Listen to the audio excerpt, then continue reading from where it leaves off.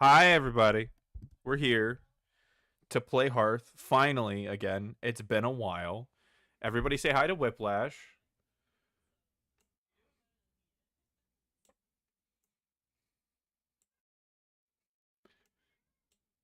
Good.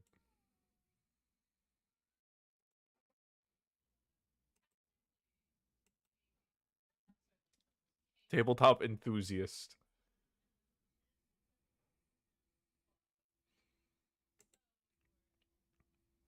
Yeah, no problem.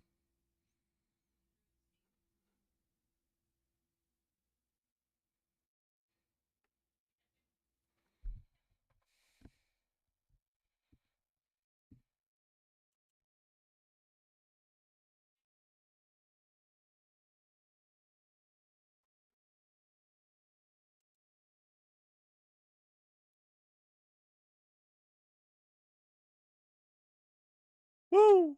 We gotta share sometimes. We gotta share. It's kind of funny whenever you go from career GM to player. You're like, I don't have 10 hours of work. What is this?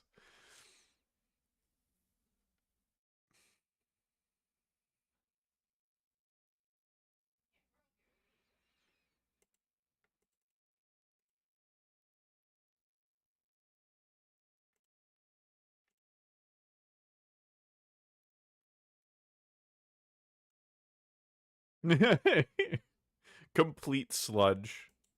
That works fine. Yeah, I mean, like, that happens to me a lot too. And what's funny is that actually used to happen to me more. It was a weird curve. Now I'm kind of good.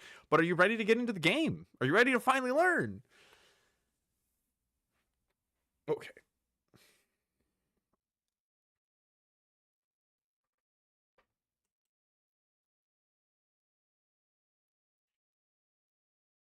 Woo! And we might use this later. Uh, so with Hearth, uh, big thing, of course. There's no dice, right? We don't get any of our friends. We don't get good things. You know what? Let me actually stream this in Discord for you. My little paint, so you don't have a delay.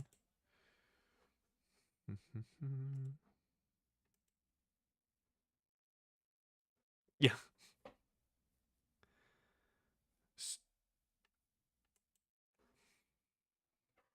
Sweet. So, as someone who is deep into TTRPGs, I will explain it that way. Funnily enough, it's been a while since I actually shared this with someone that was in the scene, so I'm really excited about it. But there are a couple main things. Can't hear it on the stream. Are you? Are you? Oh, thank you for the follow. Welcome home. Yeah, hold on. Yeah, you're not coming through. Let me figure that out. Why aren't you coming through? Discord. You shouldn't have a problem.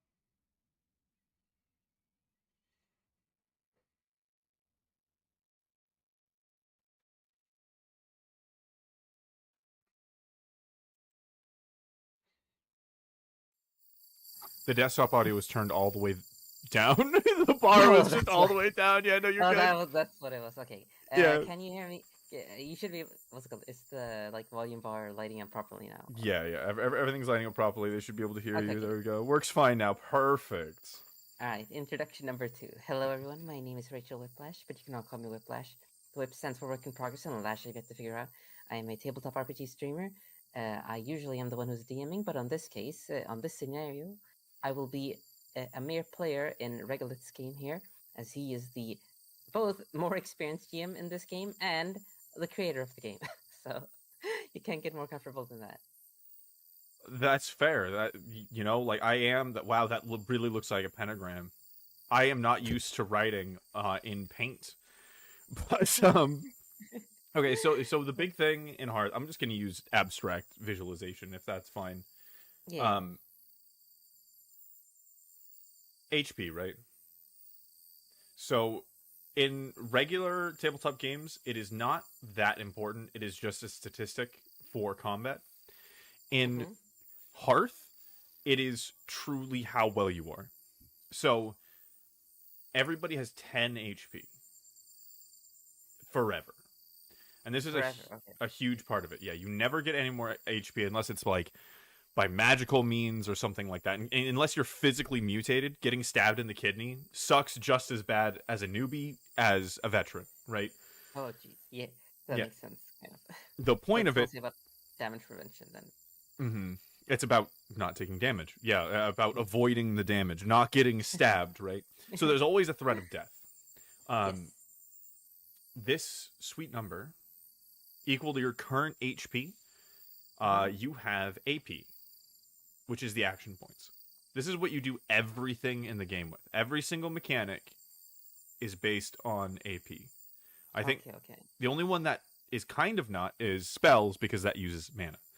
Okay, it's kind of like in World of Darkness, where like when you like what's it called, the more wounded you are, like the less you can actually do. Like, Yes. mechanically. The important thing though is it's equal to the current, right? So if you have 5 HP, you also are going to have 5 AP. So Yes. it's very brutal, and this happens round by round. Does it work the other way around too? Like if I spend AP, I'm guessing that doesn't reduce my like current health, but you get AP at the Okay. start of every round equal to your current health, and there are things that can make that less too. You just can't go above. Okay, that's what I thought. It's sets a max HP. There's also, I should have done these in green. MP, which is Yes. magic points, mana points. Yes. You also get 10 of these, but these are a little bit special because when you get to 0 HP, you're dead. With magic points, you start with 10. Yes. You can go down to 0, but you can also go to negatives, right? Oh, well, that's useful, presumably. If you get to negative 10, that's also death. You lose 1 AP for every negative, right? Yeah. And so if you're at 5 HP and you go down to negative 5 MP, you're unconscious. Okay, I kind of get it. So it's like spilling into the other thing. It's called Blight, and flavor-wise, your character starts spitting up black ichor and dying. Because essentially you're like, imagine it as like you're a soda can, and get more soda out, you start twisting the can. It's essentially what you're doing. Hey, Oliver, welcome home. Congrats on first. Oh, hello. Welcome to stream, Oliver. So these are some of the main mechanics. But to make checks, which I am sure you are excited to know. Yes.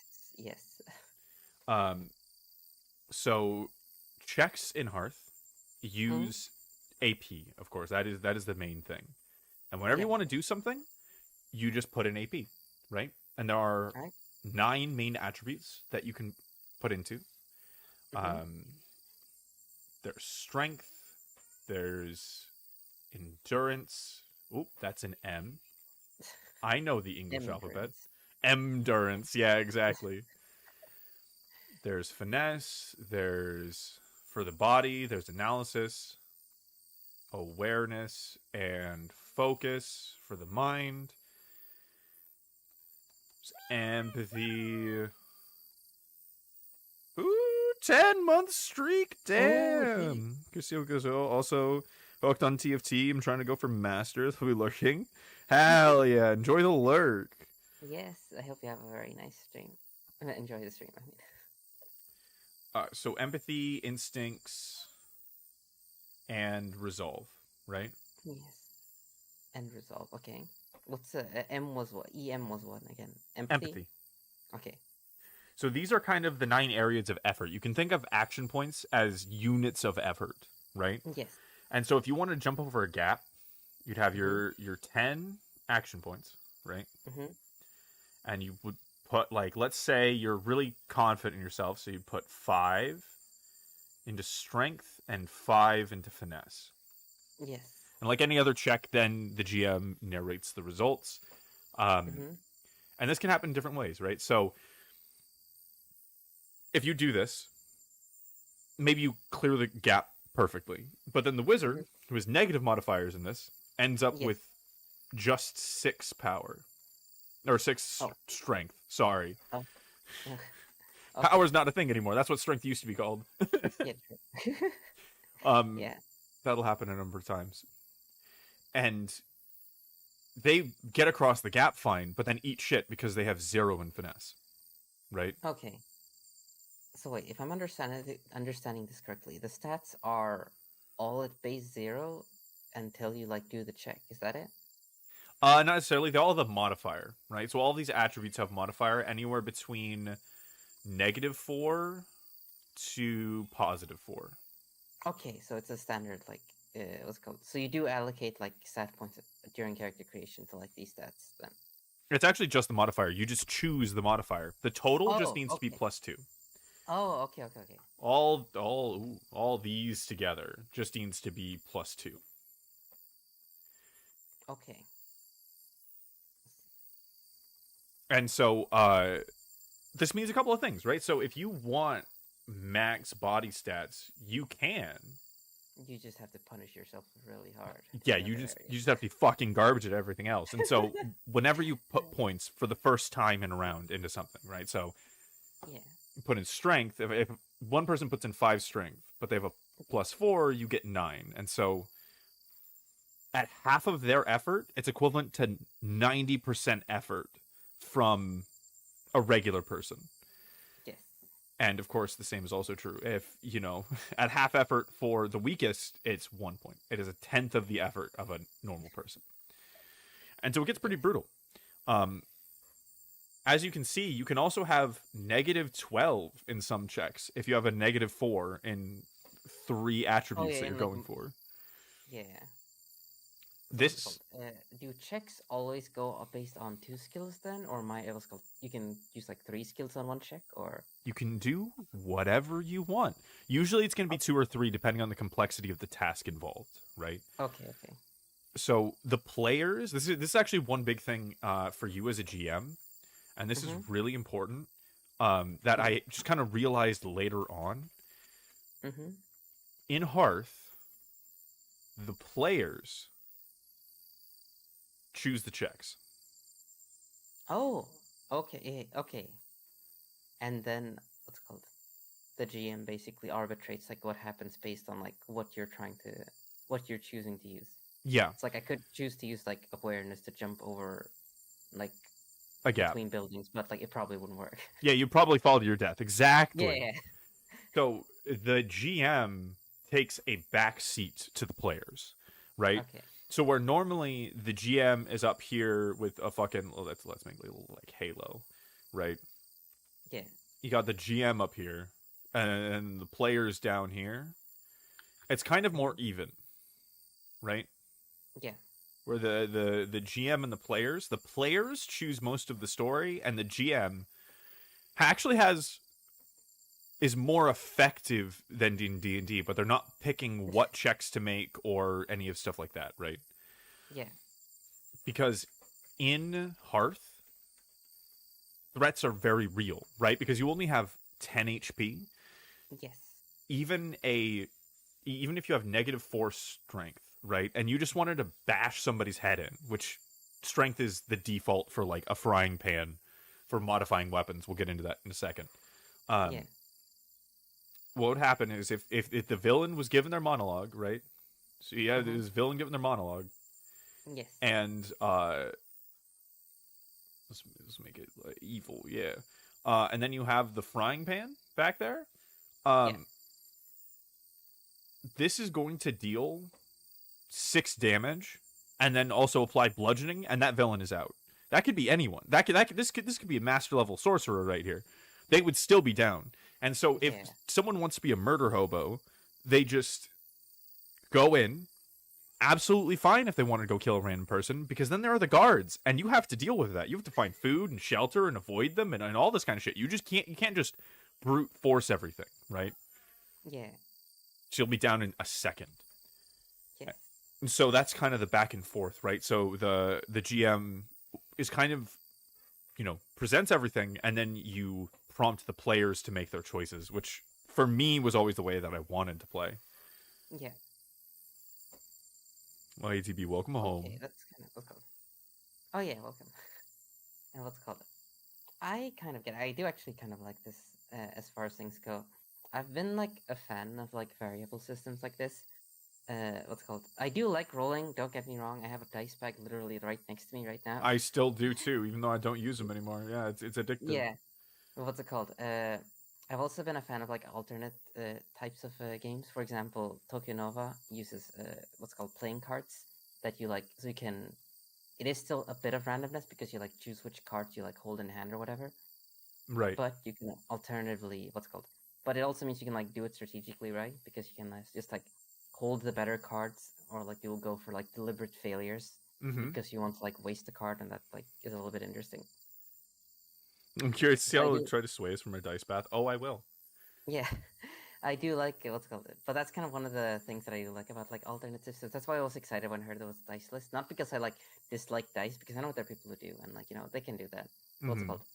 It's more about like I want to see like what kind of mechanic, what kind of mindset you end up changing when you play it without dice. Mm-hmm. Yeah, the Because it's a biggest. different approach. Mm-hmm. Continue. My favorite thing about it, and we'll do a little bit of combat to do this, um, Yeah. but that there's still randomness involved, despite there not being dice. It's just pseudo randomness, right? So Yeah.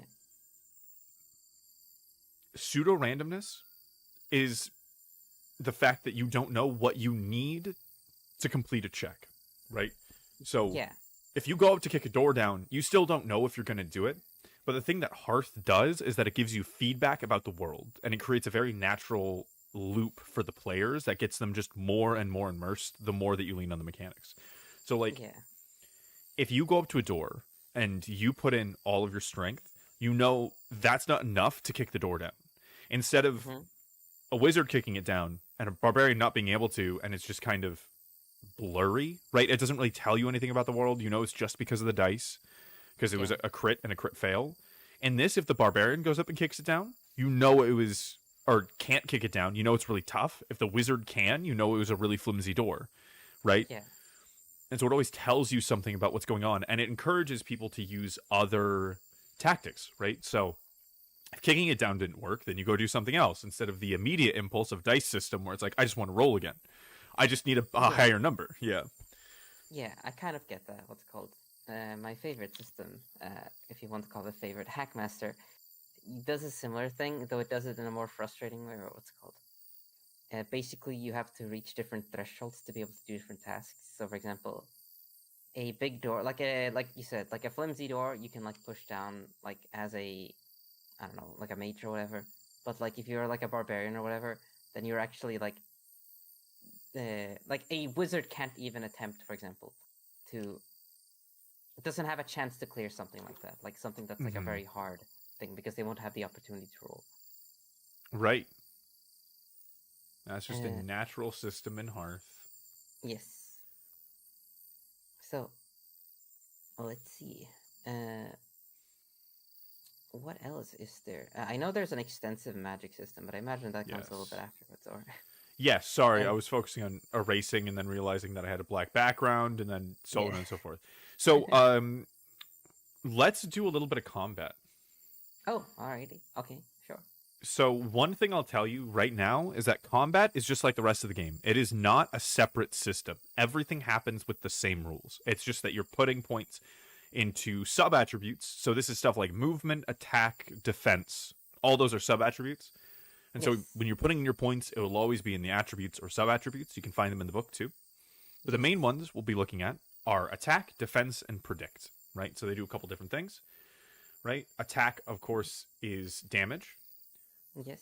Defense is reducing damage. Uh, Mm-hmm. and predict does a funny little thing.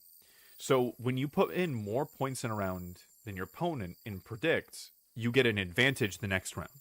So if I put in 10 points and you put in 5, I'm going to get +5 AP the next round to one of these things. It has to all go to the same thing, right? So one of the scores.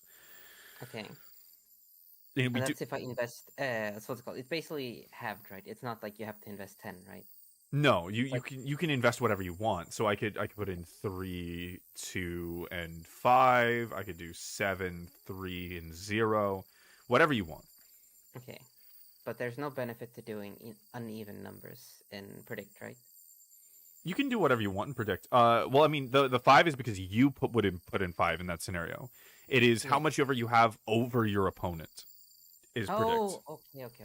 Over your opponent. Okay, so Yeah. what's called. If they invest 1 point and I invest 0, then they get like the bonus for next turn. They get 1 point. Yeah. Yeah. Okay. They get then plus 1. Yeah. And so, if you think they're going to put in 0, you can be cheeky and put in like 2 and get advantage of the next round. And it has kind of its own flow. But keep in mind that this is the same system as making any other check. So if you wanted to, or whatever crazy reason you needed to, you could start putting things into empathy, right? You could put into to movement, whatever you needed to in these rounds. You can make checks like normal. This is just another check, and so the only difference is that you're usually zoomed into round. But I would assume you would want to go round by round in a life or death scenario, rather than just kind of more macro play.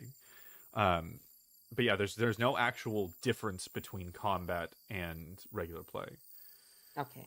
So I'm going to leave this here for HP. I'm going to write this down on my side so that you don't see. But the way this works, as with every check, is that it's simultaneous. So we will both write down what we're going to do, and then we'll reveal the scores. Okay, so wait, I'm gonna... So, okay. What do I know what I'm fighting against? We're both going to be called Plastic Joes, which is our little test, our development guy. No stats, nothing. You just have swords and you're stabbing each other. Swords that somehow don't have damage types. Okay, so I just write what I invest into what, right? Mm-hmm. Okay, and then you let me know, and then when we're both ready, we reveal. Okay, let me just... I have Photoshop open, so I can just use that. Sweet. See here. Okay, so I have 10 points, and I can invest into anything that isn't... Okay. I would suggest attack, defense, and protect. Those are the main ones you use. Okay. So I'll do... let me just write these up first. And...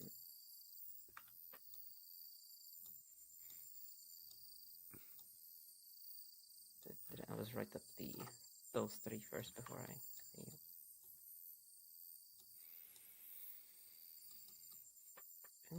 And predict. Now I can write the scores underneath. I'll do this.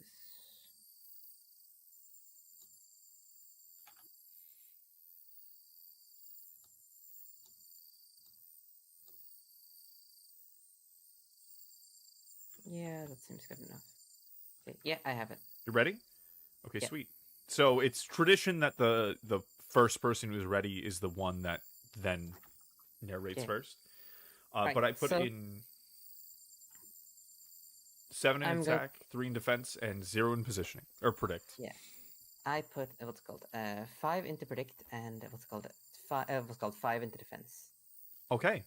So I'm going into full defensive mode, just like I'm gonna see if I can buff out the predict for next turn. Yeah, Sweet. You're kind of backing up, looking over. I went in with heavy attack. I get a little bit of a sword stab in. You get dealt 2 damage. Yeah, I'll take 2 damage for 5 points. Yeah, so this next round you have 5 points. Now keep in mind this only happens for 1 round. So this is your round to kind of even things out. Because this next round I'm going to have 10 and you're going to have 13. Because you lost 2 from taking damage. Yes. Now I think I can go ahead and do this. Yeah, that should work. Should I need to do that? Maybe. Actually, yeah, we'll do it like this.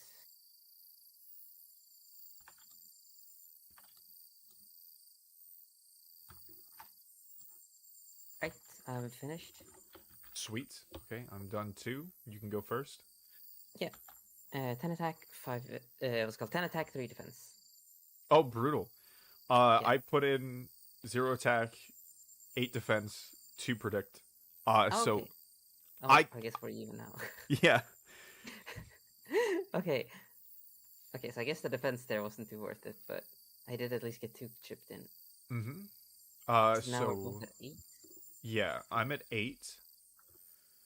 You got over my defense. You went in hard and got a little bit of a jab in there.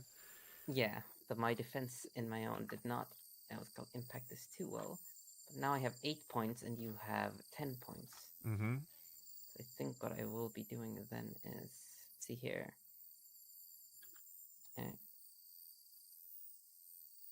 And like this, I think this is what I'm doing then. Okay, go whenever you're ready. There we go. Post it. Sorry. Yeah, there we go. Post it. So I'm putting 2 into attack and 8 into defense. I just realized you were saying these. That's useful. I went 6 into attack and 4 into predict. 0 defense. Okay, there we go. So that means I got 2 chipped in and I took 0 damage, which puts you at about 6, but you get 2 additional points for the next turn. But overall, I think that's a lead. That is indeed. Now I can start doing some silly stuff as well. Let's see here. You're at 8 points for next turn, I believe, right? Mm-hmm. That should put me at... I think this is the best choice then. I'm ready whenever you are. Yeah, I'm just doing it right now. There we go.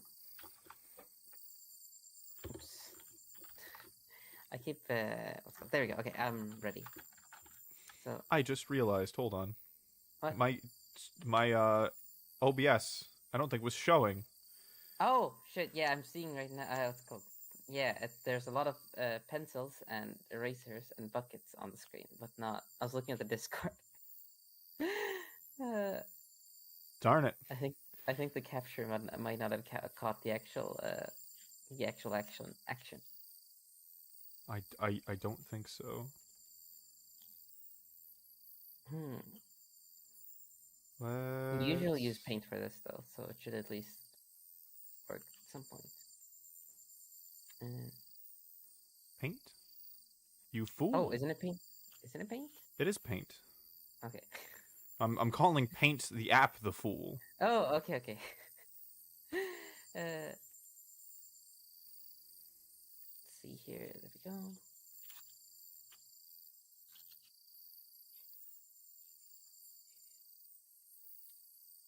This is very sad. Okay. I thought it was a black screen. Yeah, I saw it earlier, but I assumed that what was happening was that like you hadn't drawn it on what's called. At the beginning I hadn't. No, it was showing on like the screen share at one point, but I thought that just meant that like it hadn't like reached that point in the stream yet. Unfortunate, but it's fine. It's mostly numbers. I can even say the numbers right now. There's a it looks kind of like a Sudoku, but with numbers on it.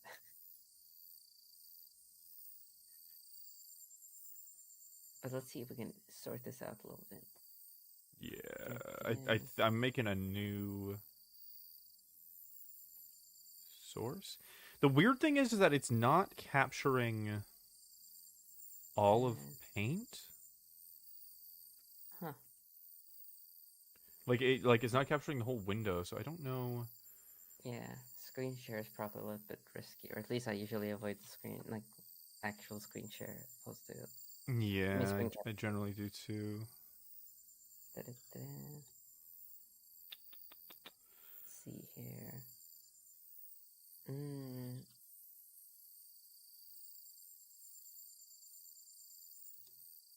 You can otherwise capture Discord, I guess, then like view your own. Oh, I can pop out the stream. You're totally right. Yeah. Oh, yeah, that's smart. There we go. Yeah, that kind of works. And do that. At least I can move my numbers up a little bit. So let me do that. I'll go here. Where's that paint?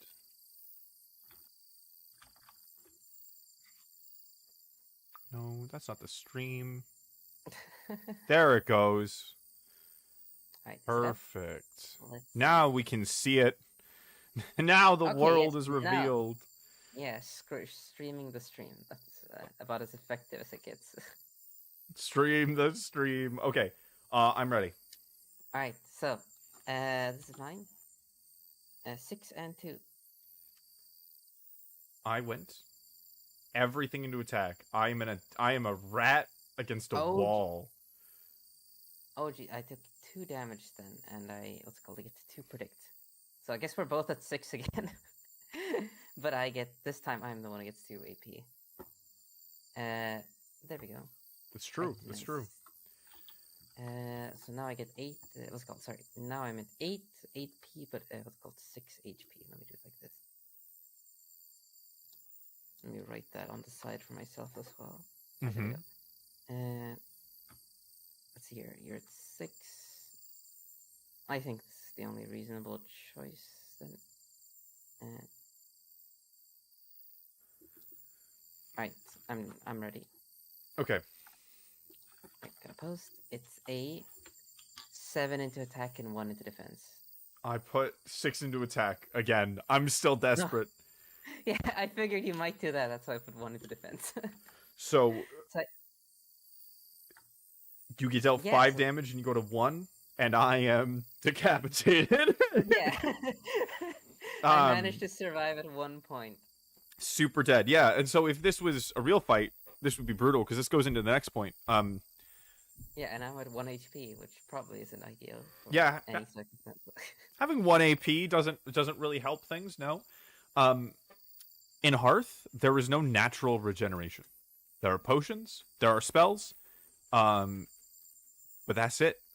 Can you can you heal through like overworld means, like by finding people who can heal you, or? Yeah, usually because they'll have spells or potions or whatever. There's plenty of Magitech and stuff like that, and so if you find a town, whatnot, that's fine. But generally, going to sleep does not heal you. Okay. It does recharge your MP. In lore reason, it's a thing called an echo, where there's a universal timer. Of an ancient thing that gets into spirits and stuff, which we can talk about later for like setting stuff. Yes.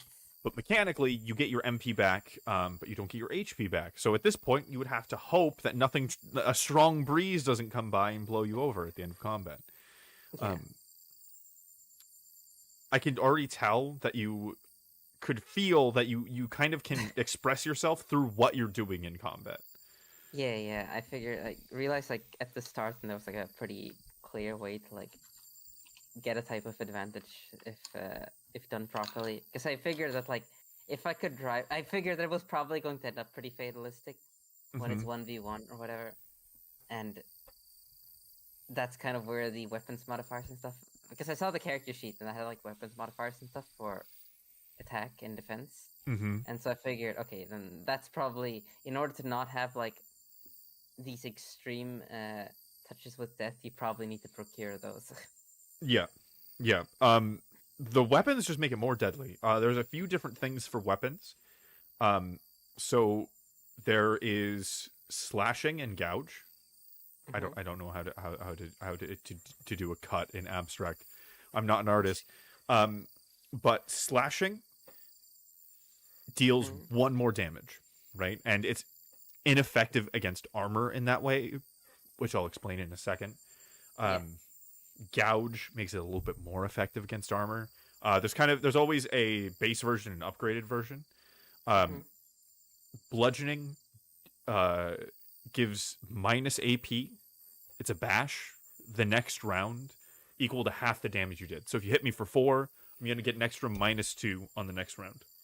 So really big attacks. And then there's Clobber, which just is your attack over my defense, which is not necessarily direct damage. You know what? I should actually explain armor first, I realize, because all the damage types are based on it. Sure.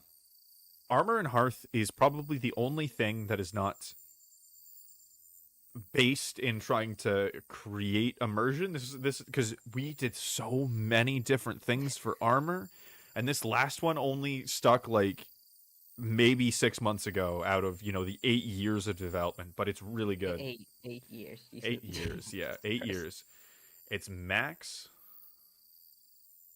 Oh, that's a mountain. I don't know what my drawing tablet is doing there. Oh god, my drawing tablet's not happy. But max damage, right? Yeah. So this is when you have an armor, its way of protecting you is it caps the damage you can take. So plate, Oh, you can only take 2 damage a round. That's the max that you can take. that's incredibly effective though. It does help. It does help quite a bit. You will always take damage if they get attack over your defense. You will get hit, right? Yeah, Um, but and essentially means that you can like mow through people, right? Because what's called if you if you can only take 2 damage, mhm. then investing like if you think your opponent's going to invest into damage, then like you can choose to. I guess it depends on what you're going to expect following that, but You I feel can like just it's a execute very them. Yeah. it puts you into a position where you can very easily invest a lot into attack and just like sacrifice. You're basically giving up like the need to defend in a lot of instances. Yes.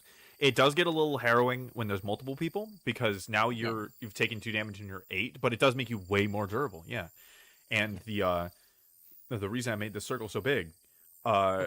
the other side of armor is max positioning, which goes down as your armor gets heavier. Okay. Which I think I just write it out in the book. It doesn't come up very often. So plate mail also has a max positioning of I think 3. It might be 3 or 4. Let me actually just check the book real quick. You know what? Actually, Oh, we'll just call it 3. It's either 3 or 4. okay, so it limits your battle strategy pretty hard, I think. Then, like if you're wearing plate specifically, at least. Oh right, it's MPA, max positioning advantage. So the important part is that you can put in as much into or max predict advantage. It used to be called positioning for years. Forgive me. Yeah. I have so many old cobwebs about this game, but with predict, you can put in 10 points, right? But you can only ever get 3 out. So if you put in those 10 points and they didn't put in anything into predict, you're fucked, right? You wasted 7 points and they probably are stabbing you. Yeah. In which case you only take 2 damage, right? And so it does limit it. And predict is your comeback mechanic, as you saw. Yeah. Usually, with the way the rock paper scissors works, if you take damage, you're usually getting predict out of it. In this case, you're just not getting that. So if somebody gets a hit in on you and you try to put into predict to like get that little bit of advantage, you're at a big deficit. And if you're already low, it entombs you. Your armor traps you. You can't get back, right? So like a lot of times Yeah. it'll be like they go into full defense thinking you're going to swing all out and you put into predict and then you get like a good round off, right? You can't do Yeah. that. You can't do that in heavy armor. Yeah. So the two are inverted. And so linen armor, which is the worst, has a max damage of 9. It will save you from falling to your death pretty much or like getting completely executed at full HP, but of course it has 10 max positioning as well. And this is basically just wearing a hoodie. Right. Also, I think there might be what's called. I think screen sharing the streaming window. I think the streaming window has to be like up for it to actually stream because sometimes, like right now on the stream, for example, they can't see the paint window. I think. Oh, okay. So here's what I'll do. Yeah. Yeah. Like now, for example, I can see it. But... Wait, no, they'll do that. I'll do this. I'm just minimizing the windows technically, Yeah. so they're technically open. Yeah. Uh, That should probably help this as look well. good? Yeah. Sweet, Looks fine thank to you. me. Yeah. So that's the big thing with armor, and so when slashing does +1 damage, that does not ignore max max damage. And Yeah. so if you're fighting someone with plate, the advantage is going to be almost non-existent. If you're fighting someone with like linen armor or like no armor, you're going to cut them to shreds, right? Yeah. And then piercing, what that does, so if you're using a spear, is that it increases your target's max damage, right? So it pushes that number up Yeah. by 1 and then by 2. It's either 1 by 2 or 2 by and then 3 between piercing and gouge. Mm-hmm. No, piercing and what did I say? Let me find it. This one was, one of the later things. Yeah. I get it. I get it. It's a lot to keep track of.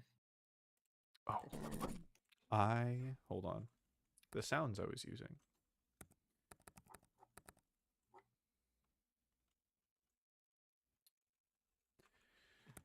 Well, the book loads. Fun fact, the book used to be like 400 pages.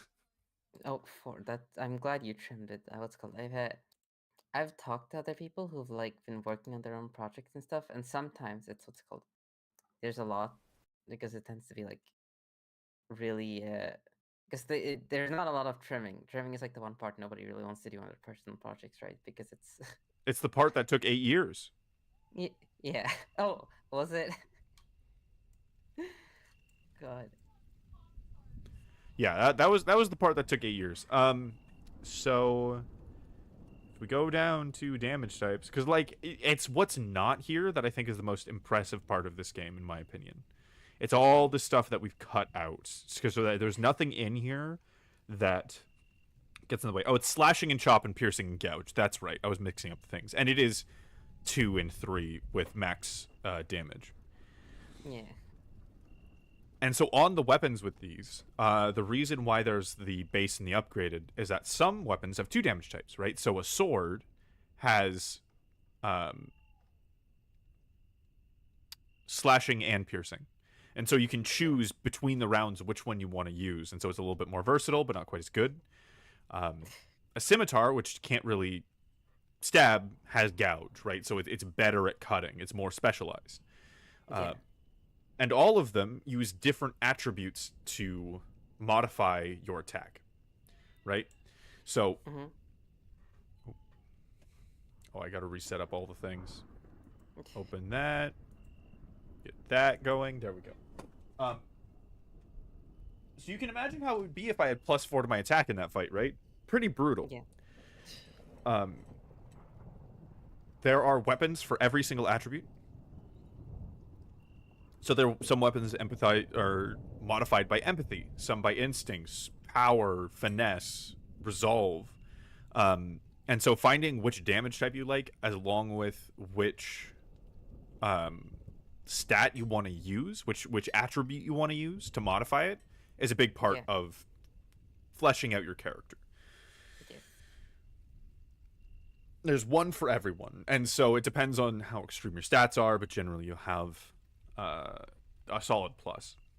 Another thing you can do is that you can spend trait points in getting in changing the modifier of a. What is happening to my mouse? Where did it go? My mouse disappeared for a second. In changing your the modifier on your weapon, right? And this gets into character creation, but the way you actually make your character mainly is out of traits, and this is everything. So spells are traits. Anything that you consider like a perk is a trait. Any abilities, modifiers, if they've lost an arm, that's a negative trait. If they can't walk, that's a negative trait. If they can fly, that's a positive trait. And it's a similar system with the stats, where you want a total. I'll use a different color here. I'll back out and use a different color. Lime. Let's go with lime. For traits, you want a total of +4 generally for starting, right? And so this could be like racial traits from the kin, or custom traits, but you can do anything with these, right? They usually go from -4 to +4, like the stats. Intentional mirroring there. And so +4 would be something like having a flying speed, having a new form of movement, right? So like a really big thing, like your character's fucking wings. That adds so many options, right? Yeah. Same is true for like not being able to do something. So if you can't swim, right? If your character's physically unable to, like one of the characters that my partner made was a stuffed doll, like a stuffed doll, and so they couldn't swim because they would just get heavy and sink, right? They get like a -4 on swimming, or no, they just can't. You just cannot do the thing. So like imagine a character that's like a hummingbird where they can't use their legs to walk but they can fly, right? That would be -4 to +4, and it would probably be a couple things. They probably couldn't climb either, which would account for like the really cool flying. But all it's just a general estimation of power based on your GM's preferences, and this was made intentionally so that it can adjust for whatever kind of campaign you're doing, right? Because Hearth can easily be used for like non-combative things, right? So different traits are going to be valued more or less depending on the kind of campaign that you're going into and what your characters are going to be experiencing. Yeah. There is a list of general traits to kind of give you a basis of like different things, to kind of give a rule of thumb to go off of, but you can really do anything. That doll, Willow, they couldn't swim, they couldn't walk on their own, but they were semi-immortal, where they would reincarnate into their spirit would move between inanimate objects of a certain size, and it was almost impossible to kill them. They would have to get like voided or something. You'd have to kill the soul somehow. Okay. And they were super good at magic, but they took ×3 damage from everything. And it was balanced, right? Because it was the same total number of traits as somebody else. Yeah. You can just have a character be overstated. Generally, I like making characters understated. One time I made a living ooze monster that was not immortal in that like it couldn't die, but had so much damage resistance and regeneration. It basically couldn't die and could fit in anything, but super slow and like incredibly dumb and like very basic strength stats. Oh, is that where the slug came from? No, that's from Rain World actually. That's from Rain World streams. No, this thing was mud. This thing was literal mud. I loved him so much. I also made a skeleton that was super fast, had garbage stats, could regenerate, like just kind of pull the bones together.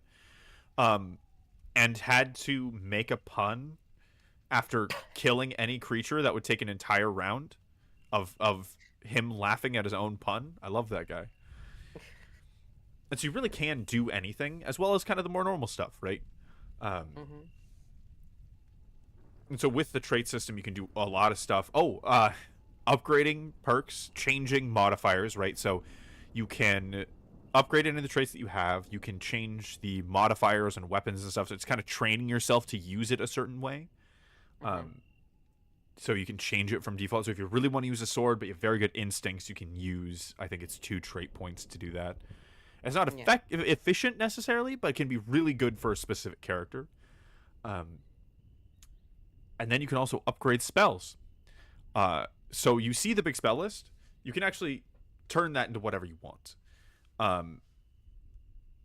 The spells in Hearth, you can all upgrade in the same system, right? You let the GM know, I want the spell to be able to do this, and they'll give you a number of trait points. If you say something crazy, they'll give you a crazy number of trait points, and you're just stuck with that, right? And you're kind of left to decide whether or not you actually want to pursue that. Probably not, if they say like 10 or 30. So it kind of balances itself out.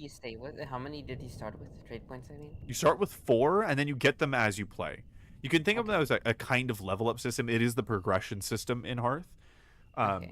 But it's more like dropped in, right? So if somebody's doing like 1 trait point, like minor changes, then they'll be changing pretty steadily. But sometimes somebody's going to save up for like a really big thing and get like a big power spike. But everyone should generally be at the same level, if not a little bit below, if they're saving up for something really flashy. Yeah. And so you can make your whole thing 1 spell. Like if you chose Fireball, you could get multiple charges of Fireball. You could make it so that you could like choose it to be a healing Fireball, or like, you know, deal a specific amount of damage, minimize the amount of MP it costs, you know. If you kill somebody, it regenerates MP, whatever, you can just stack it on. So eventually all your power is into the 1 spell, but you're still about the same as everybody else, right? Yeah. And then on top of that, one last thing about spells, you can upcast too. So like overcharge, or yeah, in a way, if you don't want to permanently upgrade a spell, or if you're just in the middle of a situation, you can upcast, you can overcharge it, and say, I need this to do this thing, is usually what the situation is. And the GM says, okay, it's going to cost you X extra MP. And if you have it, you have it. And if you don't, that fucking sucks. That's not too unreasonable. And it changes frequency. It's described essentially, instead of having a technique, you're just, you know, shotgunning all of your energy to try to make something happen. So if you if you don't have, like, if you're at like 3 MP and you choose like overcast or whatever, then like if the thing you want to do like puts you into negative, is that when it like force charge, like your it still goes off, right? It still goes off. Yeah, it goes off just fine. You just go into blight afterwards. Yeah. Yeah. Okay, then I get it. Yeah, everything has a casting cost, which essentially determines the speed of the spell. Some things have 0, but casting is essentially the amount of AP you need to put in to cast the thing, and Yeah, casting is modified by MP, or not MP, by empathy yeah, naturally, because it's essentially you projecting yourself into the world, right? Because your attunements are based on who you are, right? The spells you can cast are based on who you are. hmm Um, but you, of course, you can change that with trait points if you want to. So if you want to do it based off analysis or strength or whatever, totally fine, totally yes, fine. It just also means you can't then use that to fight with. It's a whole balancing thing. Because like if you want to cast spells in combat, of course you're gonna have to split that between the two. Um, yes, the last thing I have to talk about is ranged specifically. It still uses the same mechanics of attack, predict, all that kind of stuff. The only other thing it uses is accuracy. Um, specifically, the ranged tag means that you're immune to defense, right? So the damage goes through regardless of the target's defense. yeah, Um, but defense then goes against accuracy as well. So yeah, if you hit for all the damage you put in. It's kind of like gambling, right? So you want to put in as much into attack as possible when using a ranged weapon, and as little accuracy as you need to like get the headshots. But of course, if you put in too little accuracy, then you're just gonna then you miss. just miss. Yeah, Yeah, then you just fucking miss. Keep in mind that predict can be used against anything, right? All of the mechanics are very generalized, right? You can use them in any situation, including predict. yeah, Defense too. So anytime you want to not take damage, even if it's from like a falling vase, that's defense. Anytime you want to hit something, that's attack. And I have now explained to you every rule in Hearth as I remember. I think I kind of get it. I think I get it for the most part. The thing that seems the hardest, what's it called, during character creation is like I guess knowing what does or does not qualify as like a trait or whatever. Uh, and what is like what falls under trait and what falls under magic, I guess. Oh, Uh, spells are still traits. oh, It oh, just costs 1 trait point to get a spell. oh, okay. Oh, well, that was cheaper than I thought. Yeah, getting the spells is actually really cheap because it's all based on your MP. So even having a wide variety of options is nice. It's just that having 4 spells is somewhat equal to having wings, right? Yeah, Because a lot of them are decently expensive. So if you cast something for 7 MP, they're kind of spent for the day, right? You can't cast another big spell even if you have it. yeah, You just know all those spells. So yeah, you can go full arsenal mage if you want to and get like a shit ton of spells. There are 15 spells, unique spells per attunement set. If you want to spend 15 trait points getting spells, absolutely go for it. Go. You'll find that you probably want other things. yeah. I imagine that there's probably going to be a. I don't think there's too much advantage in heavy specialization in a one shot. Maybe Yeah. if you had other characters to like cover for you. Yeah.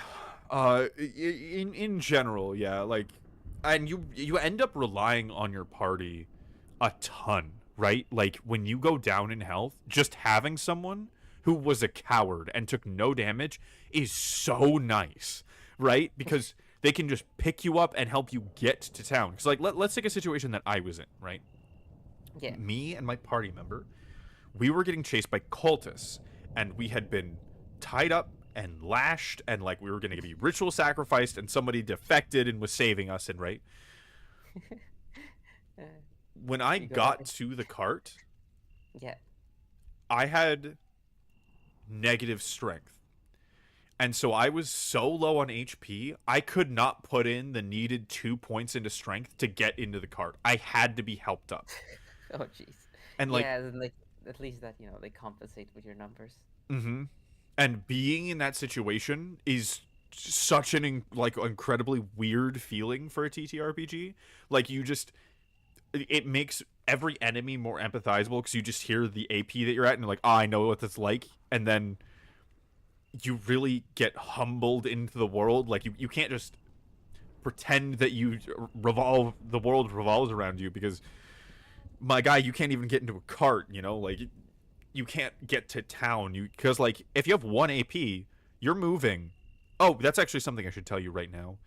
We can Hmm? get into character creation now if you'd like. Yeah, Um, sure. So, your movement speed is whenever you put a point into movement, you move that many feet. So if you have 5 foot movement speed, it's you put 10 in, you get 50 out. You put in 5, you get 25 feet, and that can be okay. mixed in with everything else. Yeah, that sounds pretty intuitive at least. So let's see here. I guess, do you start with stats then, or what is it? I presume, right? I usually start with attributes, Okay. but a lot of people start with attunements. Um, Ye- I guess I should go over those. There are 10 of them in Yes. a bunch of different elements, and they all kind of connotate the personality of your character. I don't know if you have a personality in mind yet. Um, No, I'm going in with a blank slate. I have not decided yet on what I want to play. Sweet. Yeah, a lot of people start with attunements. Some people start with equipment that they want to play or traits that they want to use. So, like, I want like a big axe wielding winged demon, and they end up being like really fucking stupid or something, and it's very funny.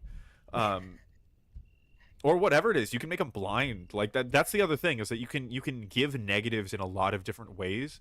Like one person made a goblin named Crick, and his one of his big negative traits was hateable, and it was that in any situation, if there are multiple equal targets for aggression, like no obvious choice, Yeah. every enemy will automatically aggro onto Crick every Well, time.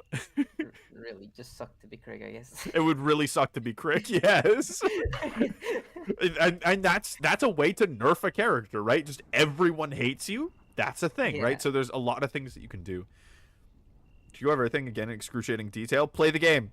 There's let me I'll put a link to the beta test. Yeah. Let me grab that. Let's see here. Think if there's a good spread here. Play the beta test. Does the categories in the attributes, like, do they mean anything, or is it mostly just like flavor-wise, like the body, mind, soul, or is there like any point in them like being grouped? There are some mechanical effects, especially when dealing with magic. Okay. Where it'll be like you make a body save, and that essentially just means you are either checking directly your attribute modifiers, depending on how frivolous it is, or you're making a whole check with those things. Um, Okay. Sometimes I'll ask you what your total body modifier is, or whatever, for like a poison or something like that. There are some. It is a categorization that the GM can choose to use, but it's not that mechanically ingrained. You can ignore it pretty well if you want to. Okay. Um, it's just kind of shorthand for how physically tough are you, right? But you can also get more specific in like endurance and stuff, or like how much soul juice you are going. I should actually tell you about a little bit about the setting. Um, Mm-hmm. Assuming we're going to be using that, there are Yeah. spirits, which is a big part of the world. Um, they live in a thing called the mist, and the best way to describe the mist and spirits is that we are ants in the walls of an infinite house, like the back rooms. Right, we're the ants in the walls of the back rooms, and what we experience is just between the walls, right? Okay. And then everything else, all the furniture and all that stuff, is getting used by spirits outside of that, and they can stick their hand in a crack if they make a hole in the wall, but it's a lot of effort and not much reward. Mm-hmm. Um, and there's all kinds, right? So think of everything else inside the house as a spirit: the cats, the bugs, the people, the whatever else, right? Anything else. Spirits can take Mm-hmm. any form, right? The world that you're on is actually just kind of think about the gravitational center. It's just where everything is so compressed that there's actually physical reality, and so if a spirit goes there, it has to compress itself. So it may be a god outside of physical reality, but in physical reality, it's gonna be relatively a lot weaker. Probably still catastrophic, but still. Yeah, yeah, more manageable, Yeah, and it's gonna probably. need a portal, which is fourth dimensional because they're fourth dimensional beings. Time Mm-hmm. does not is not the same for them. So like the events of a place matter and its shape. So if you get fallen trees in a specific order, it might let a spirit through, right? Yeah. Or like if a town gets slaughtered, for like in cold blood, it might bring a spirit. Um, it's not exactly guaranteed who you're summoning, right? You can make it more complicated and add more steps to try to narrow it down. but like if you think about like a rabbit hole, a snake could always get through, and so Yeah. sometimes you just get fucking unlucky if you're trying to summon one. Um, it's just something else goes through the hole. You can make it as specific as you want to, but there's always a possibility, right? Because there's an infinite number of spirits. They're just energy out there, right? Yeah. And so, of course, some of them cannot communicate with you at all. They just don't have that similar of a consciousness. Some of them are really kind. Some of them are absolute evil. Um, because spirits are so engrossed in the world, the currency is also based off of them. Uh, it has value because it's just a very common thing that spirits like. There are these little coins that have specific symbols on them. For whatever Mhm. reason, spirits like them a lot, and like those specific metal mixes. Um, you can make a whole character out of dealing with spirits and making contracts with them and stuff. And they are generally on the plane because either they have some weird spirit reason, unknowable spirit reason to be there, or it's a place where you can gather elemental crystals, which is pretty rare, right? Because I mentioned the elements as far as choosing attunements go.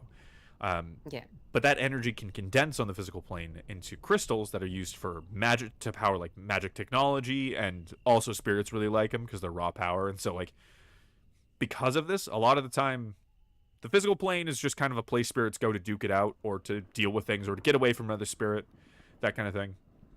Yeah. Um,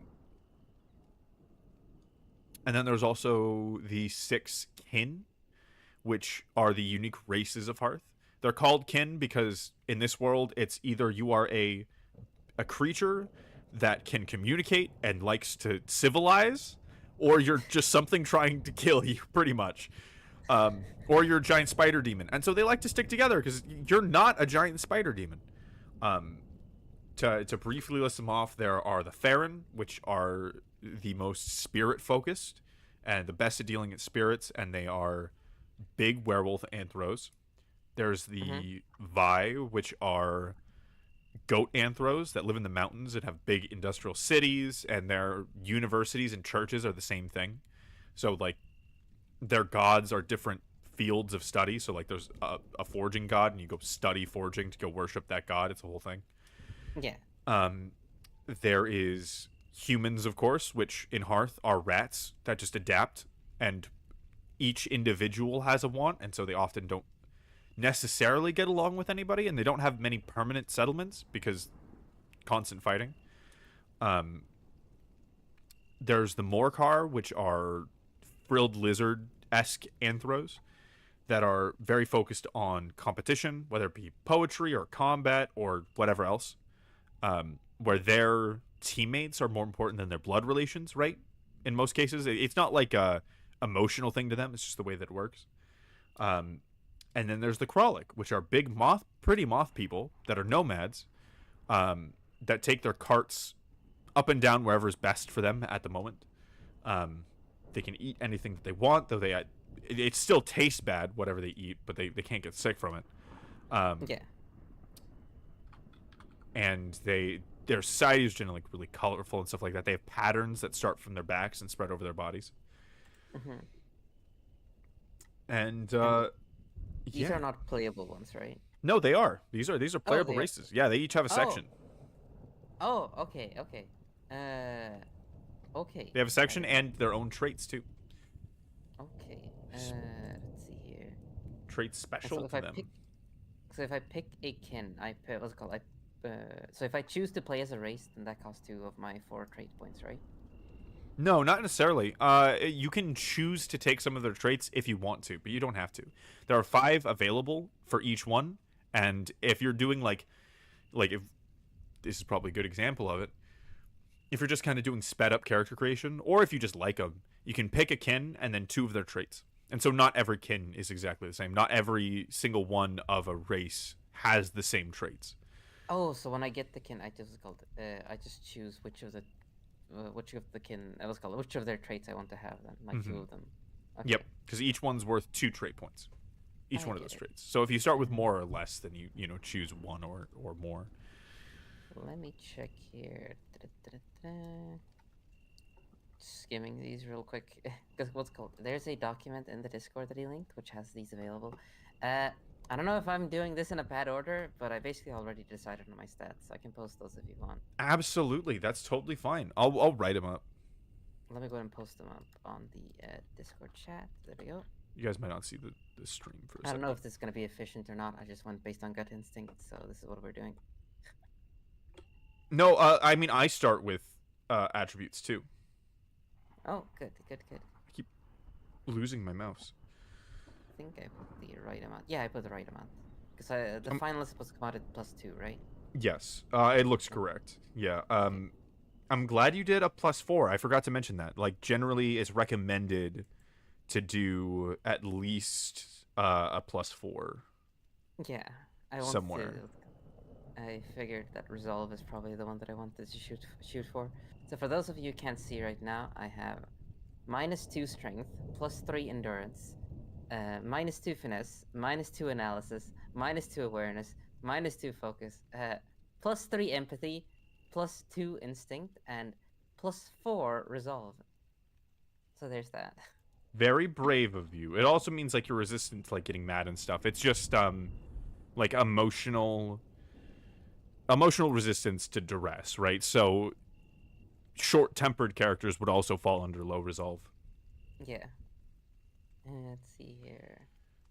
Let me check if there's a funny thing here that I can pick.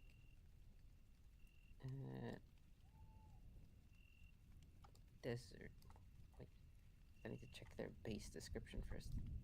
The moth, those were the moths. Ooh, you went high endurance too. I didn't think about that. Yeah, I went high endurance because I like the idea of resolve plus endurance. It doesn't. She's not. What's called the character probably is not the most clever, but You're we'll at least generally be able just to. a little dumb and weak, you know, but Yeah. very hardy. You're like the mom character a little bit. Yeah, yeah. Just probably a little bit stout. Let's see here. Sharp, clear. Let me see here. Seems fun to pick one of the races here at least. Oh, keep in mind you can also take negative traits too. That's when the real fun kicks in. Like, are Oh, you right. short-sighted or whatever? Do you have less movement speed than you would otherwise? I'm gonna pick the Desert Morcar. Ooh. I haven't read it very well, but I think that's I haven't read what it actually implies, but I'm already decided. Keep in mind that your skin color usually, I mean, you can pick whatever colors you want, but the tendencies is kind of like earthen colors for the Desert Morcar, so like reds and browns and blacks and stuff like that, like Yeah, beiges. But then you have a frill color that will be anything and is usually very bright and contrasting okay. against the rest of your skin. It kind of like hangs down to your shoulders.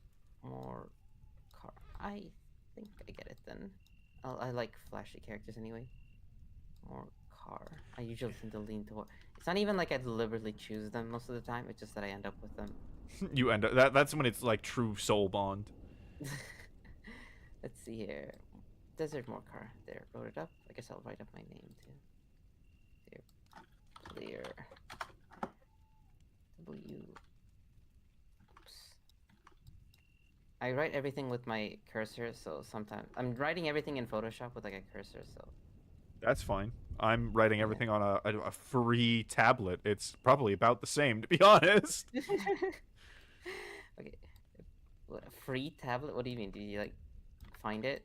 My partner is the artist. They got a really nice tablet that's basically a second monitor, and this literally just came with it. A little fucked up in the package, and Like so a bonus, just a bonus tablet. it's Okay. a bonus like backup tablet basically. Yeah, so this became mine, and it's perfect because I don't use it for anything. Like the most that I would use it for is pixel art, but that doesn't need a precise tablet. Anyway, I had a worse tablet before this for pixel art. Alright, let me see here their traits. So I picked 2 of their traits. So for those of you in the audience who might be listening, they have 5 different traits that I can pick from.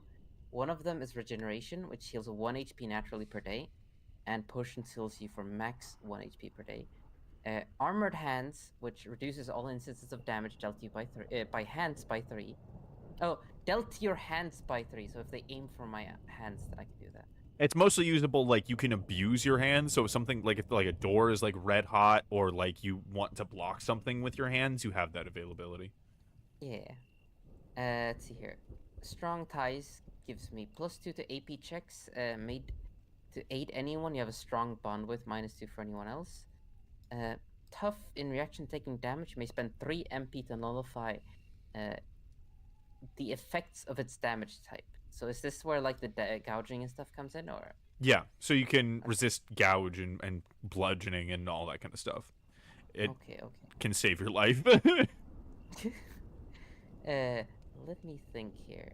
And then the last one is Power Nap, which is heal all AP damage and exhaustion stacks after an hour of inactivity. AP damage? Yeah, so if something deals non-lethal, it's just going to deal directly to your AP, so it won't reduce your max. Well, it won't Oh, reduce your health, but it will reduce your max, and it heals 1 per hour. And so it's not the, month or indefinite time you have to wait for getting your arm cut, but yeah. it does suck sometimes. And exhaustion sucks a lot too. So that's a little minor mechanic. You get -1 AP per stack of exhaustion, pretty straightforward. You'll just get them if you're like, if you don't sleep well, if you overexert yourself. There are traits you can take that, you get a stack of exhaustion, you do a thing. They can add Okay, up. okay. Though Uh, with high endurance, that's one of the things with endurance, that you have a higher carry weight and you're more resistant to exhaustion. yeah. So I'm gonna do this one with a text box because it's gonna be a lot to write it otherwise. Let's see here. Uh, Actually, I have a good font for this. I can just use that. Beautiful. Let's see here. Ta-da. Which gives me, so I'm gonna pick regeneration. So I'll just copy paste the description, make it easier for myself. Beautiful. You're gonna save some money that way. Though, do keep in mind that the basic potion is 2 health per day for 4 days. Oh yeah, I'm not doing it for the potions. I have no faith in the potions. I No am faith doing in it, however. potions.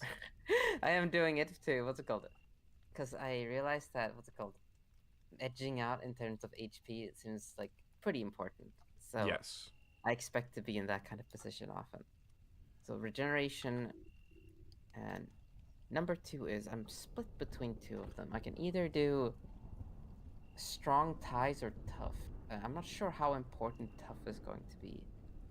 Uh, Which I'm one going for is strong. Yeah, tough is in reaction taking damage, you may spend 3 MP to nullify the effect of the damage type. fair enough?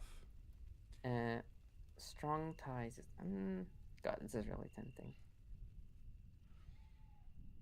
I'm doing strong ties. Yeah, I'm doing strong ties. I can't resist it. It's too tempting. It makes things really hard sometimes, but Yeah, it is understandable. It's pretty cool. strong ties racial. Let me just copy paste this.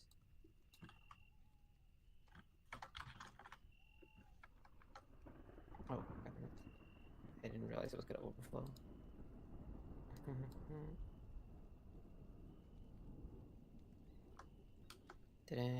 Sorry. I think that's probably good enough. For some reason, this font doesn't actually have numbers in it. Great. Whatever. Well, it looks fine Weird. enough. I just realized that like it has like this stylish font, and then like everything else about it's like everything looks perfect except the numbers and then like Times New Roman. So it's like funny, but okay. So those two are the what's it called the two traits I'm picking. And let's see here. Next after Ken is what is it? Da-da-da-da. What do I do after what's it called? Yeah, The I Ken? choose in my after I choose in my Ken, that's in my like race. What do I pick? So the only things left are equipment and what was I gonna say? Traits, right? Equipment, yeah, and the rest of the traits you want to do. So if you want any negative traits, to Yeah, then get more stuff, I would assume. yeah. Oh, and then picking your attunements, which My I can all explain right, those attunement. if you would like. Yes. Explain attunements, please. Yeah, so every character has. Let me get my pen out of my little glove here. Um, what's a color we haven't used? Every character has 3 attunements, right? And Yes. so the attunements are any of the 10 elements. You pick 3 of them. They all have different things. Mhm. So, pyromancy are the people that are very passionate about things. Their passion kind of consumes them and only grows if fed, to the point that they burn themselves out and other people. Mhm. You can tell because they're kind of always going, unless they get completely damped out, in which case it's very hard to get them started again. Mhm. Um, in contrast, you have Fulgurmancers, which is the dear old lightning people. Um, Mhm. they have long charge up periods and then big bursts of uh, creative or just energetic output. So like they're the people that um, like the Messiah was written in like 3 nights or whatever, like a massive masterpiece done all at once and no sleeping involved, right? And it all Yeah. kind of happens at once. Um, Terramancers are nice and stable to a fault, where it's hard for them to change, both for the good and for the bad. Um, Generally, little bits over a very long period of time, but like if you like a Terramancer, you're probably never going to dislike them because they're just going to stay that way forever, or Mhm. for a very long time at the very least. Less affected by things. Um, Aeromancers are driven by the situation, right? So they are the most adaptable attunement, Mhm. but they also have a hard time making their a serious effect on the world, like an intentional effect on the world. So they're just getting pulled around by different things, but you'll never Yeah. catch them off guard. They're ready for anything. Um, you've got Luxomancers, right? Uh, they are going all the time, but unlike Pyromancers and Fulgurmancers, this is just a consistent output of themselves. They're always Mhm. expressing themselves. They're always just out, and probably a little bit too much, and at a very, very consistent rate, right? So just those people that are like either always cheery or sometimes even gloomy, right? But just always expressing. Um, Yes. Umbramancers, so darkness, is kind of the opposite of that. These are the people that will always be aware of what's going on and kind of expect others to too. Like Jim from The Office. You're Swedish. I don't know if you actually know that character. Okay. I don't know about The Office, but I don't know anything about it really. Okay, that's fine. Um, but it's like those characters that always seem to be keeping themselves, but they actually are expressing everything, and they're just expecting people to pay attention. Yeah. Um, Very perceptive, not really expressing anything, not very outward. Always picking up on all the little details. I remember I had a party. I was playing in a party of 4 Umbermancers, and there would be Mhm. long, complex dialogue sequences with no words. It would be glances and like little twitches and looks, and nobody said a single goddamn thing. It was great. Um, they're very God. used to the dark. You can think of it that way. Always picking up on things and thus feeling like they shout if they overexpress, right? Yeah. Um, there are psychomancers, which this is the same purple. We need pink. There we go, pink. Which is people that kind of see complex problems like the human mind and other things like that. I'm gonna try to do an eye shape. Yeah, there we go. Like a puzzle, right? So they break down the world and they see it and they internalize it and then they produce results based on like action and reaction, right? That's what the main way that they interface with the world, and thus are very good at understanding the human mind because they can piece it apart. Um, Yes. you can even have very dumb, bubbly characters as psychomancers, but they're just the ones like the dumb character stereotype of. But boss, if this thing and this thing, then shouldn't this thing? And like, no, you idiot. That's psychomancer, right? Yeah. They're not always smart, but they are thinking, A plus B equals C. Um, Uh, and I pick one attunement, right? you pick 3. Oh, three. Okay. Well, that clears up my worries. Yeah, yeah. Picking one attunement would be hard, and So I was like unnecessary. conflicted between two of them, and I'm like, okay, cool, that's Yeah, you get both. You get both. Don't worry. Don't worry. And then you have hydromancers, right? yes. These people are the second most adaptable attunement, Mm-hmm. but they are marked by their persistence, right? So where aeromancers have a hard time making dedicated effort, Mm-hmm. hydromancers will do it. It's just over time, right? So if a hydromancer had a problem at a store, instead of going up to yell at the manager, they would write them a letter every day for 3 months, right? Like if they were really mad, it would just Yeah, yeah. constantly pushing for it, and so they'll often move Eventually. around things. But yeah, they'll find a way. They're the people that like sit on either this is a really mad pyromancer or a focused hydromancer, but it's like the kind of person who, without being mad, will sit on like an automated like machine for like 3 hours to get to a human, just because they're not done with trying things, right? Yeah. Very adaptable. Um, and then you have biomancers, um, Ooh. which is life magic. And if the way to kind of think about this is think about a tree wrapping itself around a fence. Um, Biomancers do their own thing, not in spite of the rules, but because they're just completely unaware. They don't give a shit, right? They are going in a direction and they're just going to keep going in that direction, regardless of what anyone does around them. Um, Yeah. so if someone is particularly rebellious from, the OC creator's point of view, they're probably not a biomancer. Um, Mm-hmm.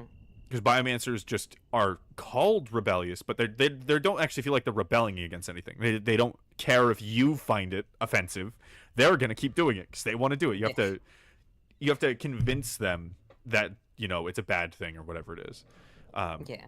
this is where a lot of the really helpful people and mad scientists are.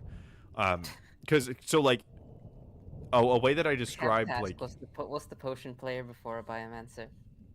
huh. The one shot that I watched. Oh The yeah, guy. yeah. The potion player was a biomancer, a fulgurmancer, and a cryomancer. Yeah, I figured. Yeah, yeah, yeah. Um, yeah. The like a really nice biomancer might be the one that would heal the bad guy even though they just tried to kill them. It's like I think people should be healed. People should be given a second chance. Fuck any of your opinions. You don't get to die. You don't No. get to die. Yeah. And then you have cryomancers, which are the second most stable attunement, but they are also fragile, right? So they are very exacting. Perfect is the way I described it in the book. So they can make these beautiful things, right? And get all perfect and exact, but they're also tend to be very defensive if they're immature, right? Because their emotional state is a little fragile, right? If somebody runs into it, it's very brittle, but they do have a very focused, like, it is this way.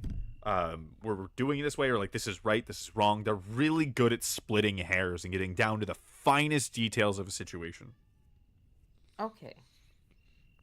They're just a little sensitive. Just because, like, to them, like, if somebody, like, because if you throw something at a Terramancer, they're not going to give a they're not even going to feel it, right? But if you throw something at, like, a Cryomancer, like a Moral Dilemma or something, they have to split those hairs, right? They have to find that final thing, and it fucks them up, and they get mad and whatever, and yeah. Yeah. So yeah, that's the 10 attunements. All right. I Um, think I've already decided then on which. Oh, actually, where on the sheet do I write it? I actually can't see any place for that. It's up at the top. Oh, there. Oh, it has the symbols. Actually, then I can just circle them in. That'd be so much easier. Yeah. There we go. Okay. Well, I will do light, which was Lux one. Yes, Luxomancy. That's the sun-looking one, I presume. Yes, there are two sun-looking ones. If it's dark in the center, that's Umbromancy. If it's light in the center, it's Luxomancy. Yeah. So the sun one. I'm sorry. What's it called the light attunement. Mm-hmm. The what's it called? Where is it? You can just call them Air by the attunement. element. Oh yeah, sorry. Yeah, air. And finally, hydro. Ooh, very adaptable. Yeah, I figured that would be like the theme, running theme here. Oh, I'm actually super interested because it's rare that you have these attunements in someone with high resolve, but it's very possible, right? Because usually when people think of someone like very high resistance, they think of a Terramancer because stable. But Yeah. you can totally have a character like this. You're just resistant to emotional damage, but you're going wherever the fuck you want. Yeah, that's kind of why I felt like the 3 points in endurance would like flow together because the whole hydromancy thing of like what's it called absurd Persistence. persistence. Yeah. Yeah. was kind of the theme that I felt fitting. Yeah, they're kind of like will never let it go. Like they, because a lot of people, it's a matter of like it's exhausting to work that hard at something. But for Hydromancer, it's actually harder to change. And so like if Hydromancer is a politician and they're putting pressure on somebody, they are never going to let that thing go until it changes. Until something happens there, they will never let it go. And same Yeah, like socially with friends and stuff. They're the ones that are like always looking at you when they know something's up. They'll just keep making eye contact with you and are like, "You gonna talk about it now?" yeah, the forced empathy. The forced empathy. That's right. And remember, high empathy doesn't mean high caring. It Yeah, just means yeah, yeah. emotional understanding. You can be an asshole and have high empathy. Yes. So that deals with the attunement part, and now the part that are left are, was it path? Or no, path was something else, I think. Paths are just kind of like they're little trees, right? There's no classes in Hearth, but those are to help you pick stuff if you have a general archetype and you just kind of want to go up it, right? Yeah. Um, we can choose your negative traits and thus any more positive traits Yes. after that. And Yeah, I then we think. have equipment, and I think that's it. Yeah. Equipment, does that cost trait points? I'm guessing it does, right? No, that just costs money. Well, that's even worse. Yeah, that just costs you cash. Though, Is there starting currency? I'm guessing there's a starting amount, right? oh yeah, it's up to the GM. Okay. But let's see here. I think for the negative traits, I'm not sure if this is a negative or a positive trait, but I'm guessing I'm guessing it's either a +1 positive or a -1 negative, where it's like the what's called the what was the rice called again? Marker? Yeah, the yeah, marker. I wanted to have because the frills have like a pattern, right? They're like that's like brightly gradient, right? it's generally one solid color. It could have a Oh, pattern. It okay. would just be a little different. The Krolic Wait. have big bright patterns, but yeah, Okay, so wait, they had like what was it? Wasn't it that they had one bright color? Was it yeah, against yeah, my a mom? very bright Okay, that was frill it. color. Yeah. Okay, then I kind of get it. So, then kind of what I was thinking was I want to have that color constantly glow. Oh, With the annoying part. bioluminescence. Yeah, I mean like constantly glow. I thought that would be kind of funny, just having like I don't know, like because it would be annoying, right? In a way. It would give a little bit of light, but it would also constantly like reveal your position. Um, Yeah. I would probably say that I would call that a neutral trait. You can have a +0, a thing that like Okay. doesn't really affect the game enough to warrant anything like that. That's just a little added detail we can put in. Okay, I'll write that down then. By and then I'll just do easier to notice. Also gives light. There, that's good enough. Okay, so that's one down. That didn't progress my state anywhere, but Nope, nope. But we fleshed out the character a little bit. That's the most yeah, important thing. yeah. I'm trying. Think about Anything can, almost anything can be a trait, right? anything can be a trait. Absolutely. Now you're thinking with portals. Because I'm kind of attached to the idea that the character is a mother. Because it was like a throwaway comment, but it sounded kind of funny to do that because I've never done that before in like a character. Mom Yeah, like a mom character, like literally a mom character, as in is a mom. has actual children to think about. Yeah, Yeah, absolutely. yeah, You know what's funny? Something that kind of gives you a hint about what it's going to be like to play this game.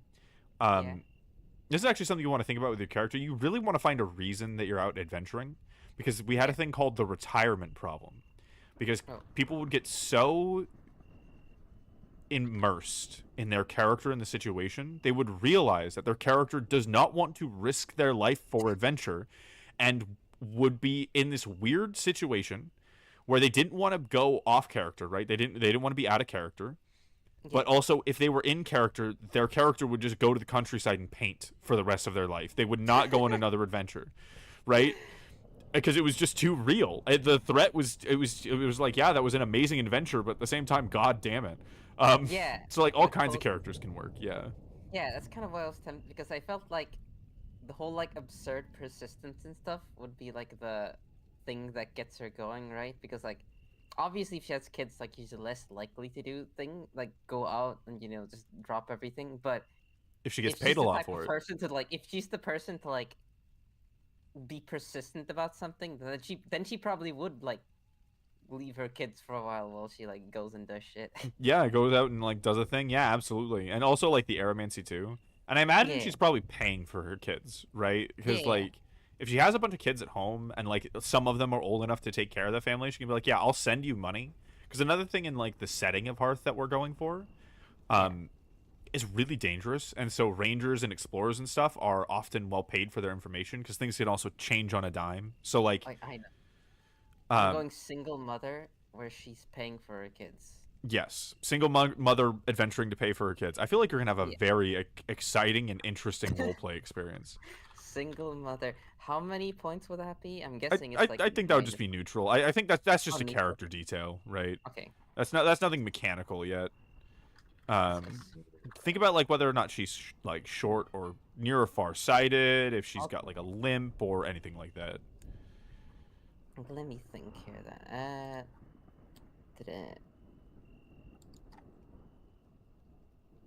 Because I still have 2 points to spend, and I'm trying to think if maybe You I won't even picked get. 2 traits. That technically is your points. Each one is 2. Yeah, yeah. Let's go. Yeah, let's go. I start with 4, right? And then I pick the race, which gave me 2, and that cost me 2 trait points, right? No, each trait of the races is 2 trait points. Each one. So if you pick Oh, one, then you okay. get 2 left over. Yeah, yeah, yeah. Okay. Then yeah, I do have to start doing that. Okay, then I do have to do a negative trip. Okay, so let me think about something a little bit crippling, just a little bit crippling. Just something. It could be something social. It could be something like mechanical. It could be like a fear of any kind of fear or phobia can be a negative trait. Let me think then. Ta-da. Oh, what about? Let me think. Let me think about how to put this. I'll do.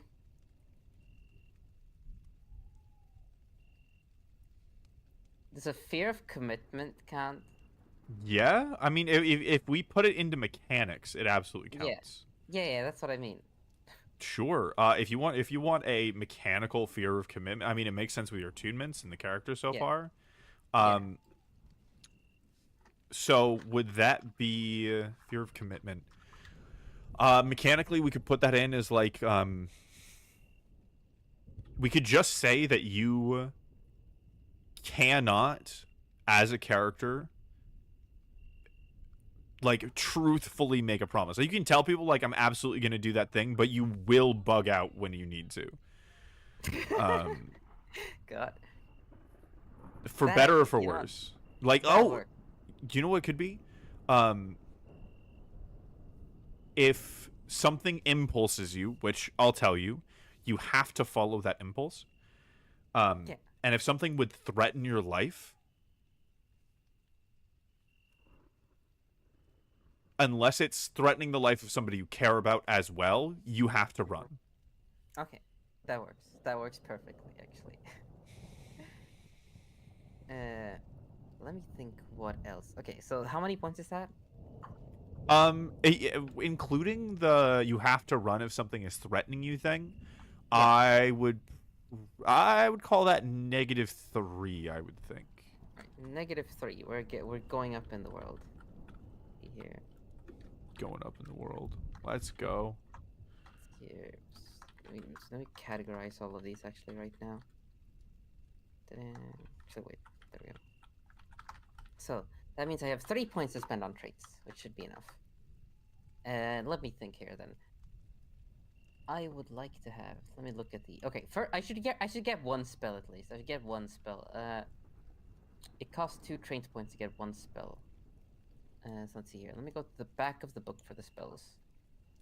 I'm looking for what is it? All right, I have to look for the combination. What's it called? Do they have to be the combination of my elements, right? Or Yep. okay. So I'm looking for what's it called? Does it have to have all 3 of my elements then, or? It does have to. Well, it has to have any 3 elements. So it could just be light, light, Okay. light, water, water, those kind of things. Okay. Does it make any difference? Like, what's it called? if it contains multiple of my colors or I mean, my what's it called attunements or not? Not mechanically. It just means like those are unique to that attunement set. Okay, okay. Let's see here. Let me let me look real quick. Because I can afford one of them. I have air, light. Actually, what is the combination for these? Air. What is it? Let me see what my full combination. Oh my god. Wait. You have air, light, and water. Yeah, air,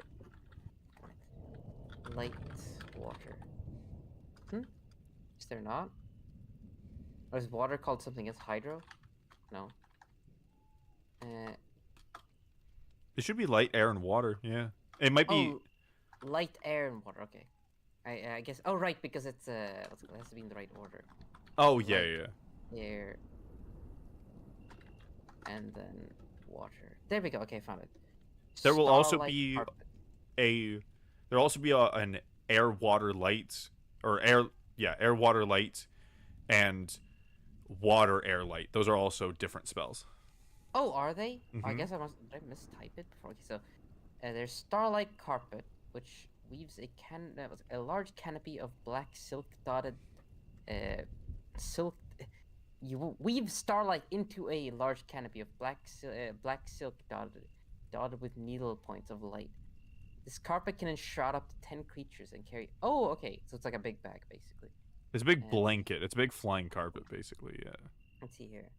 And then air. What's air? Water. Light. Not lightning, they're light. Is a blur.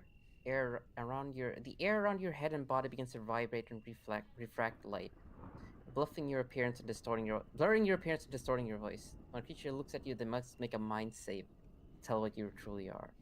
That one is kind of interesting. I might do that one. So let me see here. And then light.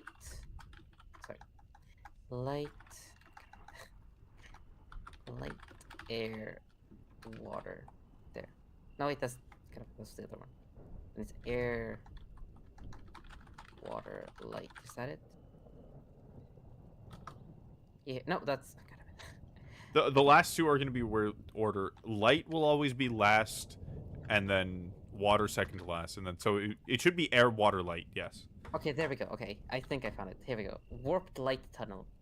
Your skin begins to shimmer. You become transparent. When you move, you create a tunnel of blackness surrounded by a perfect distortion of light. For the duration of this spell, you're invisible and create invisible tunnels behind all spaces that you move through. Anything within this tunnel is imperceivable from the outside. Okay, so you make like a portal, basically. Well, not a portal, but like A tunnel of invisibility. Yeah. yeah. Let's see here. The first one is kind of funny. I feel like blur is the most useful one, but I think I'm gonna go with the starlight carpet. I love that spell. I'm so glad that you did. I love that spell. All right, let me. Where is it? Do I write that down? I guess they're under traits. Starlight. Just write it down here. Yeah, that spell Star- gives spells. some of the best movement in the game, and it's you just leave or go somewhere if you need to. If you need to go cross country, but it's really good for moving multiple people, getting out of a bad situation. I have not used it in game yet, though. Oh, you haven't? Most of the spells haven't been tested because God, there's so fucking many. It's just that they've been balanced based off of my experience, but I don't expect it to be anywhere near balanced. Like it's gonna get a little bit of balancing probably through playtesting. Yeah. But yeah, that's really something. Okay. Well, that leaves me with one trait point. Let me see here.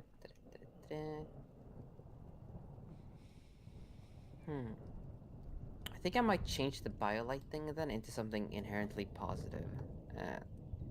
What if I just make it so she can make the colors glow at will? That would probably be like one trait point, right? Sure. If you also wanted to reduce, that would be one trait point. Yeah, you get a little 5-foot glow from your frills. Yeah. Absolutely. glow. Oh, I'll write like frilly glow or something. Frilly glow. Plus 5 foot glow around. What's that? Illumination around. Did you pick 2 spells or just 1? Just one. It costs 2 trait points, right? No, 1. Oh, 1. Okay. Oh shit. If you want, you can upgrade the spell. I think reducing its MP cost takes 2 points if you wanted to do that. We can also just make the frills glow brighter. Like you can increase it. 2 points. 2 points you could increase your stats if you wanted. Yeah, I feel like my stats are actually pretty good already. Yeah, most people really like their negative stats. Let me think here. I can. You can also increase let rain, me reduce read the casting race time. again. It was Morok, right? No, desert. Morcar. Morcar, there. There we go. Oh yeah, that's enough for another one of the racial traits. Absolutely. Yeah, I'm considering the racial traits or just getting something that sounds kind of fitting for the racial. And keep in mind, Yeah. there are also other spells you can look through if you want to. You know, there's light, all that stuff. Monster until he displays of skill.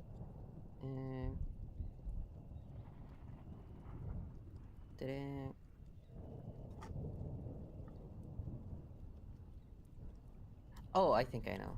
Okay, so from what I'm reading here, the desert Morcars are what's it called? Participate in like trials and the like to like what's it called? Show themselves off more, right? Yeah, they compete. Yeah. And like kind of everything they do is about competition. So like when they go up to somebody, a lot of the other kin think they're very arrogant because they walk up and they're greeting somebody. If you want to be respectful, you tell them all of your best traits so that they can kind of measure you up as a teammate, whether or not they want to like have you join or anything like that. It saves time, you know. All right. Then I can what's it called? Then here, I want to have some sort of trait that makes her very good at what's it called performing. Oh, okay. Like, she's more effective while like she'll perform more optimally like under like in those circumstances where she's being observed or whatever. Because I'm presuming that these trials are like, yeah. Yeah. So +2 AP while competing, while in a I'll say a third-party competition, because if you just say like, "Hey, I'll make it a race," and no one else is competing with you, then it's not a thing. But yeah. Yeah. So competitive +2 while in a third-party competition. This works. All right. I think that should be everything then, because that's a one. Was that a 1-point trait or? Actually, no. That was 2. I have 2 points left. So was that a 1 or 2-point trait? I'll call it a 2-point trait. Yeah, I think it's fine. Competition can be very generalized. Yeah, +2. Okay. So, then my traits in total, if I'm correct here, are regeneration, strong ties, frilly glow, fear of commitment, and then I have my spell. Yes, Starlight Carpet. Yes. Very wonderful little starting thing. So I'm gonna give you some basic equipment, being that you've. Do we want to do this as your first adventure as a single mom looking to make money as a ranger, or are we doing this as in like you've been doing this for a minute? I can do a first adventure. And yes, fear of commitment. She's a single mother with fear of commitment. Single mother with fear of commitment. It's a whole thing. There's a reason she spends 8 months out of the year or 10 months or whatever it is away from her kids. Oh, how many kids do you have? Like 5? A bunch? You know what? Because this is a diceless system, I will go ahead and roll the only dice that what's it called? That you're gonna be able to the roll. Only dice of the campaign. Yeah, there we go. Let me go ahead and get a. What dice do I even get? I have like a billion. I'll Do just it pick a D10 maybe. Yeah. I accidentally got a fucking D20, so that's probably That'll be a lot of kids. Yeah, we'll do D10. We'll do a D10. Let me just get out of D10 here. Here's a D10. Well, D100, but whatever. We're not doing the hundreds. Alright, so let me go ahead and roll it up. It's a 3. She has 3 kids. 3 kids. Okay, that's reasonable. It's still like a lot of mouth speed, yeah. Yeah. I imagine she left as soon as one of them was old enough to take care of the others. It was like, we need more money. Goodbye, Yeah, you know. goodbye, Yeah, son.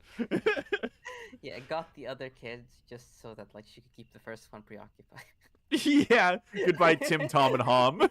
I'm leaving. No, Uh, Tim, you cannot follow me. You must take care of your siblings. That exactly. Yes, they're not old enough yeah, to take care of themselves. Are you insane? yeah. It's it just has to be done. He's an adult now, meaning that no, not an adult probably, You're but 12. You're yeah, 12. You get to take care of the kids. I'll send you money. yeah. She uses her top tier +2 instinct to figure out, kind of when it's fine to leave him. I mean, what's funny is that well, actually, no. Lying is mostly you're probably average at lying, to be honest. It's mostly a mental thing. Yeah, They got that empathy in there, making it work. But like, probably Tim isn't old enough to get it yet, and you do send them money. You're not like a deadbeat, But it's yeah. I mean, she's doing everything to keep them surviving. Oh, hey, welcome in, Latrap. Yeah, sorry, no, we didn't go with the D20. It's just 3 Yeah. kids. uh, But it's Alright. 14 kids. Just it's a whole thing. That would be a little bit troublesome. Let's see, a currency then. How Yeah. much should I have? If you're starting off right away, I'll have you pick one Yes. weapon and one armor, Okay. and one miscellaneous item off the list, and then we'll get you a little bit of currency too. That sounds perfect. So, oh, God, I turned on light mode. There we go. Let's see here. Ta-da. I'm just looking through them real quick.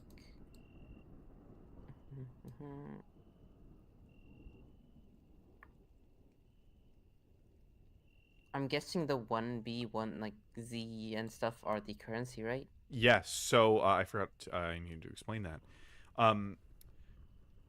It's Zobalt, Bothalt, and Trodium. So Zobalt is copper. It's a dollar roughly, one Zobalt. Yeah. And then it goes up by hundreds. So 100 Zobalt is one Bothalt, and then 100 Bothalt is one Trodium. So a Trodium is $10,000. It's the currency of the rich. Okay. Also, it's called. Yes, this is a session 0. In fact, I was reading the chat. Sorry. No, it's okay. Yes, it is a Yeah. session 0. No, that's fine. Yeah. Let's see here. I guess what I will do then is. What's a war? Oh, war pick. Oh, they're like military. What's called military pickaxes. Mm-hmm. It's like a pickaxe with like a bludgeoning end on one side and then like an armor-piercing end on the other. Yeah, I'm picking the war pick. Hell yeah! Yeah, it's an endurance weapon, right? Is it? Oh, I didn't even read that.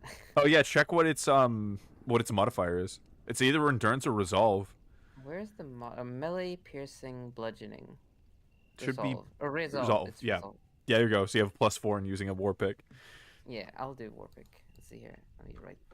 Oh, I need to add a new layer. There we go. I don't think tabletop RPGs is it's not a category, is it? It is. It is? I use it all the time. I tried to find it. Let me change that right now. It's actually just called tabletop RPG. Stream's getting a little fucked up for a second. So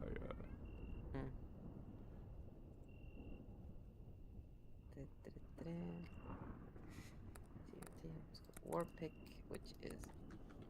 wow, look at that. It's right there. Damn.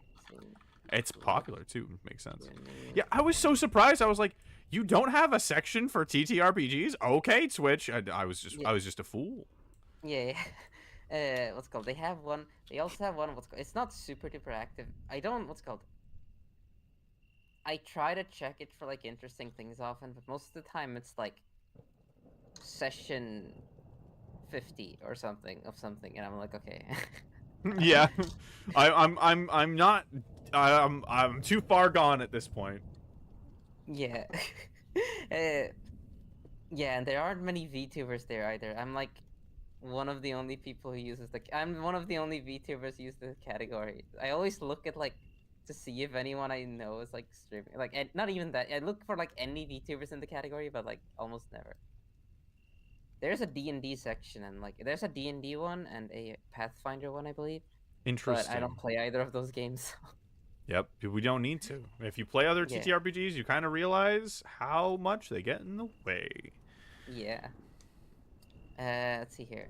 So I pick one weapon and one armor. All right, I should probably have looked at armor first, but whatever. I'll do. Let's see here. Da-da-da-da-da. I would say All it's a right. one shot in the title too. MD. Mine. Let's see here. Da-da-da-da-da.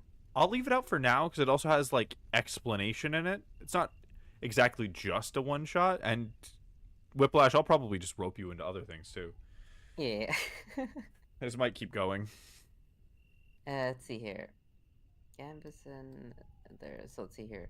MD was the max amount of damage I can take while wearing it, and MPA was what's it called? Max Maximum position, amount of. predict advantage. Yeah. Let's see here. Da-da-da-da. Let's see here. Problem is my character's not the best in combat, but Yeah, it's really what you got to consider in the fact that you kind of want to avoid combat. yeah, that's kind of it. And on one end of the spectrum, it seems kind of what's it called. It seems like full plate is very, very, very beneficial, but on the other hand, I also don't want. I also feel like wearing full plate everywhere has like its own impression that comes with it. Yeah. Full plate, Yeah, if you're good at combat, it's really helpful, right? Because you're not going to take that much damage. If you're bad at combat, it's a gamble to be sure. yeah. Oh, the new sheet. Oh, I forgot to update it, didn't I? Okay, well that's fine. There is a slightly updated character sheet, a little Oh, I formatting didn't thing. realize. No, I hadn't uploaded it yet. I totally forgot. Okay, it's fine, really. We can go ahead and pick a probably. I want to do a Gambison. Gambeson's pretty common. I kind of want to pick a Gambison. I'm trying to think here if there's any reason for me not to.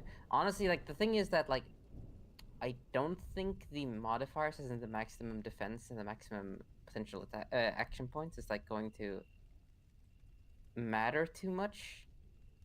It's mostly just for I'm picking Gambison. I think Linen will unironically probably be better for me. But actually, you know what? You're gonna go with linen. I'm considering it. You're gonna wear some heavy jackets. Yeah, I might. You know what? Yeah, I'm going with the Linen. It just seems funny. Oh hell yeah! Linen. You're not gonna die at full HP to fall damage. that actually happened once. I had a party of people, and one of them had linen armor, and their boat got caught in a massive wave and crashed into an island, and they all got all sorts of fucked up. But that character, he was super physically weak, like -4s and 3s and stuff. Victorian child, and so took more damage than everyone else because it was based on body stats, but survived because of the linen armor. Jesus Christ. Yeah. Well, it seems to have what's it called? Because it at least stops you from like instantly dying, right? It does Instead stop of, you like, from negative. instantly dying, yeah. In any case that like you would get your head chopped off or whatever, there is a damage type usually used by very big monsters and like boulders and volcanoes and shit called Sunder, which just means it ignores your armor entirely. But as long as it's not that, as long as a mountain isn't getting dropped on your head, you're fine. Yeah. Thank you for the follow. Hell yeah, welcome home. Mana Song. Ooh, that's a hell of a name. Oh, Fuck Mana Song. yeah. Oh, hello there, the Mana Song. I hope you're having a lovely day, and I hope the stream's going well for you. We're going through Hearth right now. I'm playing a lizard mom. I'm single mom lizard. With commitment issues. Yeah, with commitment issues. Traveling the world to avoid changing diapers. Oh God. Yeah, that's why she's competitive, right? She wants to do anything but raise her kids. Yeah, she wants to find. She's competitive in finding a reason to not be there for her kids. She's a good mother too, at least. She she's cares. a decent mother. Yeah. Yeah, she cares. She's just. She's not a deadbeat for the most part. Yeah, she's sending home money. You're doing a dangerous job. You're getting good money. Yeah, I picked the war pick mostly because it seemed funny because like you can kind of use that to mine too. I don't know if that's gonna be relevant, but You You could. Yeah, you could also mine with a sword if you wanted to, or a warhammer. But yeah, warpick is gonna be slightly better. Yeah. Yeah. All right, then I pick one item. So one item was it? Yes. Let's Just see here. one miscellaneous item. I'll tell you if it's too expensive because there's some weird stuff in there. I'm not gonna give you a Terramancy enhanced vault. Yeah. Let me think That here. Bitcoin mom. Bitcoin mom. Damn. No. That's the So worst worse. way to put it. He's cursed. Oh god. Oh god. I was. Oh my god. That's like. It's. I don't know if you know. Do you know what it's a reference to? I don't know if it's they're making a conscious reference, but it's a thing. There's like a Bitcoin dad that like went off to do breakdancing, and Oh, then he said, I know that. That's exactly what I started thinking of with his "Yeah, that's." Bitcoin flag in the background. Oh my god, I cannot. I just like seeing a 60-year-old man breakdancing with in a shrine to America and Bitcoin. I can't. Yeah, it's about as ridiculous as it can get. Yep. Yep. And the fact that like he took it as like a PR thing that his daughter was like, "Yeah, you're shitty, dad." And he was like, "Hey, you want to collab? You want to get some views? You want to break dance?" God. Oh my god. Yeah. The fucking there's so much about that. Now that I told you about like a lot of the shitty things going on in America, as someone who looks at that and says, "I'm going to worship America and Bitcoin." It's really something. Oh. And there's a lot of stuff here that's kind of like worth getting. There's also some things that probably aren't, depending on who Yeah, you are. because I'm thinking like, because I was thinking like I can get a tent or one stick of chalk. Fair. You could also get a gambling set. You know, you could get a deck of cards or a knucklebone set or something if you gamble. Yeah. I'm tempted to. Let me see. I'm not tempted to get the gambling set. She's not that bad. Should I make a Hearth command? Oh, that's probably a good idea actually. Sorry, I'm not speaking for you. I'm just like I just thought it was a good idea. Oh yeah. Probably yeah. That sounds great. Actually, I can write you a little blurb later if you want. Let's see here. Private vault enhancement. Da-da-da-da. Terramancy enhanced vault. A what enhanced vault? Terramancy enhanced vault. Can withstand a drop from orbit. Yep. Okay. It's enhanced with the Earth magic. It's thick. It costs like tens of thousands of dollars if I remember correctly. Oh. Oh, okay. Yeah. Uh, You can fire it out of a cannon, it'll be fine. I honestly like I wrote that first and I was thinking about it the night after I wrote it and I'm like, the physics on that would be so mind bending, but I'm just letting it happen. I am consciously letting that happen. uh, Give me the stream for like gives me mod like things to do. Yes, I am not used to having mods. It'll come up more. Don't worry. I will work you like a dog eventually. But it's just as soon as I have enough work to work you like a dog. let's see here. I will. God, this is actually the hardest part. It's a little less clear. I mean, the tent is more practical, but I mean, a stick of chalk. But a single stick of chalk, on the other hand, is chalk.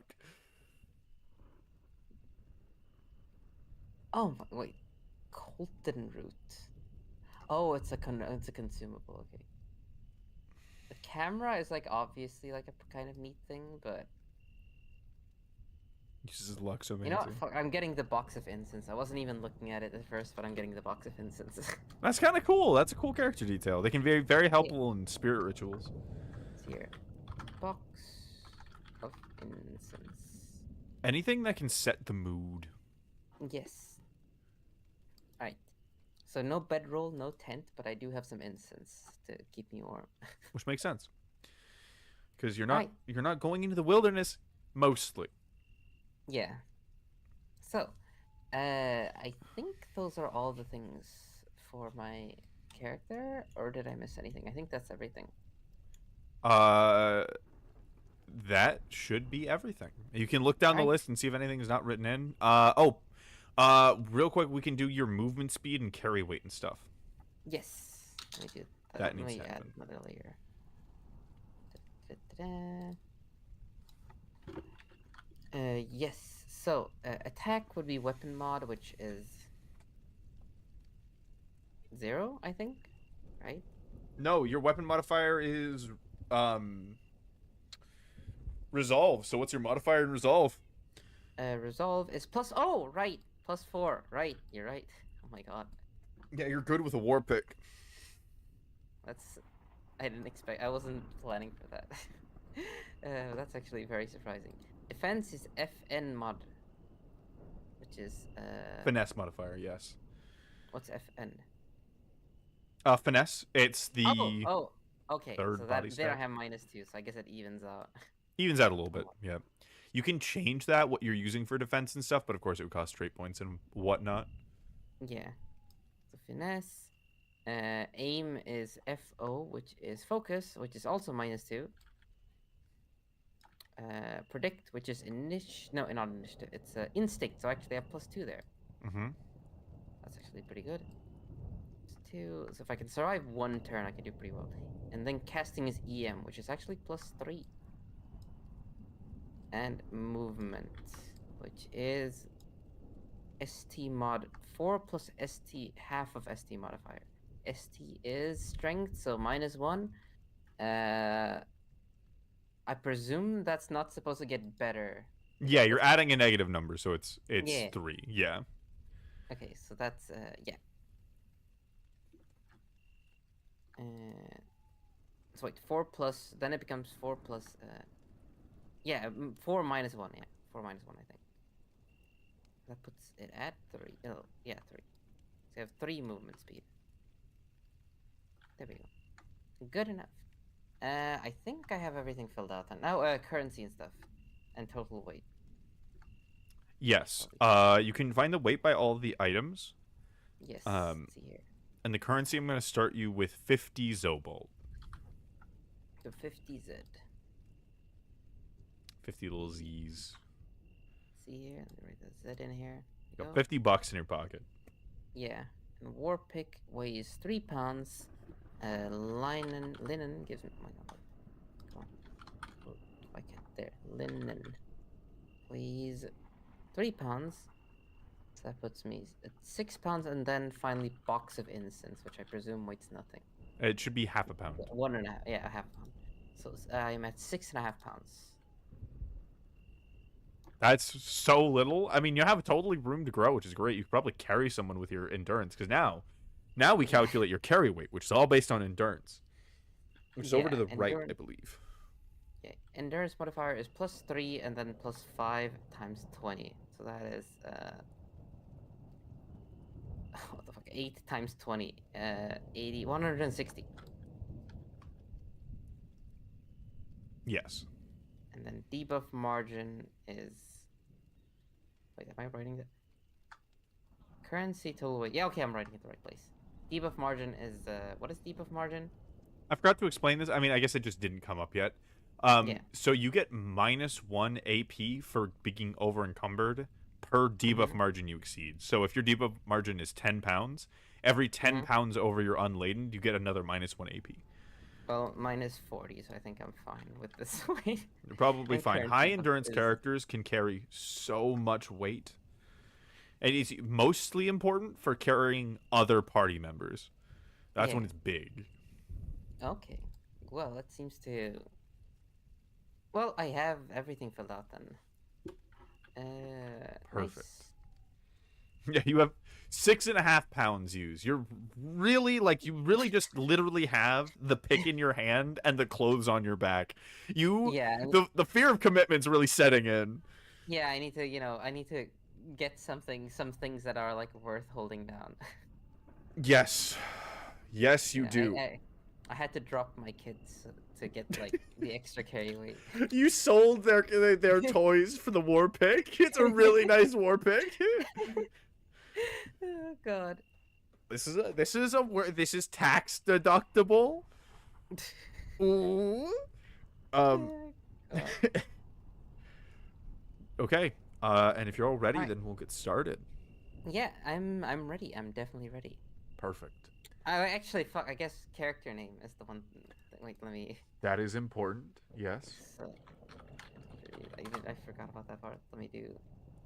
And then let me write this in, which is extra, and then let me fill one more layer for character. Character name. Let me write in. Are there naming conventions? I don't think there are. Or For more for the card? race, I mean. For the yeah. I don't think I wrote them in. There are some that I might add later, but no, yeah, you can name it whatever. We originally Oh, had them for some of the kin, but I decided not to add them in. So it'll depend across the playtest. It might be something I add. eh. Oh hell yeah, Litrap! Thank you for adding the Hearth command. Fuck you. Oh, nice. Nice, nice. Let's see here.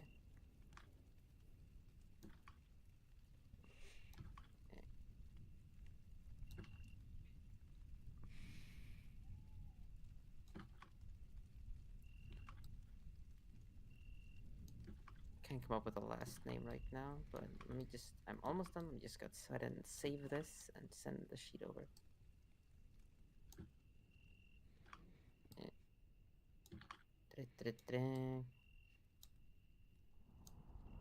There we go. You do not deadbeat mom. Barely not deadbeat mom.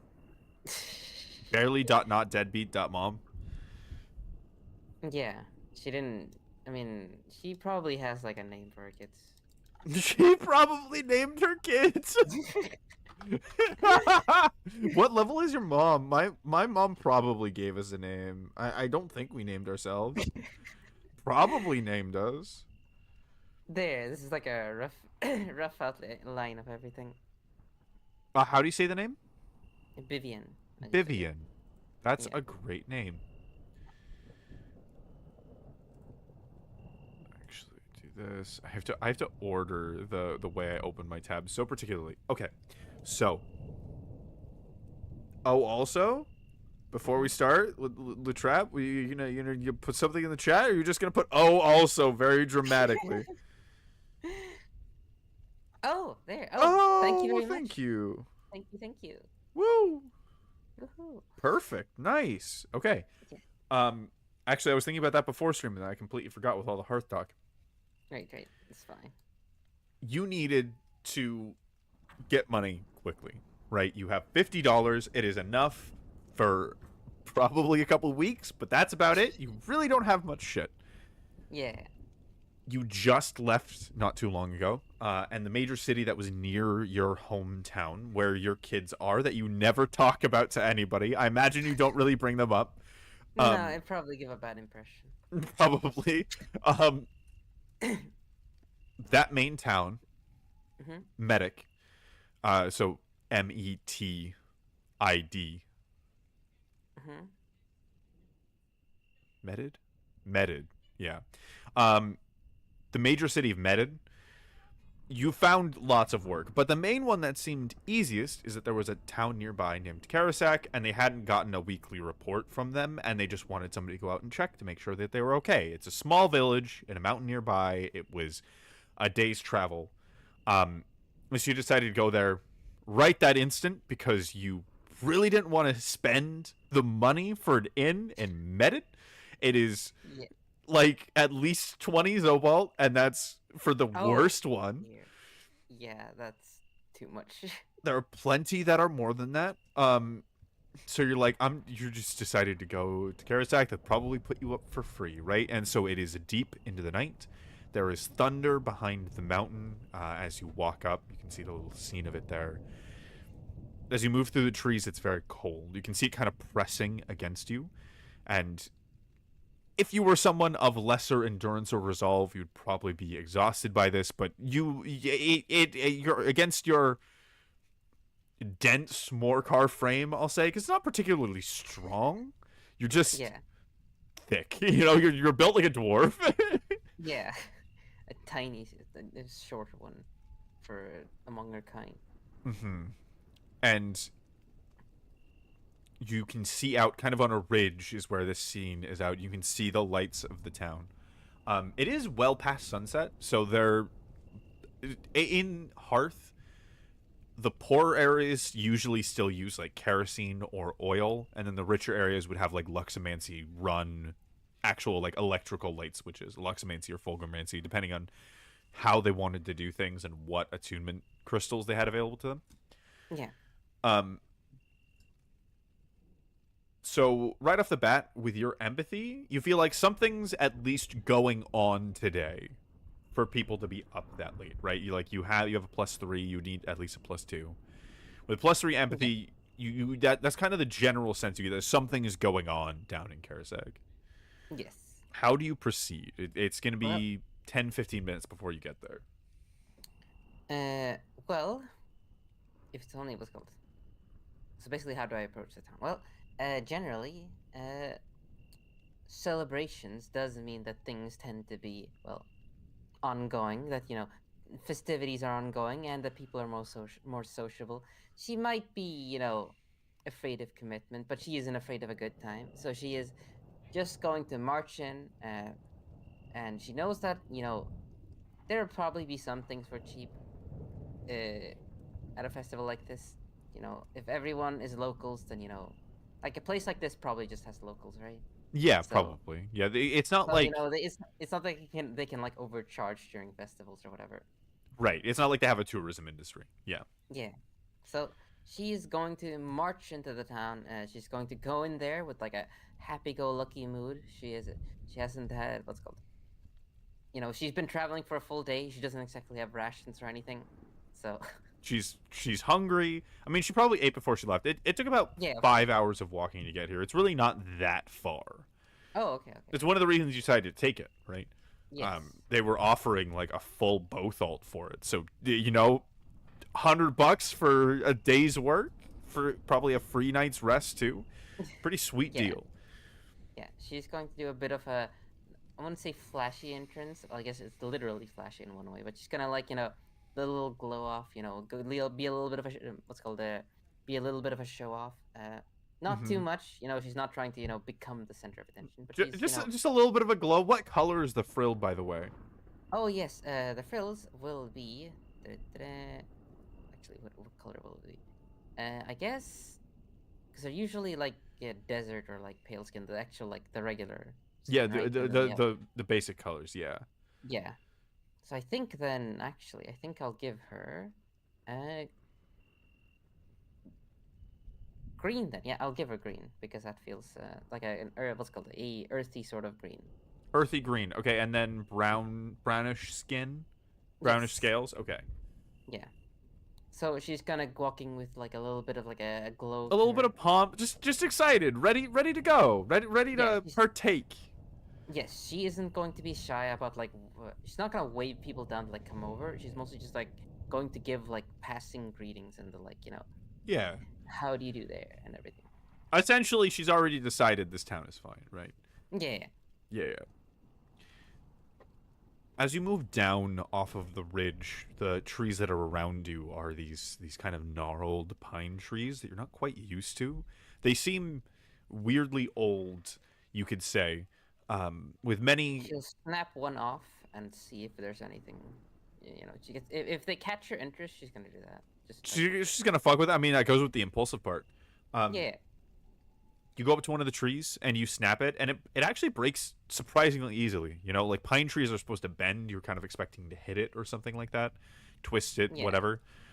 It's very brittle, and the At inside that point, yeah. it, Oh, it's sorry. it's pretty Continue. dark, like on the inside of the wood, but it's also really dark outside. And without making an actual check, you aren't quite sure. See here. Let me think if she even can do a successful check here. You can try. You can. I mean, I will generally Actually, yeah. She's going to do a instinct check here. Just instinct. just instinct Yeah. at a +2. Just Yes. vibing entirely off of instinct. You feel like it's okay, maybe it's a little weird, but Okay. nothing particular, just different. Then she'll just throw it behind her and continue into the city, or continue towards the city. Mm-hmm. The cold wind kind of picks up a little bit as you get into the valley before the town, and you notice that there's this probably a dry riverbed, but lots of rocks, right, with a little bit of water running through it. You Yeah. assume during the raining season it goes more. It's quite a ways, right? So it's a little bit of a ravine. You can walk in and walk out, but it's not easy Mm-hmm. to run across. Um, Yeah. your awareness is Oh, -2. sorry. Yeah. She is. Well. Well, she'll just walk in then. Yeah. Oh yeah, yeah. No, I was checking your stats real quick. Okay. Okay.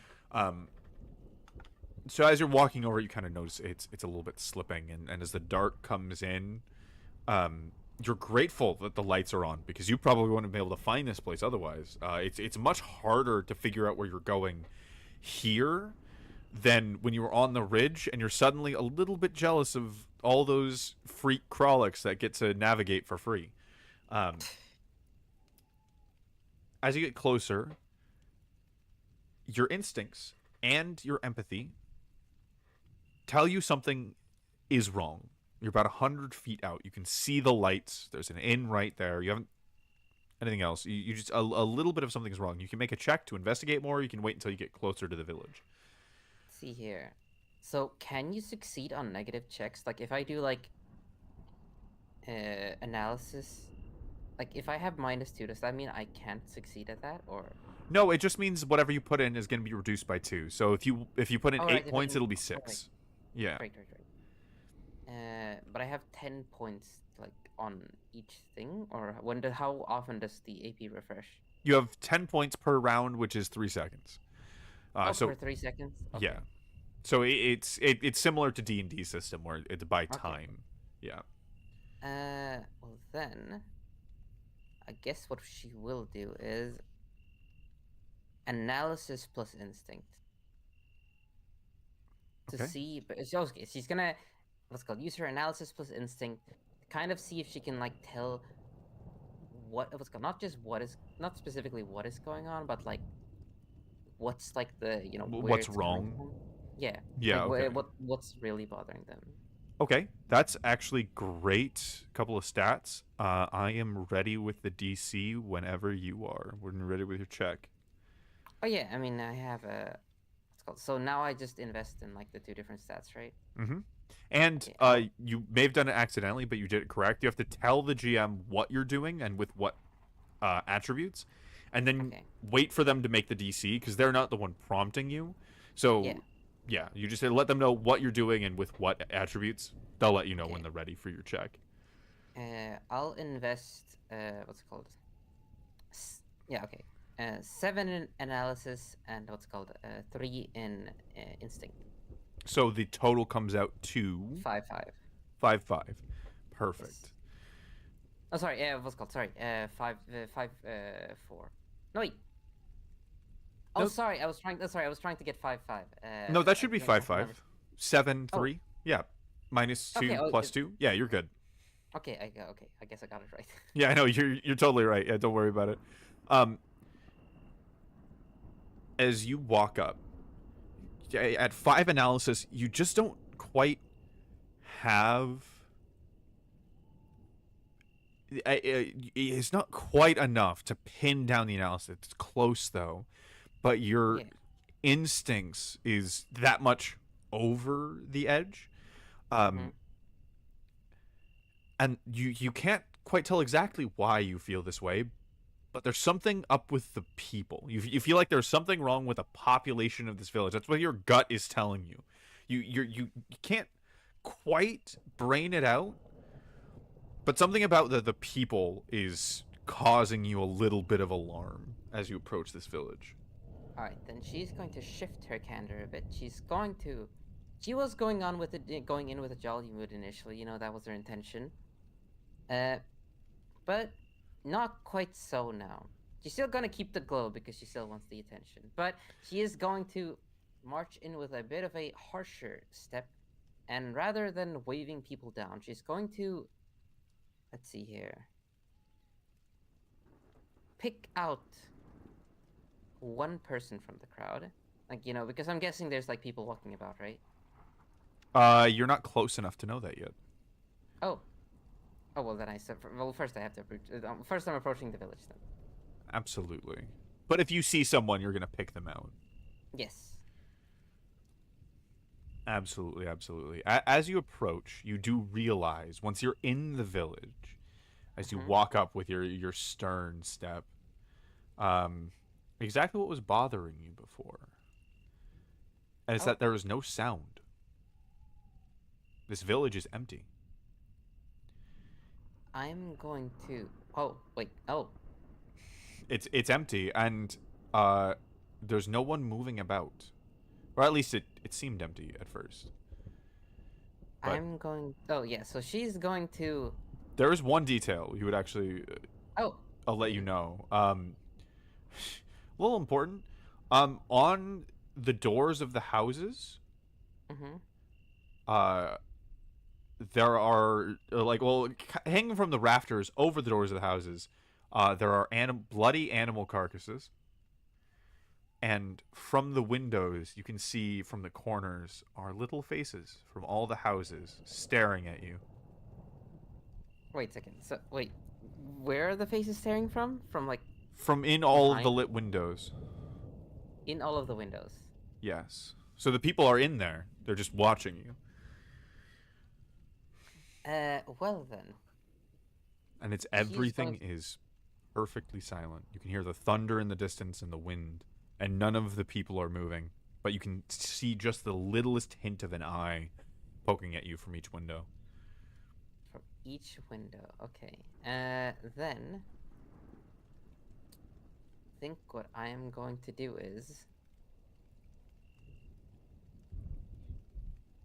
Wait, am I at like at the village now? Like, am I Yeah, like you're the you're outside? you're kind of like in, like, if you imagine there's a road going in, like a little bit of path, you're kind of Yeah. just inside that gate, right? It kind of took you rounding the corner and being there to realize that there isn't anybody. At first you thought maybe there just wasn't anybody where you were. Yeah, and the carcasses are like on the windows, right? They're like making They're the mark. hanging Like, from the rafters, yeah. yeah, Kind of in front of the doors. yeah. She's going to walk up to the what's it called? Uh, to the what's it called? Closest one. Yeah, the closest. Actually, no, not the closest one. She's going to first. Uh, analysis. Yeah, she's going to do analysis first to check. It's called it. See which one here at like this part, like this entryway, has the most impressive looking carcass, I guess. Carcass? Not the house, the carcass itself. Yeah, the carcass, the carcass. I love how brave this mom is so much. Most characters would just be running at this point. You're just like, fuck it. Which, I mean, it just fits your character so well. She'll just Applauding run your later. role playing.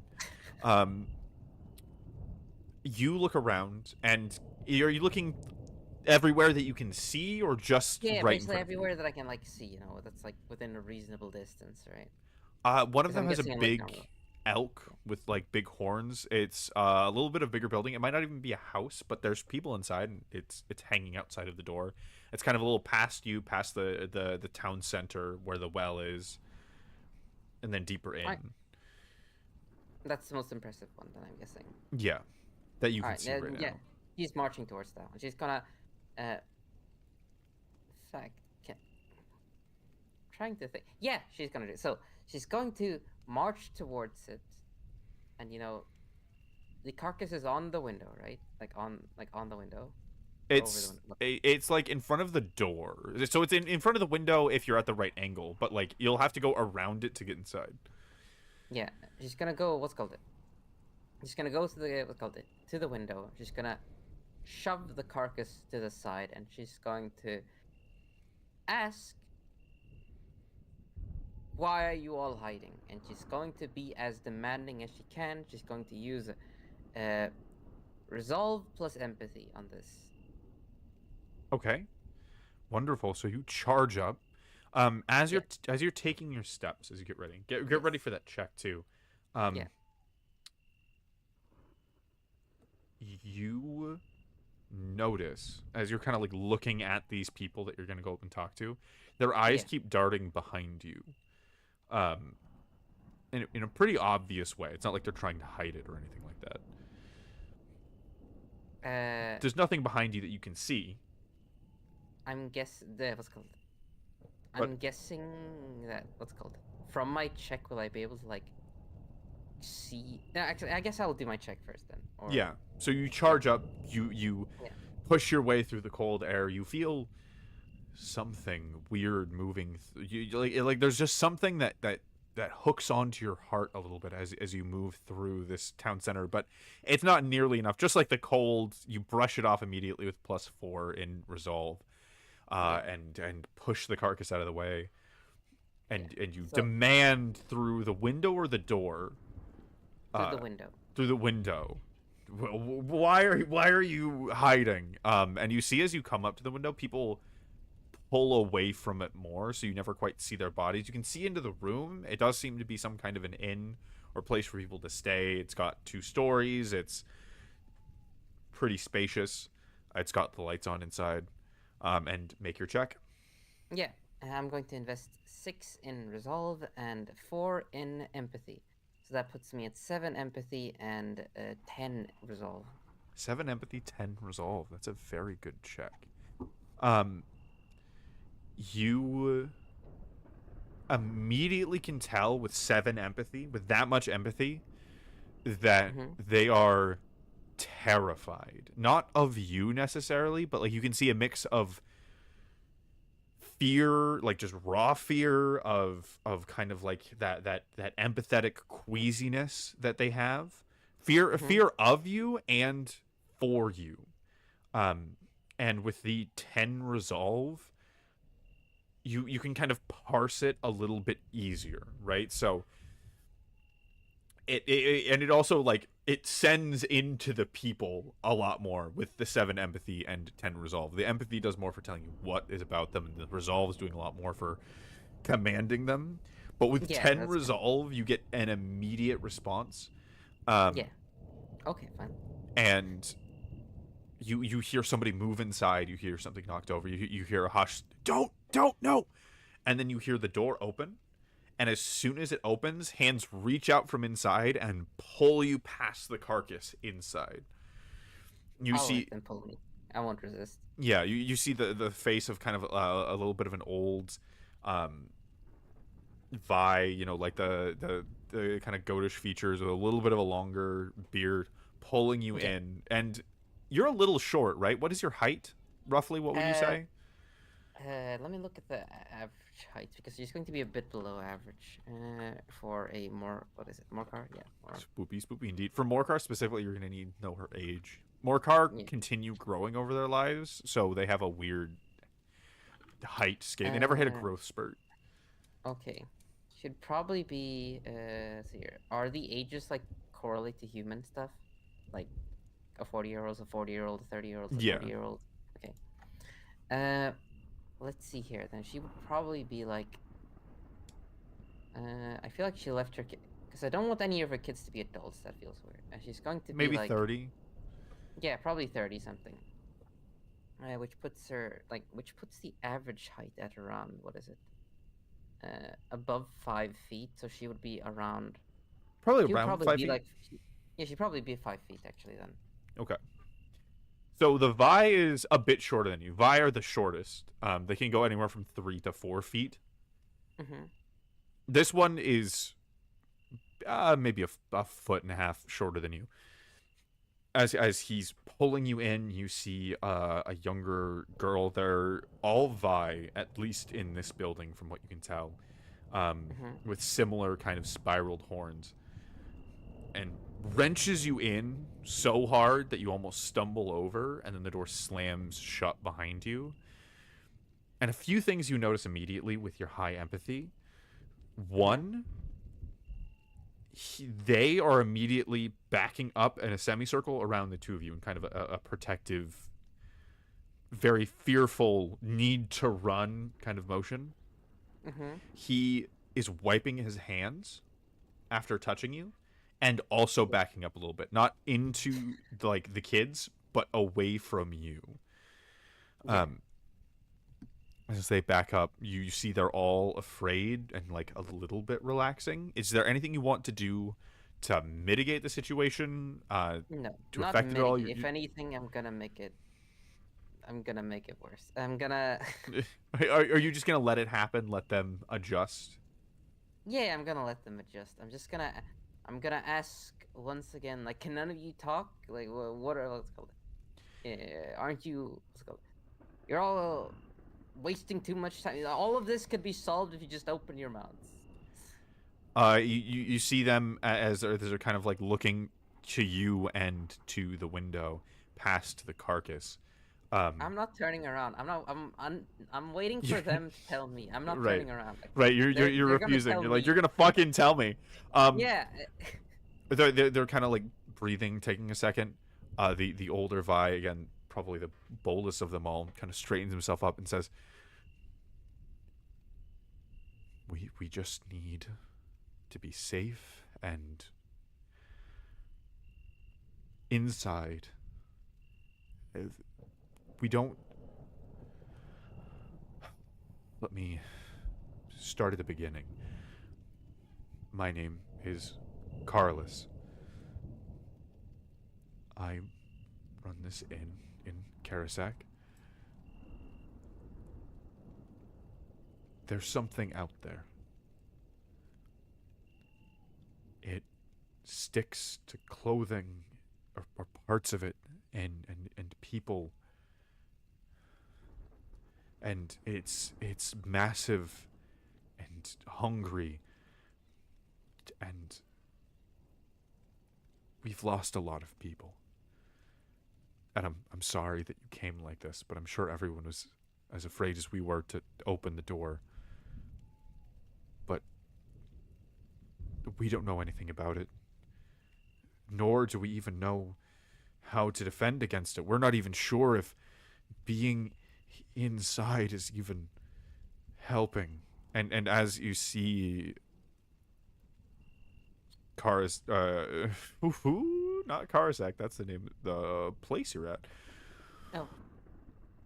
Karlisk talking about this. Do you see the other young Vi? There's one girl that was kind of cautioning him not to, and two younger boys.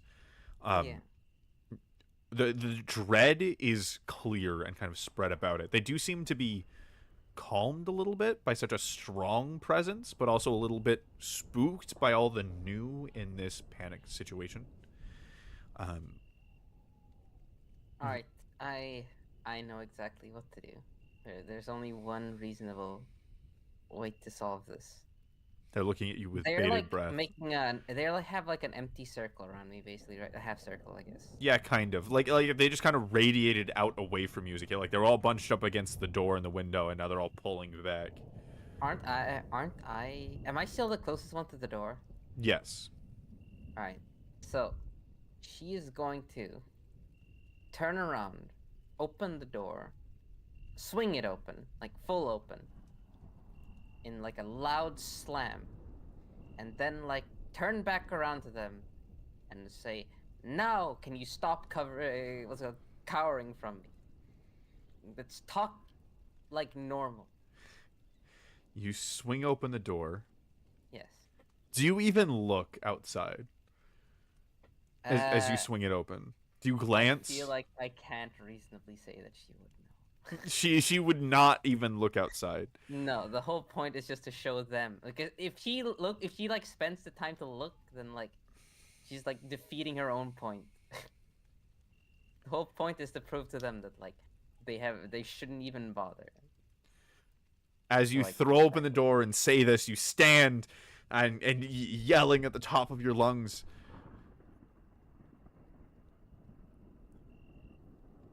You say, "Can we talk like normal people?" And as soon as you open it, they back up. They fall down in fear. They shriek as you do this. The old man just doesn't even say anything.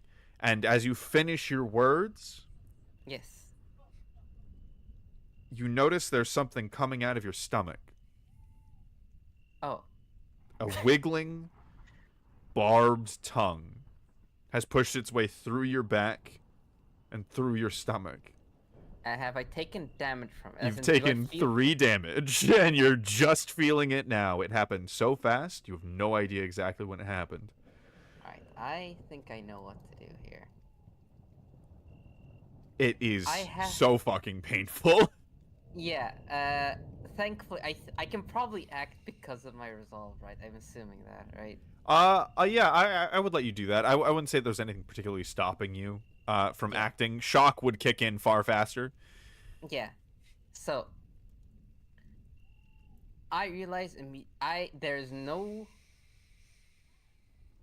Okay, there's only one thing you can do in this situation, which is first I can pick any I can roll. I don't have to like make this combat, right? I I mean, can just yeah, combat is make it. just in, or you can use attack at any time. You can choose to not use Okay. attack, whatever. Yeah. So I am going to go all in. No, not all in on that. It would be. Let me think here. Invest in both resolve and strength. I'm going to pick resolve and strength, and what I'm going to do is grab the end of the tongue that is through my stomach, and then try to slam the door shut with my other arm. Okay, okay. I am ready with that DC whenever you are. Alright, I'm spending 1 point in resolve and 9 points in strength. My strength is -2, my resolve is +4. So, 7 Oh, wait. strength and 5 resolve. Yes. Okay. Why must every hard thing you've done so far be spooky? I like to like if I'm doing one shots. Horror is my specialty. It just is the thing I do. Um, I could do not spooky, but what's the point in that? For a one shot person by themselves, it's low hanging fruit. Uh, You grab in a series of fluid moments without even thinking. You grab the barbed tongue, you turn around, of course, pulling it with you, and you feel the barbs start to like stick into your hand as yeah, it yeah, grows taut. yeah. And then slack gives way. And as you turn and grab the door, and as you're slamming it shut, Yes. your 5 resolve barely saves your ass from stopping midway, from hesitating out of fear. Yes, that's what I was hoping. I figured I was gonna turn around and see some crazy shit. So. The carcass is gone. You heard nothing, and it's been maybe 60 seconds since you entered the house. Mm-hmm. And instead of seeing the village behind it, you see yellow teeth and a maw with dark yellow eyes, only seen in close reflection to the house, Mm-hmm. easily big enough to eat you, completely silent as you slam the door shut on the tongue. Yeah. Thankfully, the door opens inward, and as you see it pulling in the next few moments, you see the tongue it's pulling the door closer to closed. Mm-hmm. During this round, all of the Vi scatter upstairs in a panicked scramble. Then you can see it budging the door frame as it pulls its tongue back. No sound. Yeah. It's still only the thunder and the creaking of the boards and the screaming of the Vi. And, of course, the pain and blood coming from your stomach. Yeah. Yeah. For that part, we can deal with later. Oh! I Oh. forgot. What? We'll redo this check. Because I forgot you took damage this early. But you're at 7 HP. You actually don't have all 10 Sorry. Yeah, action I points. forgot. Oh my god.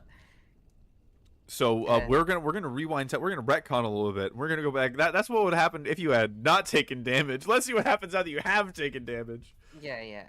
I mean, she was only going to spend 1 point in resolve regardless, so the rest goes into strength, basically. Okay, so instead of 7 strength, you're at 4. Yes.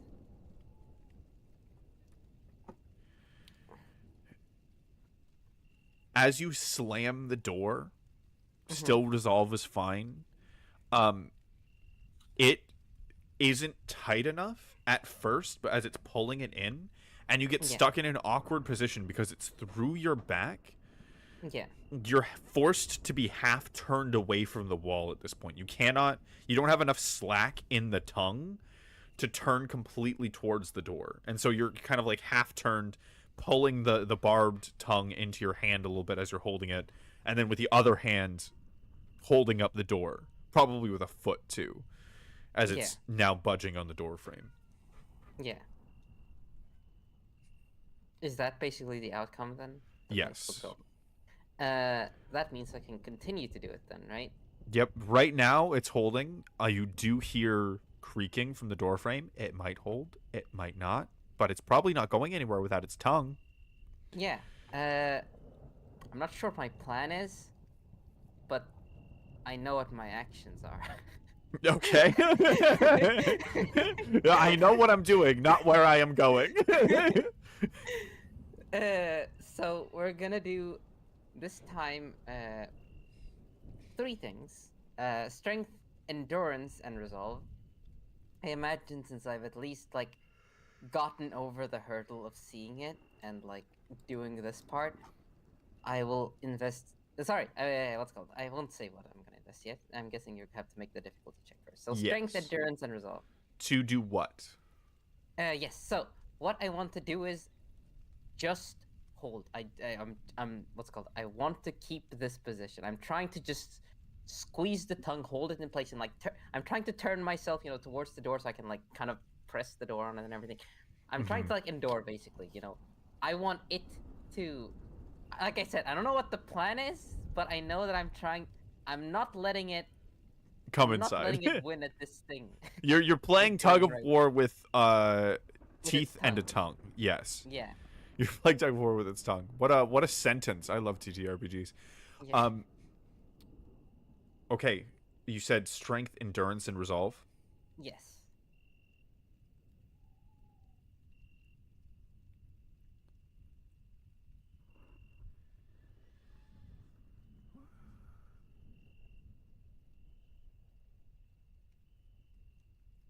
Okay, I'm ready. Yeah. 4 points in what's it called? Uh, sorry, wait. It's here. If I get the numbers right, it should be uh 5 points in strength, uh 2 points in endurance, and 0 points in resolve. Which Okay. puts me at what's it called? I got math. Oh, 3 strength, 5 endurance, and what's it called? 4 resolve. I should tell you, you don't get your modifier until you put points in. So it's not a passive base. It is what happens when you put in effort. You can choose to put in less effort than your modifier, but you do have to put in Oh, okay, something. okay. Then Yeah. I'll put 1 point into resolve then, and 1 point into endurance. So I'm at 4 endurance and 5 resolve. And how much strength? It would be 3 strength. 3 strength, 4 endurance, 5 resolve. 5. Yes. You begin to hold the door. Right. And at this point, you're actually, because it's trying to pull in its tongue, right? And Yes. thus you with it in a very basic way, Yeah.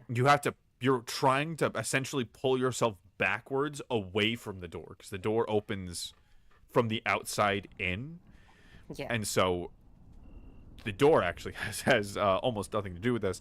As you're pulling yourself back, you can feel the wound now. Like the shock is still there, but you know you're slower than you were before, and you have just too little strength and just too little endurance.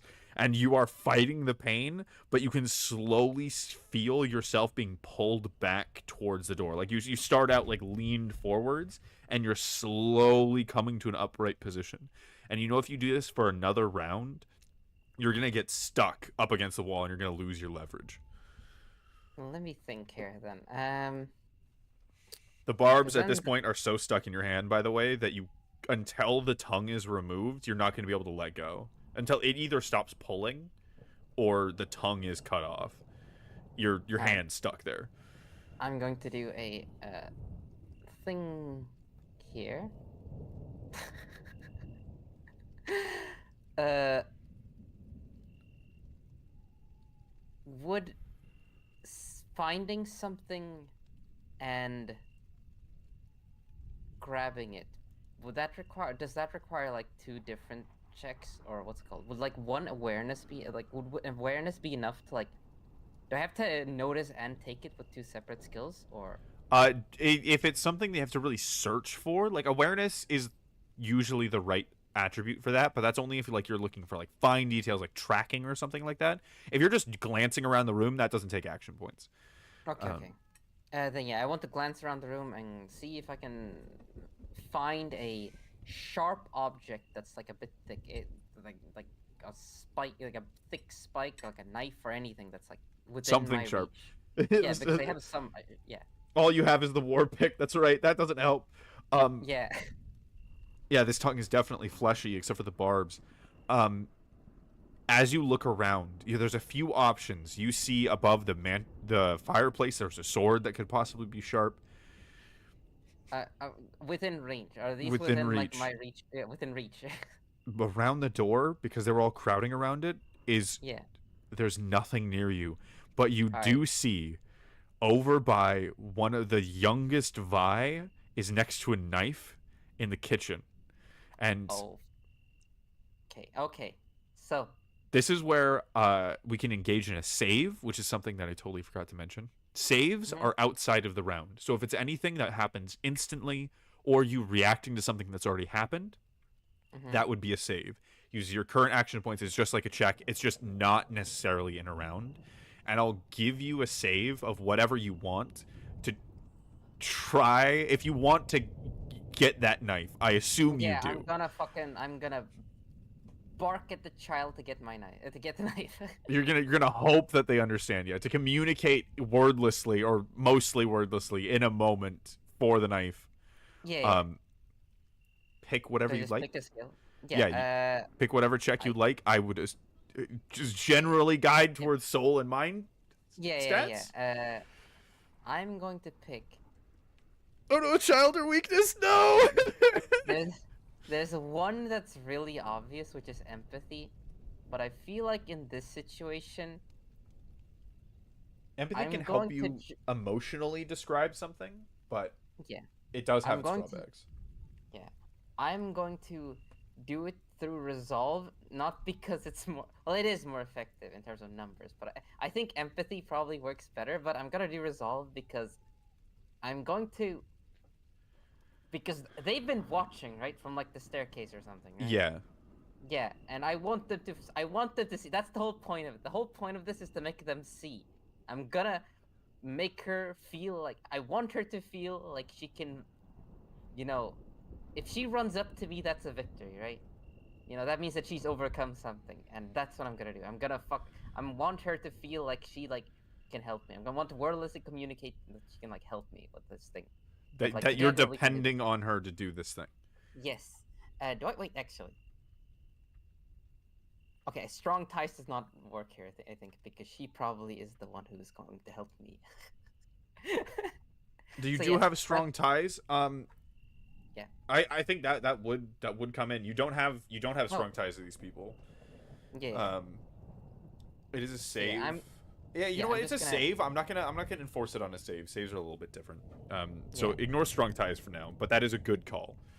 yeah. I'm gonna get her. Yeah, that's the way I'm expressing my intent towards her. Are you just doing pure resolve?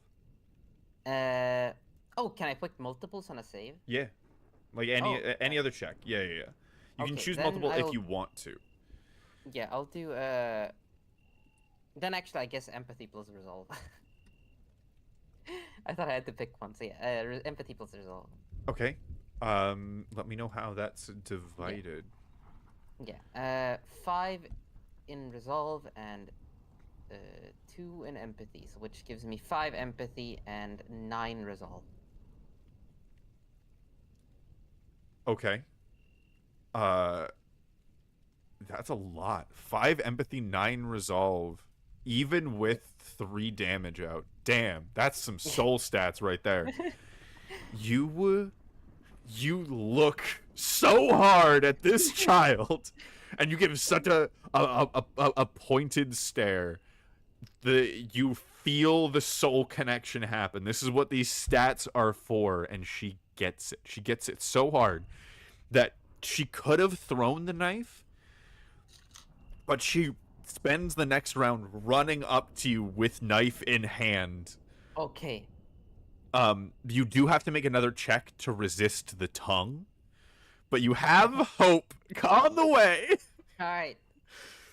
So, because I want to do this in an effective way. So, basically, my things right now is I need to.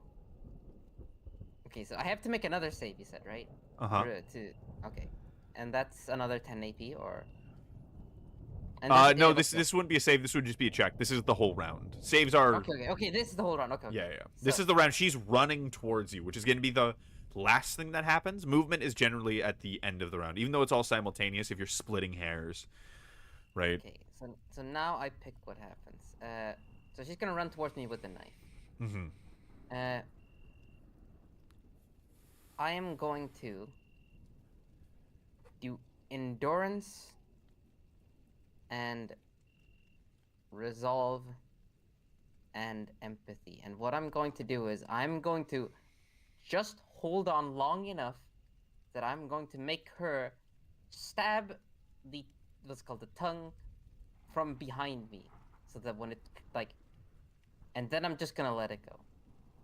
Because then I'm probably gonna I'm probably going to end up slamming against the knife. The side of the knife myself, but it also means that the tongue itself is gonna get like cleaved into, right? Yeah, theoretically it is going to be weird. Like it's gonna suck in against the door frame, Yeah, which is that's what pretty I mean. busted right now, and then it's gonna like cut along the knife. Yeah. Yeah, that way I don't have to use my own strength. I mean, you're gonna have to use your own strength a little bit. If you don't use any strength, you are just going to before she even gets close, get immediately slammed against the door. Oh, can I use endurance for that? Isn't that what I was?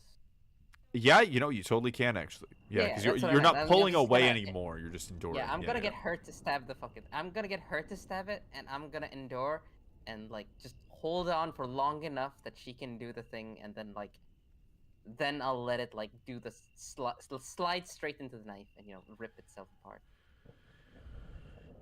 So, that is endurance plus empathy plus resolve. My 3 strongest stats. This is what it's all been leading up to. This is you. This moment. So, I'm going to invest. Let's see here. I have 7 points, so that means that I can invest. Well, I need her to do it. That's so 3 in empathy, 1 in resolve, which leaves me with 3 more. So yeah, 4. Wait. 3 in empathy, 1 in resolve, 4 in endurance. That's oh yeah. Wouldn't it be 3 in endurance then? No, if you have 7 points. No, yeah. You're totally right. I'm. Yeah. 3 plus 1 is 4, not 3. Yeah. Okay. Yes. So that yes. puts me to what's it called? 6 endurance, 6 empathy, and 5 resolve. This is the shit that you do when you're doing your main attributes. Okay. Yeah. That's what I'm gonna do. That's my plan. You sit there. I finally have a plan. You sit there holding this like nectar orange tongue as it's pulling in, and the barbs are digging like in towards the bone. It's pulling apart your hand as you're slowly coming up to the center of gravity. Where you're gonna get slammed against the door. You can feel it. You're like barely able to pull against it. You're at that near 45, and she runs up as fast as she can, and you can tell fear is all there. This little Vi, and she's so short, she has to jump to get the knife in. Well, at least she can reach when she's jumping. She mostly misses. Oh. She cuts it. You get pulled backwards, Yes. slam against the back And wall so hard that it cracks the wood frame and you take a point of damage, that's fine. but the tongue rips All right. and you fall to the ground. All right. Mission accomplished. She dropped the knife after stabbing it. Well, actually, no, she actually would still be holding it. There is Yeah. strange brown blood, you would assume. It's thick, but it's not Yeah. quite red, all over the floor and kind of like trailing out from where the tongue ripped. It is Yeah. twitching inside of you and in your hand. And your hand is crippled because of the barbs that have gone into it, so you can't use your right hand. It seems like armored hands would have actually been useful. You know what? Full plate in this situation would have been fucking great, wouldn't it? You would have only taken 2 damage. The most useful trait. It probably would have pierced all the way through. Things would have been great if you had full plate. No, you're cheap though. You're using Gambison. Or you're using linen. No, I mean the. Oh, the armored hand, the Morcar trait. Absolutely, yeah, you would have been fine. I mean. That would have like fixed everything. But yeah, your hand is crippled. Yeah. You can feel it moving inside of you, which it doesn't. You're in shock. It doesn't really feel like anything in particular. Yeah. But the tongue is like ripped out now, right? It's ripped out. Away. You can't tell anything else is happening, but this thing has been perfectly silent the whole time. All you hear is your heavy breathing and her heavy breathing and the thunder outside, and otherwise it is dead quiet. It's not gonna be dead quiet for much longer because I'm gonna bark at. She's gonna bark at it, and she's gonna be like, "Take that! Like you see that? Like, fuck you!" Yeah, like you see that? Now get out of here. She's gonna. Was there like a piece of its flesh like on the floor? Or... It's inside of you. Yeah, if you want to risk pulling that out, like that's it's still in your hand. I can't. I remembered my hands are crippled, so I can't do that. Actually, that's not an option I have available to me. No, just one hand. The other hand is fine. It's essentially like you were So like imagine the tongue goes through you, you grab it, and it pulls backwards like a fishing hook, and it starts digging into your hand that way. So that hand that grabbed it, the one that was closest to the top, that one is crippled. Okay. Then the other one though. Well, it's not being pulled anymore, right? Because it's ripped off. Yeah. It's not getting pulled. It's just twitching. Yeah. Yeah, I feel like she would be self-congratulatory in this moment. She would grab the tongue with her other hand and she would like hold it up and like, while doing her taunt. You know what's kind of funny? Your hands are crippled, but your hand is crippled in the pose of holding the tongue. You can just pull it out and hold it up. Oh, then I'll do that. Like it's just stuck in that. Yeah, like you're gonna have to surgically remove that. Yeah. Yeah. So you're at 6 health. Yeah. As you pull it out, just rip it on out. It actually has some barbs going the other way too, and you take another point of damage taking it out. Yeah, I mean that's fine. I kind of expected it, but what can you do? Not do this? Bleeding from your stomach now, which is -1 AP per round. You pull out the tongue and you yell out into the darkness. It's gone, thankfully. But in this moment, the old Vi, the other people start rushing up to you. Yeah. And people from other houses are coming in too. And as you're losing every 3 seconds another fifth of your consciousness as it's ticking down, you look at the little Vi, the little girl, and you see something in her eyes, and you know you did something inside of her brain. There's something. There we go. There's something new sparking in there. I love how like you're still a good mom. You're just like also kind of a deadbeat mom. Like yeah, that's what I was aiming for. You got mom energy, but also you left your kids behind. This is one of the most interesting characters I've ever played with. This is so cool. Shit talks the monster, absolutely. They rush in, and you pass out. Yeah. Okay. Mission accomplished. They're no longer just cowering around. I have the entire town on my side. Maybe you have the entire town on the side. Probably not in the entire town, but at least enough of them that it's not gonna be like I have to familiarize myself with everyone individually to like convince them. Yeah, you at least proved that you were willing to put your money where your mouth is. You didn't just say, "Why are you being a coward?" You just whipped open the door and said, "I'm not a coward." Yeah. Turned Uh, around and got a stomach through a tongue through the stomach. yeah, I part of me was hesitant to take like low strength because I realized that something like this might happen, but I kind of wanted to do it anyway, and You yeah, also kind of survived because of your soul stats, though, because you wouldn't yeah, have been able to convince someone to help you if you didn't have hadn't, right? ridiculous. Yeah, if you didn't have all of those, the empathy and the instincts and the resolves and all that stuff, you wouldn't have been able to order that kid to do that. It just wouldn't have happened. Yeah. Ah, Jesus Christ. so Well, that's solved. yes, mostly. Yeah, I need to go to the bathroom real quick. Feel free. Yeah, yeah, we'll give me a moment. yeah, no problem. I'm gonna set up the next scene anyways. Yeah. How do I mute myself? You're good. This is exactly what I want um, from these sessions. It's perfect.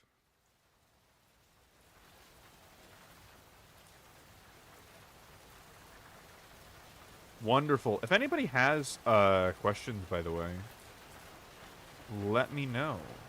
And I can answer them while we're in a quick BRB. While we're in a quick scene change.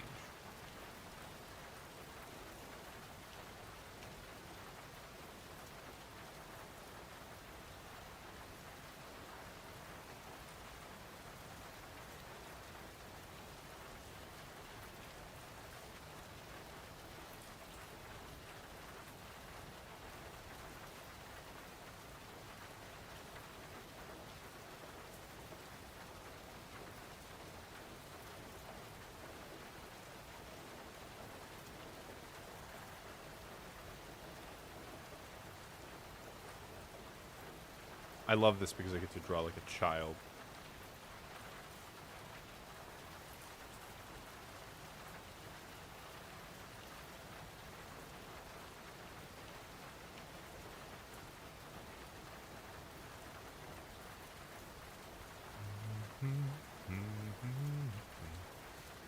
Oh, this actually means I'm probably going to re-add the Hearth one-shot redeem.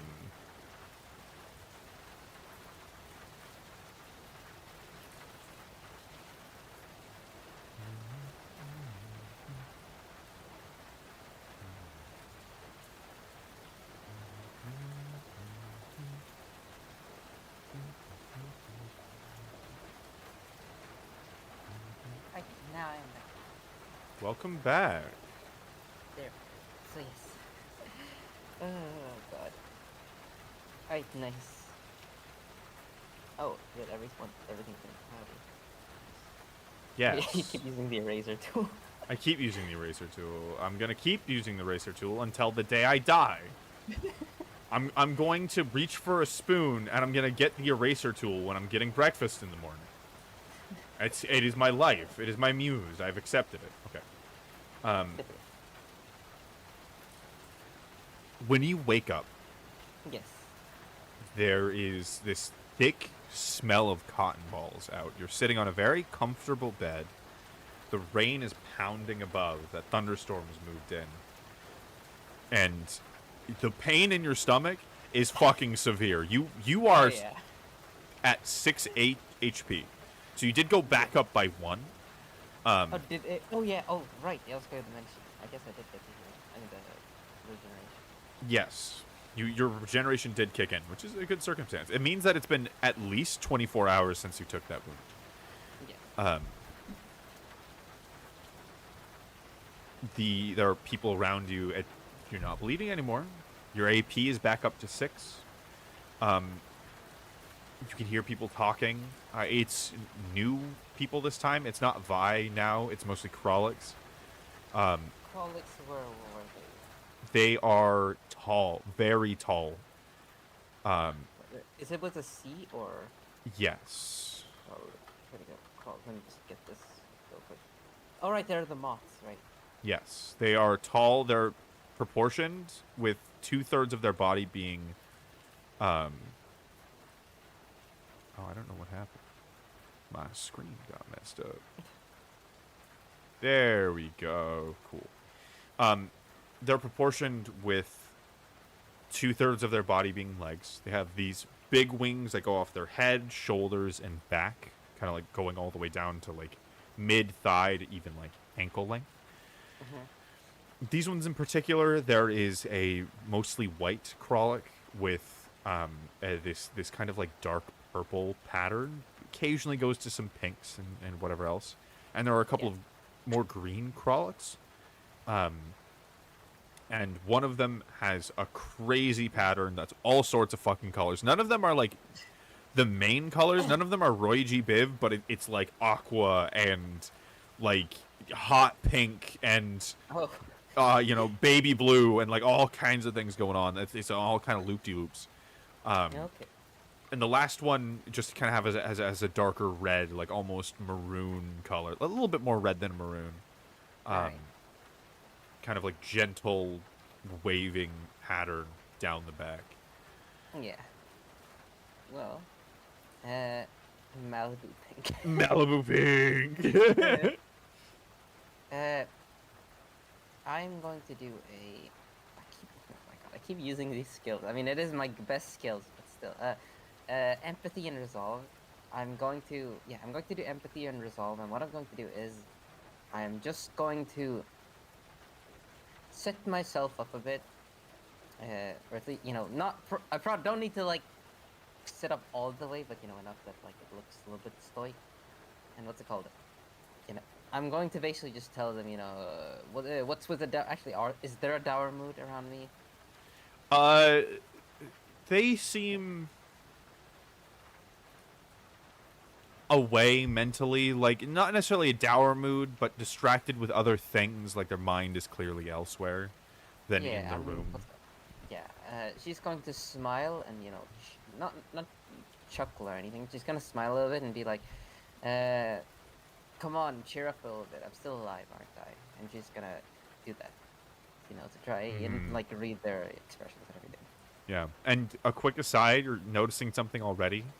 Your attributes help you roleplay, in that like you need to use empathy and resolve, and so you're very upfront and empathetic with people, which is exactly what your character would be. Like most people wouldn't have barked commands at a scared child, but that works for you because that's where you have your attributes. So as you sit up and say this, when you first move, they all glance over to you. Like at first, probably she's just rolling over in her sleep, and then with the like full turn. She up, awake, conscious. I don't want to look like in pain. I mean, it's fine if it's a little bit expensive, but that's why the resolve is for like, putting on a strong front. Yeah. What were the points? You didn't actually tell me yet. Yeah. No, tell me. DC. Yeah, the DC. Okay, so I have 6 points. So I'm actually just gonna do a plain 3/3.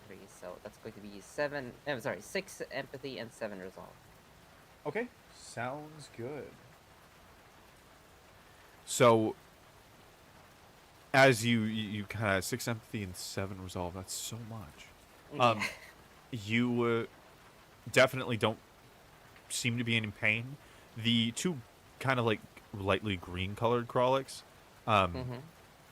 they glance at each other as you sit up, a little bit concerned, and then the kind of bigger white one just kind of gives you a little bit of an eyebrow raise and maybe a little bit of a cheeky smile, and says, "We are glad that you're not dead as well."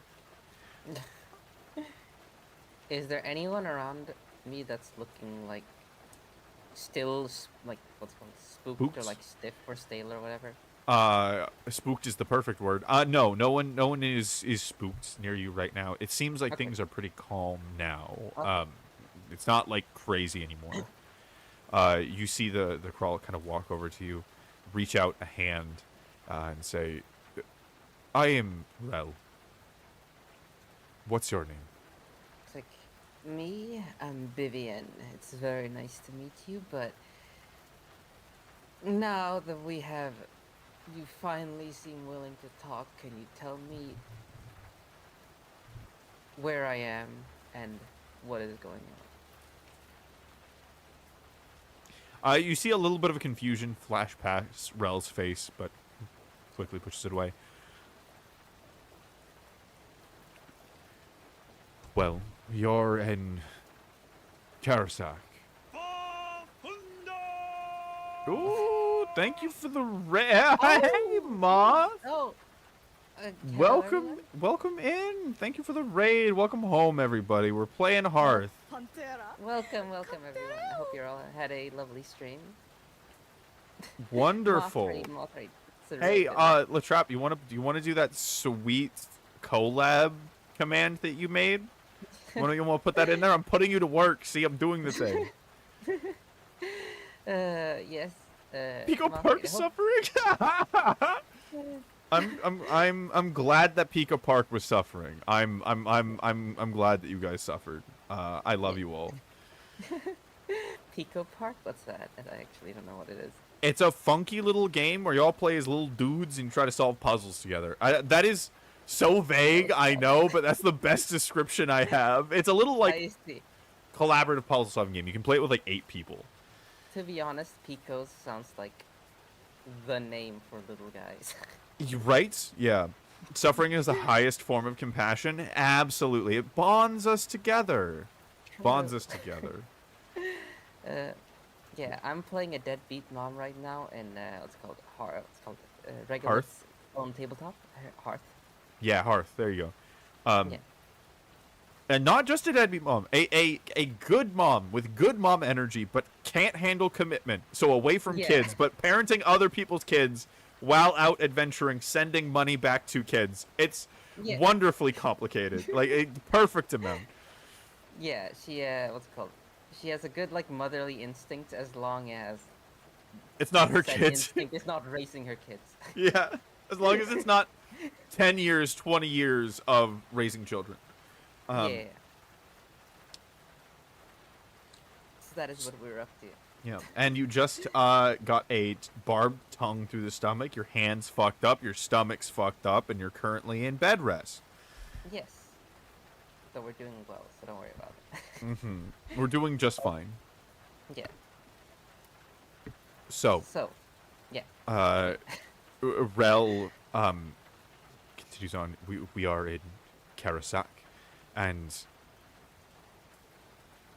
as far as what's going on, I can tell you that you took an appendage of something through your stomach, past your spine, as the doctors have told me, and your hand is fucked, so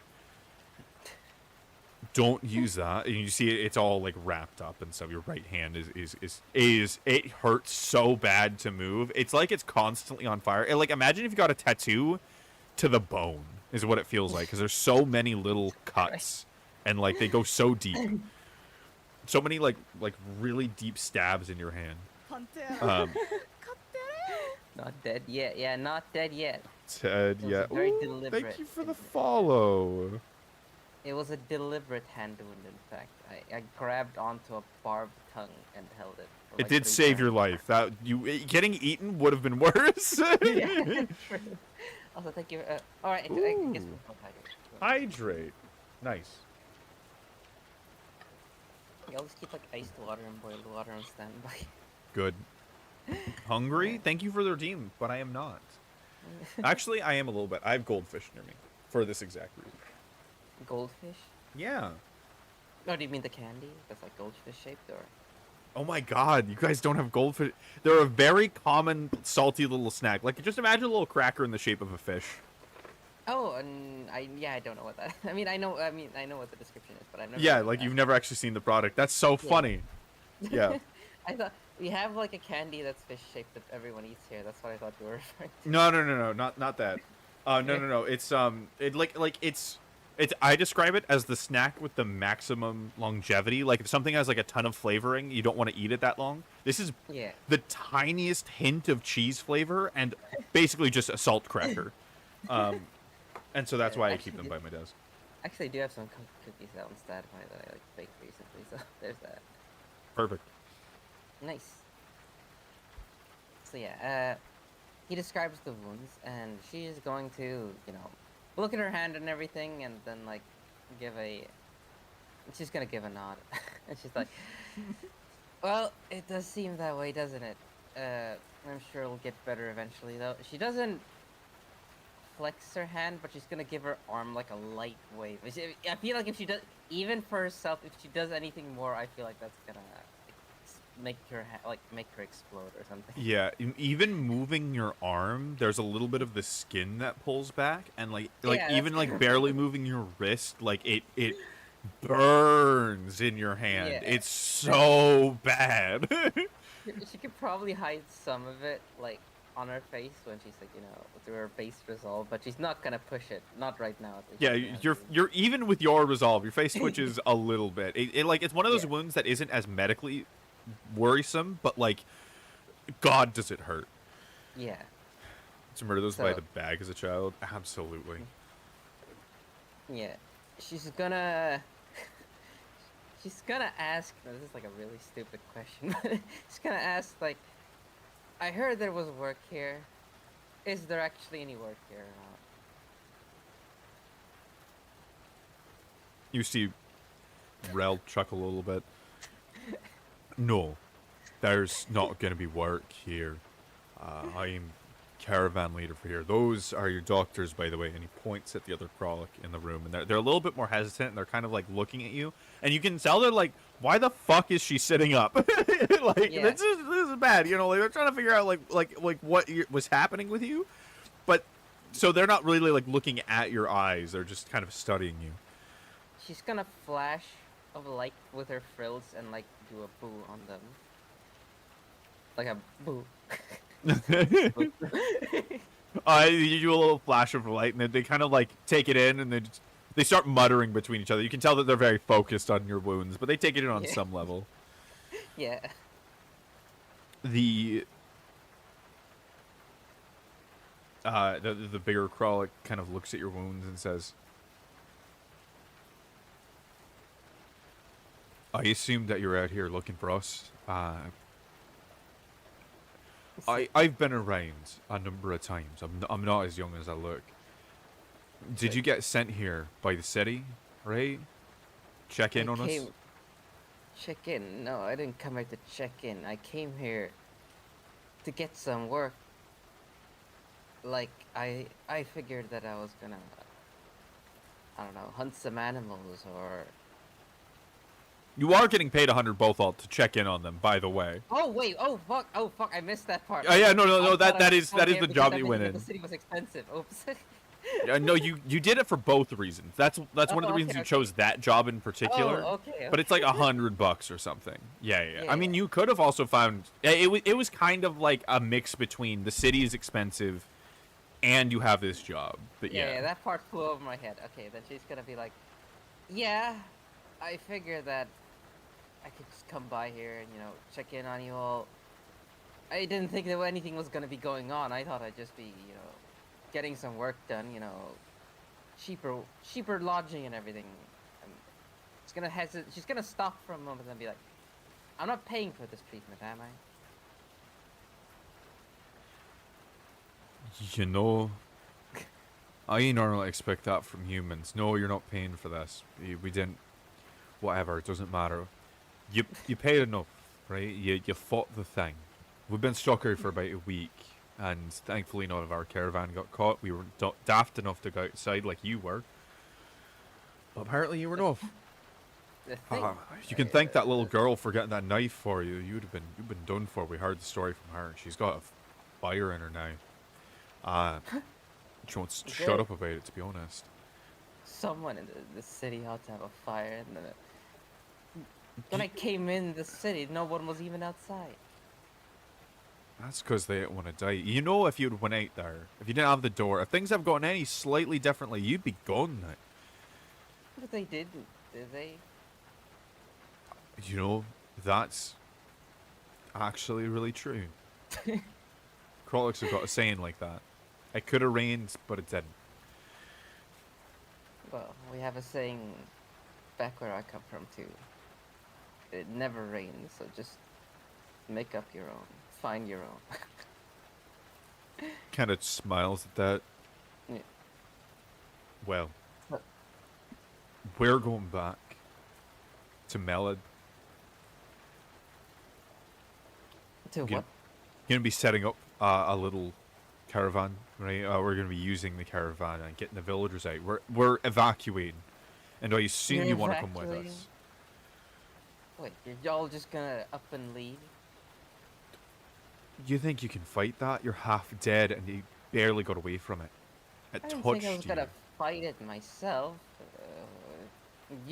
You see that? I don't have knives for hands. Maybe if I did that, then I could like slice off a couple more tongues or something. But come on, you have doctors. Can't you brainos do something with? She's like gonna.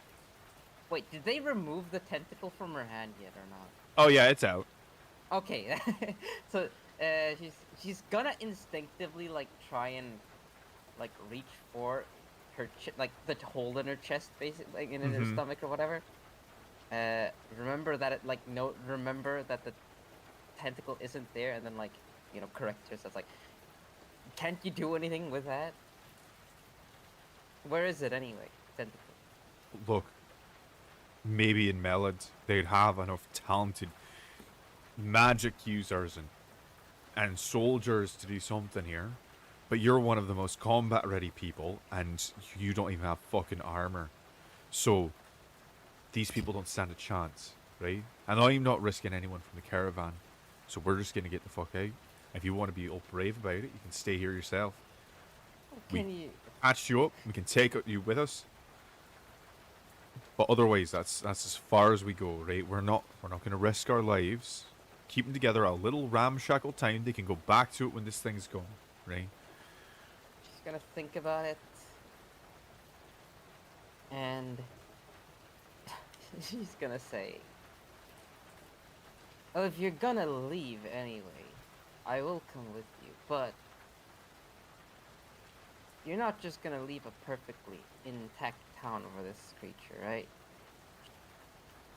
Creature eats meat. That doesn't want the town. As soon as the people are gone, that's gonna move on to somewhere else. Somewhere probably far away from Melod. That's probably what happens if you get here in the first place.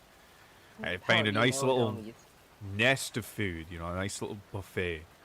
I can move on. Right? We don't need it here. So Leprechaun when time. Irish. does it That's so hard in TTRPGs. Okay, fine. does it only come by at night or what? Or afternoon, I guess. Generally, when it's dark, yeah. It's totally silent, but it's huge. It would be seen instantly in the day. Some people have caught it kind of at twilight, and it's a giant black blot in the forest. Do you know anything about it? Where it came from? You seem a little bit more knowledgeable about it than whoever else I've met. Well, just because we've been here for a week, right? And they probably knew something, but, you know, superstitions and all that. It's got some weird properties. It's kind of like a disease. When it's around, it leaves this ash. It's like an itching powder, right? And it just kind of makes your wounds worse. You don't really got any on you, which is great. Uh, but I mean, we washed off whatever there was. You didn't get any in your wounds, but it just kind of opens you up to infection, right? We think it might be hairs on it. Who knows? This could be spirit for all we know, right? It seems physical, but sometimes spirits do. She thinks about it for a bit, and she's gonna say, "Is there anyone who's staying behind?" Not for now. We're not leaving that long. Maybe a week, right? At most. They're just gonna pitch up in town. This happens sometimes, right? If you're starting a career as a ranger, this is gonna be one of the things you're gonna advise people to do in situations like this: is to get up and get out, and let Oh, I'm things not gonna pass. stop anyone. I'm not gonna stop you, your brothers or sisters. All I'm saying is, if anyone is gonna stay around here and accept whatever fate's gonna come to them, then they might as well set the rest of the town on fire when the beast comes back. Fair point, but thankfully no one here is wishing for death enough to do that. They're all leaving. It's not many people. Their house will be She back. thinks about it for a bit and says, "What about the girls? She also decided to leave." Absolutely. She doesn't want to fight that thing. She's fiery about it, right? She'll deal with it if she has to, but nobody really wants to fight if they don't have to, except maybe someone as insane as you. But Yeah. sometimes you need a little bit of that, right? Just not here. Not against this. Use it against people. Find some asshole to beat up an alleyway, right? That's fine. She looks a little bit, she actually seems a bit heartened by that statement. She didn't actually want the kid to want that. It's more like a worry. Yeah. Stay behind. That she would act like she would end up staying behind and when everyone else leaves. But he's like, "Alright, I'll come with you on your caravan. But I guess that's the main thing then we'll be doing. I'll come with you on your caravan. And again, where is that tongue that I ripped off?" Do you want it as a trophy? We actually did keep it. You know Did what? or didn't? We did. We did. It's in a jar Okay. over there. Monster parts always worth a fair bit and melod, because we're up in the mountains. That happens sometimes. So if you didn't want it, we were gonna sell it, but it's up to you. You're the one who went through all of that, and gestures to all the rest of you. Yeah, she'll take. She's like, "I'll take it. Like, I have some plans for it." And he just kind of shakes that. Well, it's fine. Just know some of the barbs came off. Right, they had to be taken out separately. It's not a hole. Like, of course, it got cut, and you can see where it's like ripped all the way through. I have marks from all of the barbs. I know exactly where they were. You know what? That's a fair point. That's a fair point. So they go eat, and I'm gonna call this enough Irish. How long is the part that was ripped off? Is it like an arm's length, or like a forearm, or a finger? Well, it stuck out about 6 inches from your hand, and then in, and then out a little ways. So about a forearm's length, yeah, I would say. Like, so from the tip of your hand to your elbow. Okay. Assuming you're not 2 feet tall. I don't actually know how tall you are. But, like, generally, yeah. Yeah. Okay, that's good enough. That's good enough. And you use the metric system, so I'll try to use measurements in that. I roughly know the conversions. Yeah, don't worry about it. I wish we used the metric system. If I get confused. So, yes. She is going to, nod and everything. She's going to be like... So everyone's going to stay indoors for the next week. Has anyone gotten hit while indoors? Like, gotten caught while indoors? No. And you see, as Rel is, like, gathering stuff up, the two doctors are starting to prep you. I assume you don't resist them getting you onto a gurney. Like, do you want to walk, or... I mean, you technically can. You're not that bad off. They're probably just worried about you opening your stitches. I mean, they're not moving today, right? Oh, they're moving today, yeah. Oh, were they moving? Sorry, I thought they said they specifically weren't. Okay, she's like... You know what? She thinks about it, and she decides, like, no, I can walk. They kind of look at you, and one says, "Oh, well, I suppose so. Just don't do anything rash. We spent a long time on that hand and those stitches." And they kind of leave and start packing up other things. The bed that you were on, like all the blankets and stuff, seem to all belong to them. It seems like you're still in the inn. You can see where all the monster blood was and stuff, where it's kind of stained the floor. The door frame still busted as shit. You can feel a cold draft coming in from the rain. But they're gathering stuff up. Yeah. Good to hear that you're coming with us. You know, it's good to have people like you in the world. It's like, I didn't really do it for anyone here. I just don't like it when people are just cowering too long. Is it? I'm glad you didn't. It's more real that way if you do it for yourself. But that's an old man rambling. It doesn't look like you got any stuff, so enjoy the wet. But you should be fine. We'll be there in a matter of hours. Yeah. Cart's gonna be a little harsh though, as he kind of like forces open the busted ass door, and you feel all the wet and the cold coming in. Well, all things considered, I imagine that that's easier to endure than the entire previous night. He just laughs. As you go out, you do get soaked immediately. I would check resolve, but I know you're high enough in that Yeah. already.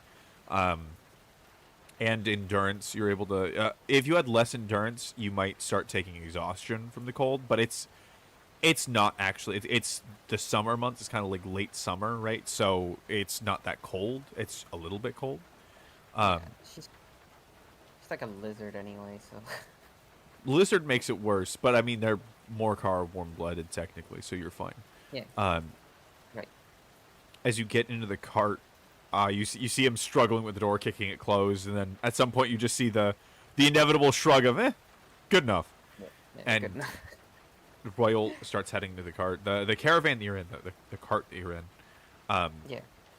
they're all very brightly colored with reds and blues, and you can see every one is very unique and identifiable. You see the rest of the caravan coming out. Yeah. And you have the option, they offer you to sit in the back, but the Kralik actually pull these carts themselves. So a lot of the people are just walking. Yeah, she doesn't need to be pulled right now. She can just walk along. Okay. You see that they have all of their stuff, the whole caravan, and the caravan is probably outnumbering, or there's about as many Kraliks from the caravan that don't actually live here as there are actual citizens. Yeah. Oh, that's a lot. I Yeah. don't think anyone will settle here. Yeah, there's not many people. As you walk, it takes a while to get over that river, which is starting to fill up with rain. You can guess that's probably one of the reasons they left a little bit earlier. And kind of trudge around. The Kraliks kind of naturally take a protective position. They've done this many times before, and the villagers are very new. But as you're walking, that little girl ends up finding you among the crowd, and she just looks at you for a second. She's so small. Looking at her now in the rain, wet, like in her coat, she's tiny, probably around like 10, 11, right, in age, but 2 feet tall. Yeah. As a Vi, and she kind of like looks at your bandages and back up and says, "Does it hurt?" I'm going to do something profoundly stupid. I'm going to only do resolve. So you're gonna stop walking. I'm gonna reach out a hand and like place it on her head and like pat her head and say like, not even a little. And I'm gonna do it with the bandaged hand. You stop walking. You reach out. How many is that? That's 10 points into resolve then? Well, I'm wounded, so I presume it would be. Yeah, it would be 10 total. 10 total, yeah. So the max resolve of an unwounded person. There's a little hint of pain. Yeah. But like it's raining and you're not exactly sure if she knows. You don't have anything empathy or analysis or awareness. Yeah. But you know you don't hide everything. Most Yeah. of it though, almost everything. And she looks up at you with the biggest eyes, and she thinks you're so fucking cool. But she kind of leaves back to go walk with her family. You notice as you walk in the mud now, as the rain is pouring down. Oh no! Before she goes, I'm gonna tell her to like stop, and I'm gonna like reach. What's called it? I took the tongue, right, the big tongue. Yeah, it's in a jar. But yeah, I'm gonna open up the jar. It's fucking wet anyway everywhere, so who Yeah, cares? it smells like formaldehyde, but you know. Yeah, it doesn't matter. We'll just pour it out on the floor. I mean, not on the ground. So I'm gonna take out the what's it called, the tail, and I'm gonna save the jar, so I have a jar now. Okay, yeah. And I'm gonna I'm gonna like go down on her knee because she's tiny, so I'm gonna have to go down on her knee to like wrap it around her as like a a belt basically. Because she's tiny. The fucking forearm length thing should be enough, and it's a bit stretchy, so. Yeah, it should be enough. I'm glad you picked up on that. It was stretchy as in that push pull, but Yeah. yeah. She's gonna I'm gonna put it on her belt and just like don't forget this. And she kind of looks at it. She's pretty grossed out to have the ripped off tongue of a thing, but she also kind of gets it. Yeah. And she just kind of thinks about it, you know. Yeah. I'm gonna send her off, back to her parents. Everyone else is really grossed out by it, but she's happy about it. It's in the rain anyways. They're just not. Yeah. Everybody's getting muddy. Speaking of which, as you walk, you kind of see a lot of people are struggling through the mud, and it's probably going to take a minute to get through there. The mud isn't too bad because you're in a pine forest, and so it's a lot of pine needles on the ground, but it is slippery and still muddy, especially on the road. But eventually, she's gonna do what she can to help. Okay, so you're gonna move around and help people. Yeah. She's not gonna help carry people. Like she's not gonna help what's it called carry the big fucking things. She has like very low strength, but she is gonna like help people. Drops things or like tumble over or whatever. Kind of like if a cart gets stuck, you push it a little bit and whatnot. Yeah. Just general stuff. She's not gonna be unhelpful. People are very hesitant to let you help, but you seem pretty insistent and kind of okay. If I'm gonna invest, I'm gonna fine. I'll do empathy, and I'll do empathy and endurance and resolve. I'll put 1 point into resolve, 2 points into empathy, 2 points, 3 points. No, I guess. Oh, I actually have more points than I thought. Okay. I'll put 2 points into endurance, 2 points into empathy, and 2 points into resolve. That puts me at 5, 5, 6, respectively. And I'm gonna.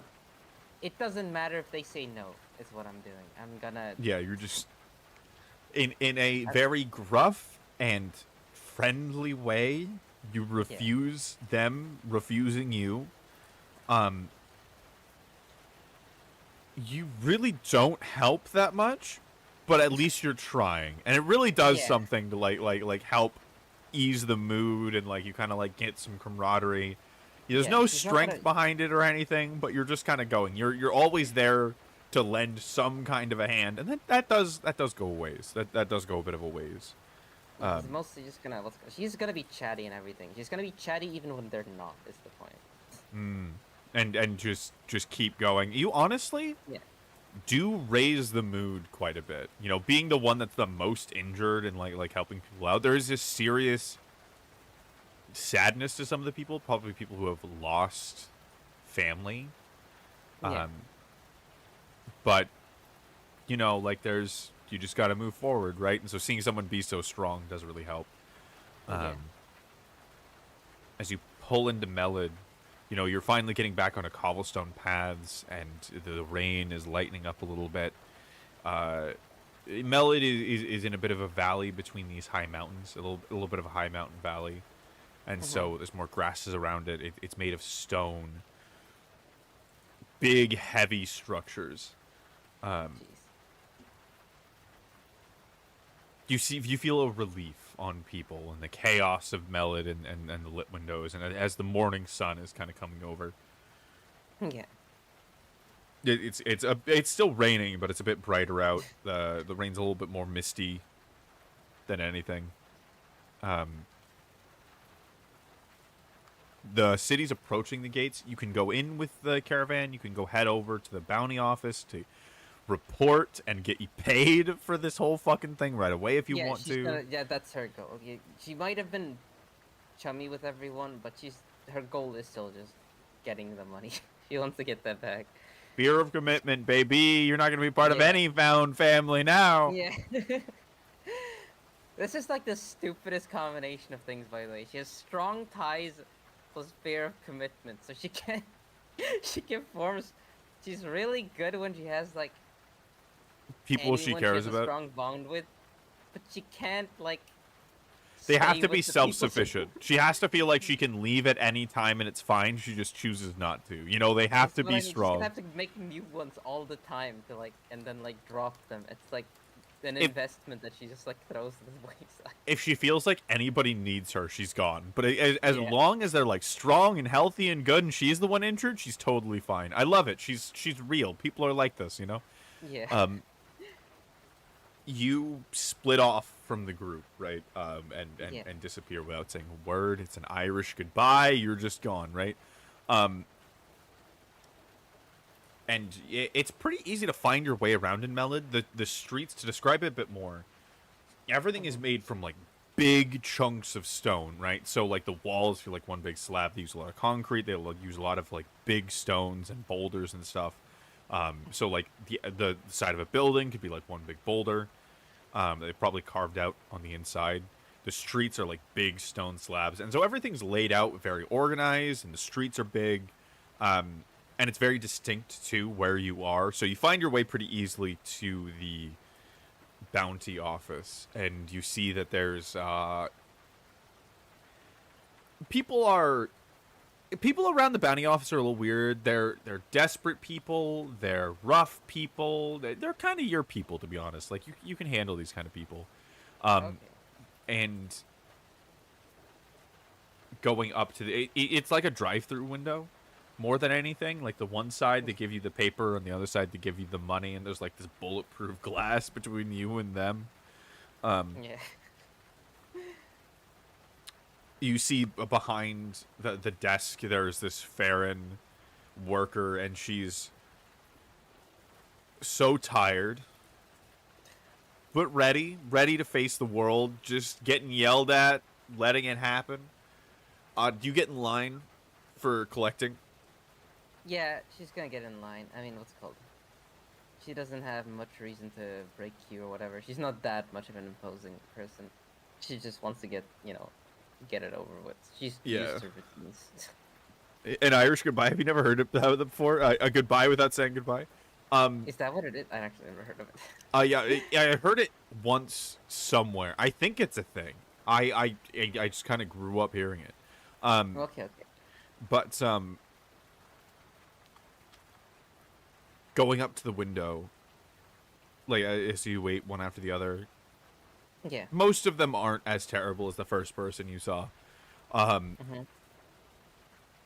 you have on you the little slip of bounty that you got signed off at. Yeah. As you slide it under, now you have a chance to make your report. It's a verbal thing that you just tell her, and she'll transcribe it in shorthand. Yeah. Because not everybody who takes these bounties can write. So yeah, in your own words, describe the happenings. What is the status of Karasag? All right. Well, she is going to, as she approaches the counter, she's going to wave with her bandaged hand, and she's lightly, and she's gonna like walk up there. She's gonna put down her arm, and she's gonna say, "The city is no more." That's what it's called. She's gonna like put down the paper and be like, "The city is no more. Everyone is evacuated. There's a big creature there that has driven everyone out, and I want my pay." As she was writing, you could tell there was a thing on her lips, and she was gonna say "and" between every single one of those statements, but you got through all the bullet points, and she's like, okay, she kind of shrugs. And she thinks, Okay, so Karasak abandoned due to creature activity. I guess. Did they come here to Melon? Is that where they are right Yes, now? That's the last thing I know. they Okay. did. They're Okay. So somewhere over there. She like they. gestures in their direction, in, like the vague direction that they're in. Yeah. Great. You know, emergency services will sort that out. That's not my department. Yeah. Um, but 100 Bothalt and or 100 Zobalt. How do you want this divided up? Do you want it in just the one coin and the one Bothalt? It's like no, there's nothing. It's like no, actually, yeah, no. She's like no, that'll be difficult for the kids can. Let's go. Kids could learn some Kids can learn some self-reliance. math. Yeah. uh, so she hands you. She just kind of nods. She goes, "Yeah, I figured. I wouldn't want the one coin anyways. Who's gonna spend just exactly one Bothalt?" And she pulls out a sack, and it's got the 100 Zobalt in it, and she pushes it under the window. Alright, so that means I have 150 Zobalt. Yeah, you have 150 Zobalt. Yeah, she's gonna take it, and she's gonna be like, "Thank you very much." Now, what's it called? Is lodging included with it? Like, do I get lodging for this? You just hear a bark, ha, and she just laughs at you. And she just says like, "Figured as much." Look, She's gonna ask, there are some. "Is there any other job around here that I can do right now that'll get me some lodging for the night?" I was gonna tell you. Some of the harder jobs include lodging. Go to the other window. Alright, yeah. Samil will Yeah. find you one. Yeah, she'll do the procedure. She'll wait through the line until she gets there. You get up. It's a much shorter line for taking the Oh, bounties. Okay. And as you get up to the front, Pure freeloader mentality. it's when we only got $150 to your name. You look through some of the jobs, and there's a couple. Some of them ask that you go far away. There's one that's in Melid. It's actually only one that includes lodging out of all the different things to pay for. And it is specifically to investigate a cave system under the sewer system in Melid. So you're going to be staying in the city investigating that, or you can take any of the number ones that are going to send you away. That's usually why they give it. And those give like lodging for this night, right? Or do they send? They give you away lodging on until Zoom? completed. Oh, Well, at least the cave one does. The other ones are it's lodging until completed or for 30 days, whichever comes first, and then the other ones are until you arrive at the destination, because usually to other cities or the mountains or whatever. okay. They pay for travel. Uh, These ones pay a lot more. okay. They're just a lot harder. Let's see here. Am I gonna be stupid? I might be stupid. Okay, let me think here. Is there a general? Are there a lot of these, or are there just only a couple? There's I think there'll be 11 about out of the hundreds of jobs. There's not a ton, and they seem very difficult, but they're there. They're available, and most of the time, you know, just from living in this world, that one person will take the bounty and then form a party if that's what they want to do to go deal with this thing and pay out that way. Okay. So I can actually form a party for these. Okay, that. Yeah, and again, So- these are the only ones available to someone without rank or approval or anything like that. These are the ones they're willing to give to anybody. So they're difficult in just effort and time. Well then, let me think here. I imagine that you don't have all 11 written down, so let me think here. She is going to based on. She's going to do. Oh my god, this is a good idea. Yeah, this is a good idea. Instinct plus analysis, and she's gonna do that, and she's going to sift through the different ones and like try to find one that she probably won't have to use her right hand for. Okay. You know what? Fair enough. Probably one of the traveling ones then? Yes, that's what I'm thinking. And she's going to, try to find the one that's most fitting, basically. And she's Right. going to invest. Let's see here. I'm ready whenever you are. Yeah. She's going to invest, I think, actually, 5. No, actually, how hard do I want to go on it? You know what? Yeah, we're doing it the smartest way. 4 in analysis. No, 3 in analysis, and 3 in instinct, which puts it to 1 analysis and 5 instinct. Okay. Warm weather, cold weather. Warm weather. Going to the beach. There is a bounty that pays for lodging and travel that will pay for tonight's lodging because no one would expect you to leave, in this weather. Yeah. It takes you all the way to the coast, and they just need you to go there and deliver a package back from a neighboring city. Oh, well, that's the easiest mission on the planet. Okay. Neighboring, quote unquote. It just is going to take a really long ass time to get there, and like. Oh.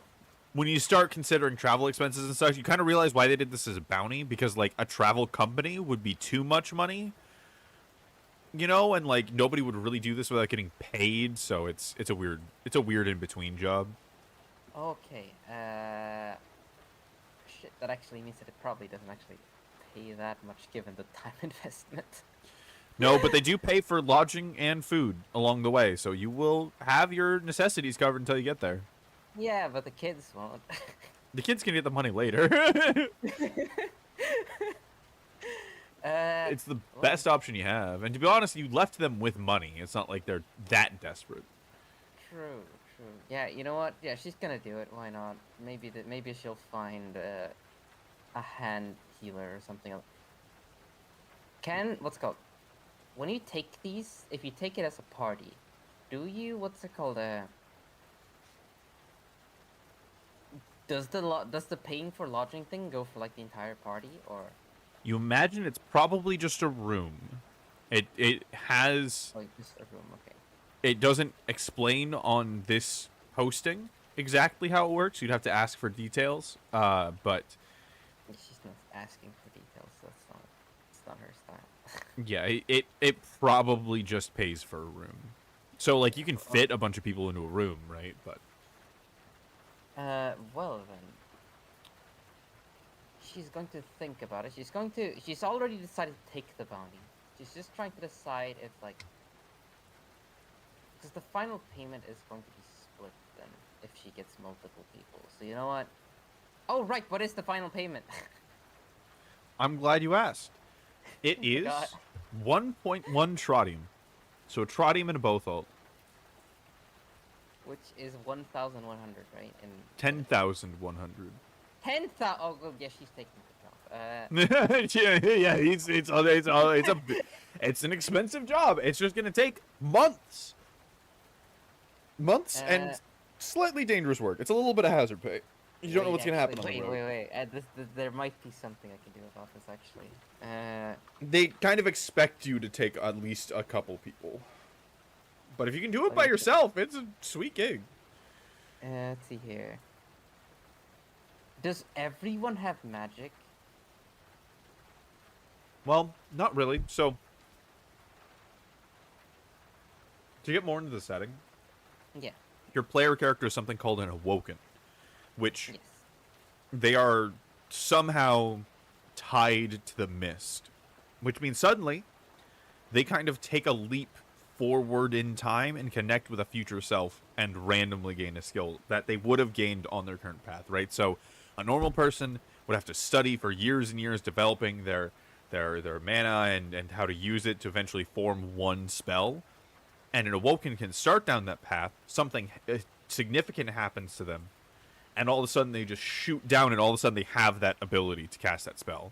They just also tend to attract problems, other things from the mist. Things kind of seem to stir up trouble as well as find other awoken. Alright, I have so a like, genius plan.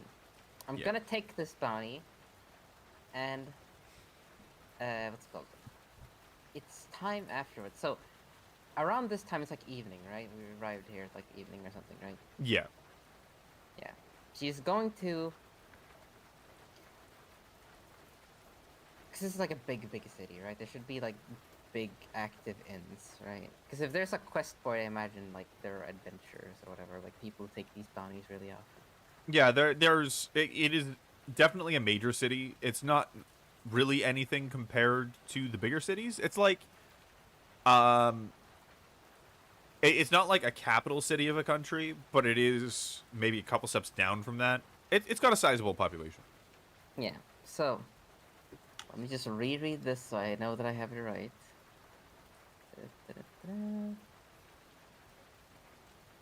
Yeah, it seems like it should work completely fine. So she is going to go ahead and look for something akin to like an inn or whatever, you know, wherever fucking adventurers hang out at evenings or whatever, when everyone's, you know, drinking. If you want to drink, there's taverns. If you want places to sleep, there's inns. Yeah, it's gonna be taverns then.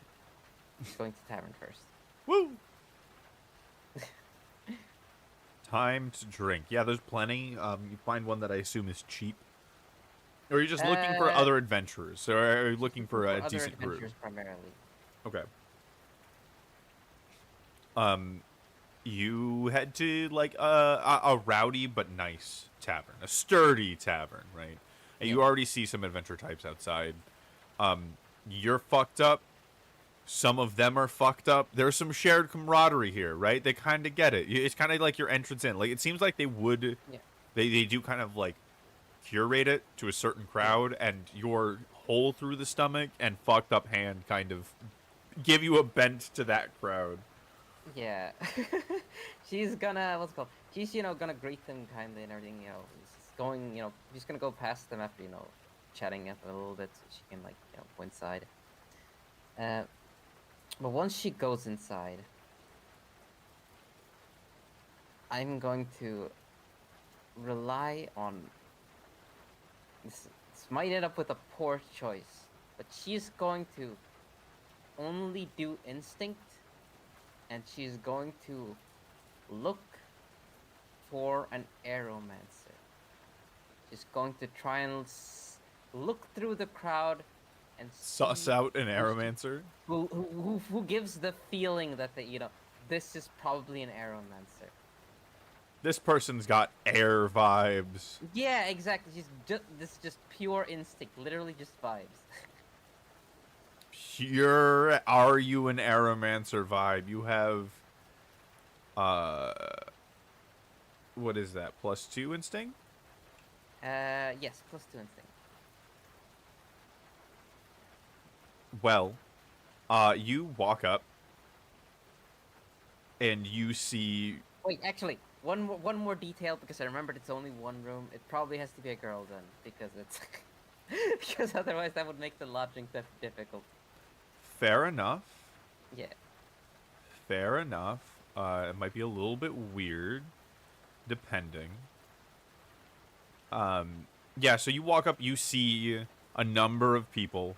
But over gambling, you see a couple people that you size up could be aeromancers. No one is like for sure an aeromancer from what you see, but like you see a number of people that are probably aeromancers. That's good enough. She's going to walk up to the table. She's going to throw her arms over two of them, you know, over their shoulders, and gonna be like, "Hey, everyone! Like, any of you up for an adventure?"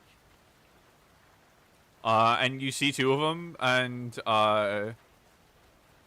they look up from their dice game. They kind of look at each other. It seems like they know each other. Yeah. Are you paying? They look up at you with hopeful eyes.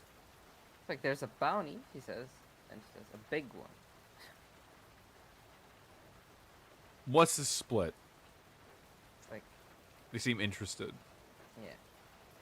She rolls her eyes at first, and she takes out the bounty, and she puts it out on the table and just like shows them. It's like, first look at this.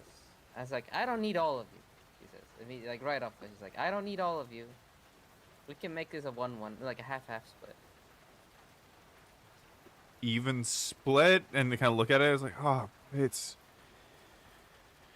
in fucking Cessalor. I'm not going to Cessalor. Not. He's like, So it's like far. alone. It's like if any of you went alone, then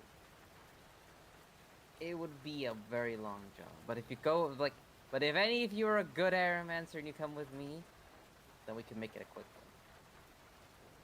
That definitely piques their attention. How do you She's plan going on to making just ask- a trip she's to yeah, Aerolore quick? yeah. She's like, well, can any of you blow a wind really hard, like a sail, like blow enough wind? Like, yeah. Can you any of you blow a really strong wind? Is what she's asking. Any of you good with blowing? You look at like the two of them, and they're like, we both can together. I take this as a package deal or nothing. One of them says, but we can cause a gust. It's like a long, like a long, like a one that, like a long one. It depends. Like, Good enough, depending. it's like, all right. The two of you are on board. We'll split it in 3. And she, she's going to shuffle them away from the rest. Because I imagine that there was more Aeromancers than them, right? Like more people at the table, right? There were more people that were like probably Airman. So there were people that were curious, but like Yeah. But she's gonna take these 2 because she's not gonna discuss this in front of everyone else. Because I imagine that she probably doesn't want to flash around her own magic. yeah, fair enough. Yeah. So you kind of pull them aside. They're intrigued at this point. You're picking on Aeromancers here, right? So they're not going to be particularly bothered by spontaneity. Yeah, he's gonna be like, all right, so here's the deal. I have a little spell that I can read from the stars. It's very nice. It's very fast. It goes incredibly fast, but let's be honest here. Cessalor, extremely far away. But I can do this every single night. For a pretty long time. And if any of you can just keep the wind blowing behind us, then we can get there and say, well, I don't want to give any numbers, but way quicker than they calculated this reward for. You see them kind of smiling to each other. It's like, oh yeah, they got like high five. They each reach a hand out. Yeah. So yeah, she's gonna reach out. She's gonna reach out her unarmed hand, and she's not gonna do the injured hand. Yeah, not the injured hand with these ones. She's just gonna do the uninjured hand and like shake their hands. Like, all right, you up for some free lodging? And one slaps the other. It comes with free lodging. You seem like you found a great pair of idiots for this task. All right, good. The problem has been solved. The problem has been solved. Absolutely perfect. Yeah. I imagine that they're probably gonna just take the lodging for the night. Yeah, no, you all do. Yeah. I was going to say it is almost 7 a.m. here, so I should probably go ahead and. I was gonna say, like, Yeah, I think call it quits around this here. is a good Yeah, place to wrap up. yeah. Thank you, WIPlash, for this wonderful opportunity to collab. I was happy with it. Do you have any parting thoughts on the game so far? I really liked it so far. I enjoyed it. I didn't think about one of them.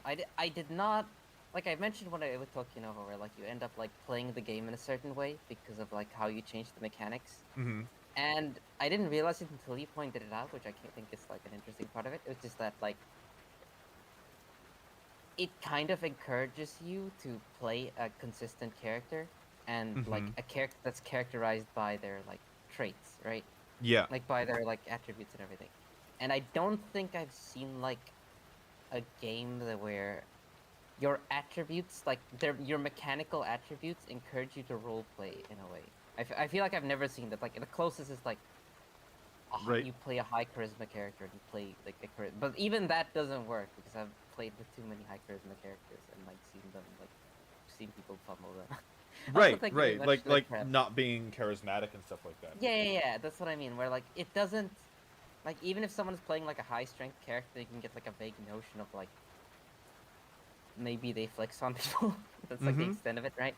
Whereas here, because you have multiple stats that you like prioritize in this or that direction, you kind of like I said, I went into today without like a single plan. I was called in terms of like I was going to make as a character, Mm-hmm. and I feel like even despite that, I was kind of able to like, like even like unintentionally, I guess most of it like wrangle into like a consistent character concept to play, which I Mm-hmm. think is like a thing a lot of people just struggle, especially like new players. They struggle like coming up with an identity or how to play their character. There's Right. always this recurring phenomenon of people who come in with like very big backstory to their characters, but then they don't know, like they don't play it that well. Yeah. Like And I they feel like don't know what they're doing with the character. They know how they want them to be, but they don't know how to get there. yeah, and I feel like this so far, at least the strongest part of the system that I've seen is that like you were very much recurred. Like sometimes you'll dip into like oftentimes you will end up dipping into like the bad, even intentionally you'll have to dip into like your bad stats or whatever. But Mm. you will also very often, very intentionally, like you think about like how do I approach this using my best stats. Yeah. Yeah, and so you think like, what would someone with these good stats? What can I do with these good stats? Because you really don't want to use your bad stats as much as Yeah, possible. Yeah, and like that's one of the things that I'm really proud with Hearth is that the mechanics are very subtle. They look like not much on paper, but when you start playing them, the more you lean into the mechanics, the more little things like that you'll realize. Like today, it was like realizing how the checks kind of pull you into playing your character. But there are other yeah, things that'll start coming up. That'll like as you get used to the system and play it more, there is always more. Like even as I play it today, I'm finding new and new things like that are pulling me in about the system. Even having made it, yeah.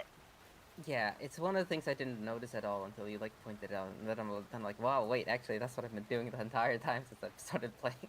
Yeah, because uh, like especially with a character like that where we just kind of like went with different things. At first, you don't really know how to play it, but the game's mechanics inform you who that character is. yeah. I also what's called. I think one of the other strengths is that like I don't know if this is a common thing or whatever. It's I feel like the race it was called what are they called? They're called The kin. kins, right? Yeah, the kins are what's called. They're pretty out there as far as like tabletop races go, right? Yeah, As they are far as these things pretty go, different. like yeah, I feel like I guess one of the things that like because the way that I am, I like to just throw myself at things. So I just took whatever sounded Yeah. nice. Because I scrolled and I saw the word desert and I was like, okay, I'm picking that one. But what's it called? I feel like one of the things that people do is that they end up defaulting to human a lot, Hmm. and I think that because the traits are so there's not that many like the generalized traits are just the generalized traits, right? Hmm. But then what's called the species having like these concrete ones makes it so that like it makes it easier to like or it incentivizes you as Mm, a newer player to start with that. Like if you're more right. experienced, then like you are more incentivized, I guess, to what's it called, make more of your own traits, like more original traits. But like when you're new, then there's like this incentive of like to get yourself started, or even just to look at like for reference, which might already be enough to like lead you down like a path, like the path of a certain race or whatever. You will end up like picking one of the races, Yeah, which I think is good. yeah, it's definitely something we wanted to do. We didn't want humans. I didn't. It's weird to Yeah. say we. I just default to that. But I didn't want humans. I mean, like, it really. I say that because it was a common sentiment throughout development, and there were different times I was working with different people. But, like, Yeah. humans to just be generic, like, they have their own things that they're good at, and so there's not really a reason to default to them. And so Yeah. people do often feel more at ease. I notice people pick some of the other ones, and thankfully they're different enough to like pull that kind of attention. Um, Yeah. yeah, yeah. I enjoy. I think that's one of the stronger parts of the one of the stronger parts of the setting. Hmm. Uh,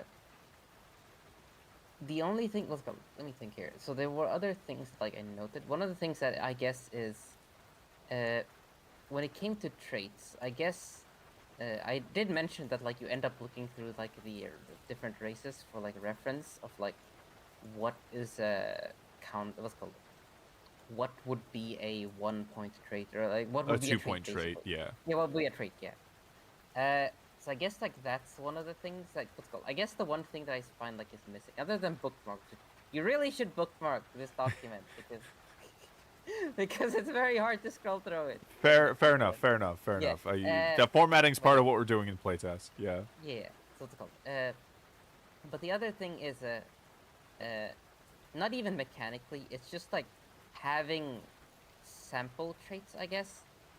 What's it called? That like aren't from the like general traits, that are basically guidelines of like what a -2 trait or whatever is, that like Mm. you mentioned short and stuff, right?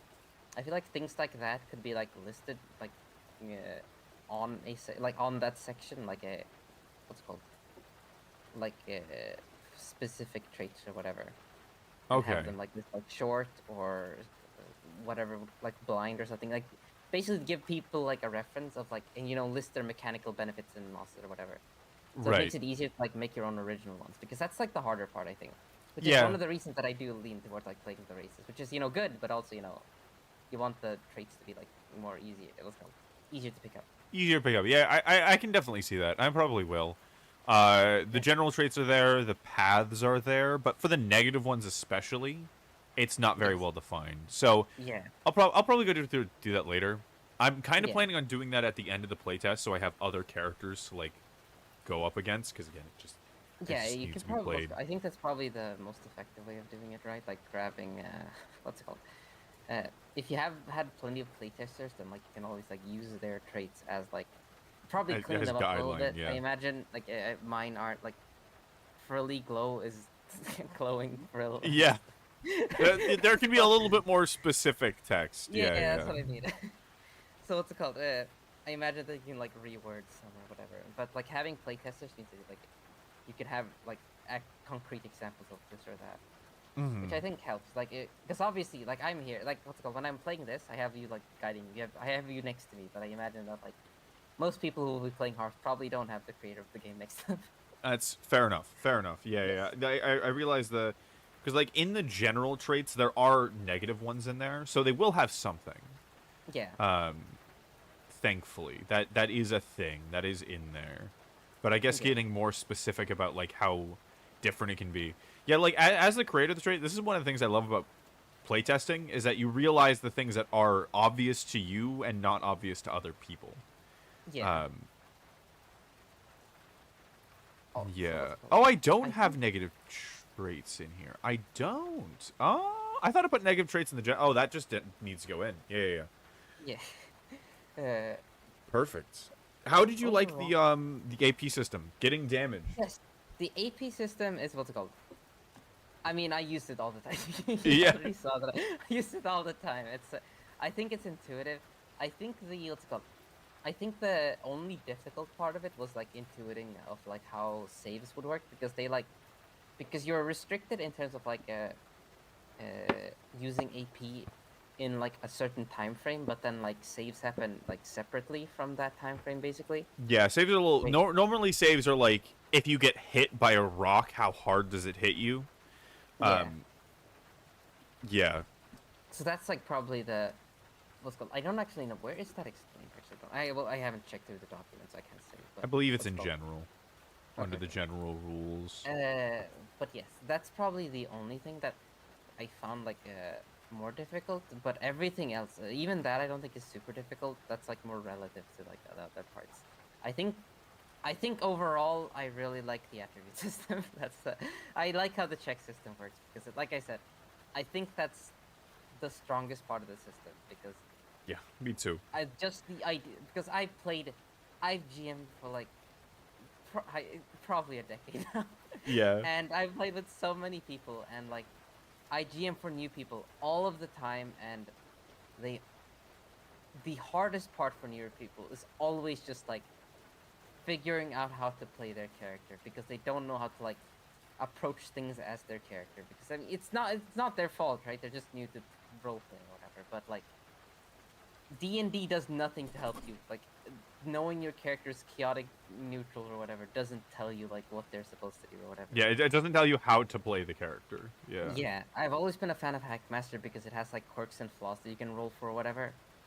But even that is like people end up trying to play around it, where they like try to circumvent it. And I think like something like this is more like positive reinforcement, right? Because you know the things you're good at, and you like think through like you stop thinking through it as like you don't necessarily think through it as like a character, right? You think through it more as a like, even if you're not like trying to role play like actively, you make the unconscious decision like to role play. Yeah, yeah, exactly. That's what I mean. I like I like it when a game has like incentives for the player to like make them role play, because that's the thing that I really think like a tabletop that is meant for new players, like for new players to learn or whatever, needs that part. yeah, and like that's one of the things that like was the biggest as we played, because like it gets a lot more complicated when you do inter-party play, because you didn't have someone to lean on when you took the damage and like ask you had Yeah, to work with NPCs, but yeah, like the natural role playing of your character. When one of the things we talk about, and you might be feeling this now, is that when somebody goes from not playing Hearth to playing Hearth, there's this little phase of like, oh, that was a little different. And I think you're going through it faster because you do have so much TTRPG experience. But it's like yeah, going from 360p to 1080p. When you're going from low to high quality, you don't notice it at first. Your brain's getting used to it, and then over time, you're just like, holy fuck, this is different, because every time you make a check, it reinforces who your character is, and then your that character choice reinforces the story that you're in, and then so on and so forth. Because like the consequences of your actions are based on your choices and who your character is, right? You swung open that door because you had those stats and you were that way, yeah, and you got hit, and all that stuff lines up. And once you like start immersing yourself in that and it starts adding up over sessions, yeah. it it it kneads you into the dough. It's extremely fun. I really liked it. What's it called? What's it called? I was expecting to be like what's it called? Part of me was like, when I hopped on the stream or whatever, I was expecting to, probably be done like an hour ago, but I really wanted to continue because I like this system a lot. And what's it called? There aren't. I played too many tabletop systems. Like I was like downplaying it with with a friend recently, because I was like, I've only played 20 systems, and like that doesn't mean something. That doesn't really mean anything when most people play like 3. Yeah, uh, but what's it called? Even like through that lens, there's not. It's very often that I don't find anything too unique about a system. For right. example, if I'm playing like let me just bring up my folder. Just look at it real quick for reference. Uh, Godbound. Godbound, for example. Godbound tries to be like a fairly light system that has like expresses itself in a certain way. Like it tries to weave the player into the idea that they're like a demigod or whatever. but Mhm. it doesn't really feel that way mechanically. I in fact switched system for a group where they was doing that because it didn't convey that properly. Right. And like I feel like that's not really something that's gonna happen with this system. I feel like this system, it's like comparing anything to GURPS feels very cool, but I mean like it's very much that it can be retooled into like it works for like anything, right? Right. Kind of Yeah. thing. Like if you compare it to GURPS, I know what you mean. Like it is Yeah. it is a rule set that can fit any. So we talked about how like you could be an adventurer or run a fucking bakery in Hearth. You know, like you That's can what I do was. a ton of different things. That's what I was I was tempted to do something along those lines of like what's it called? Doing a it was called taking a quest or whatever that had nothing to do with combat. Yeah. I mean, this one might Like not have anything to do with combat. You'll yeah, see. just like doing something that's like mundane. I was that's one of the things where I was like, maybe I'm going. That's why I picked the pickaxe, like the war pick or whatever, because like maybe I'll just go do mining. Yeah. Did you get that feeling as you were playing that you could just kind of fuck off and do whatever Yeah, that's what job? I was thinking. Like after the whole thing, because I wasn't sure. I didn't know that they were gonna like fuck off too. Because I was thinking like maybe I'll just have my character fuck off. Yeah, and just go off into the woods. Yeah, because like Yeah. that's why there used to be the retirement problem. Things have been adjusted over time, but like that's the big thing is that like you could just go paint and you get enough into your character that like would I just go paint in the woods for a living? Is that what I would do? You know, and like how did you like the combat, the fact that there was no transition? That was one of my favorite things as I was testing it. Yeah, that's what's called. I did like that part specifically because like I feel like being stabbed through the stomach would usually be like you have now entered combat. And I wouldn't have been able to do a single thing that I did if that was the case. Right. I would have probably had to what's it called. I know some systems I could have, but like even then it's like I would have been doing like defense checks and stuff consistently, or I Right. wouldn't have been able to even a game like with very wide skill systems or whatever. I don't think I would have been able to like do that thing. At least not on like a solo thing. Maybe if I had like a party, then I could maybe do it. But like, I feel like the way that it came across was like very solid. Yeah, and I'm excited to show you more, but like I'm glad that like that's how combat went.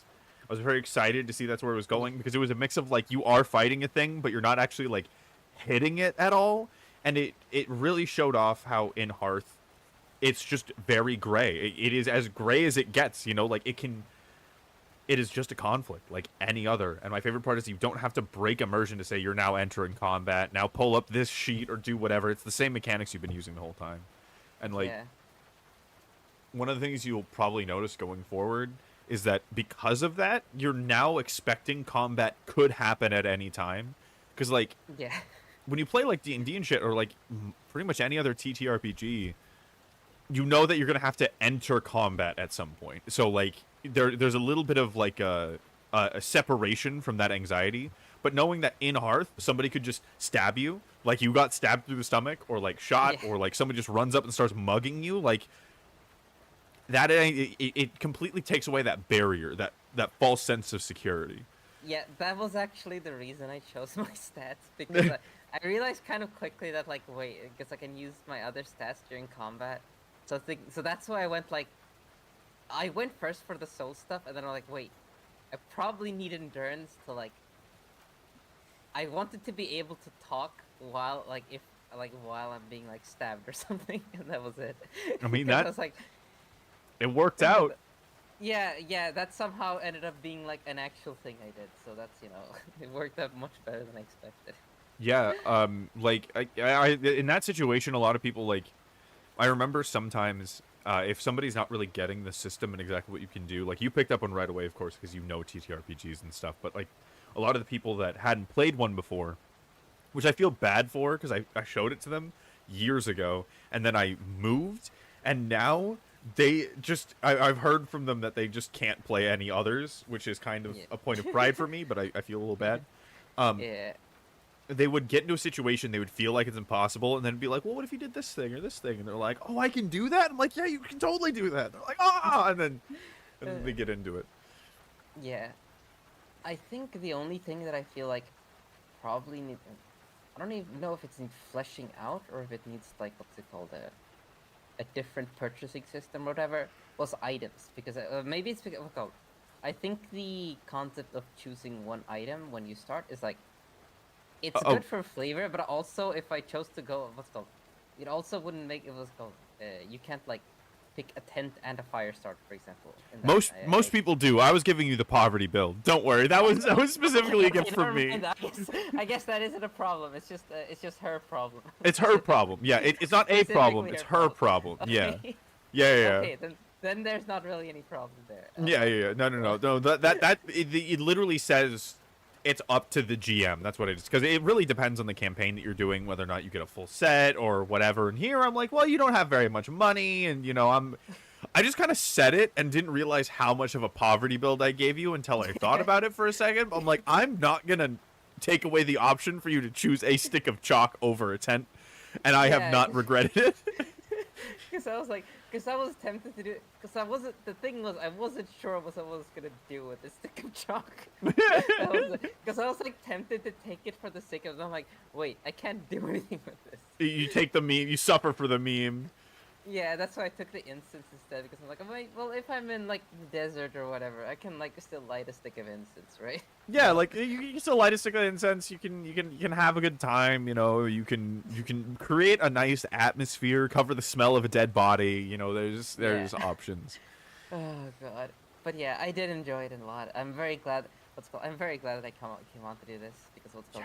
I already said it a million times, but like since the moment I heard you were making a tabletop RPG and that like it was actually because I didn't know too much about it, but like the parts that I had heard were like very unique and like I read a lot of I've done a lot of tabletopping and like You've read a lot of I know books. yeah I just know how it feels like to open a tabletop game and then like I realize that it's like kind of D&D derivative very quickly and I I don't even hate D&D in the way that I complain about D&D a lot. I don't even hate it in like as much fervor as it seems. It's more like I hate the fact that there are people who like start tabletops with D&D and they don't realize that they don't actually want to play it. That's exactly the hatred. That exact feeling is why I made this game. I would watch Critical Role and see them suffering, and I know tabletop RPGs can be such a magical experience. I'm like, I'm not going to not make this game. Like early on when I could have given up, like a couple months in when we were just starting out, I just because like I played D&D for a really long time, and I just noticed that like the way I describe it is that D&D is kind of built on a lie.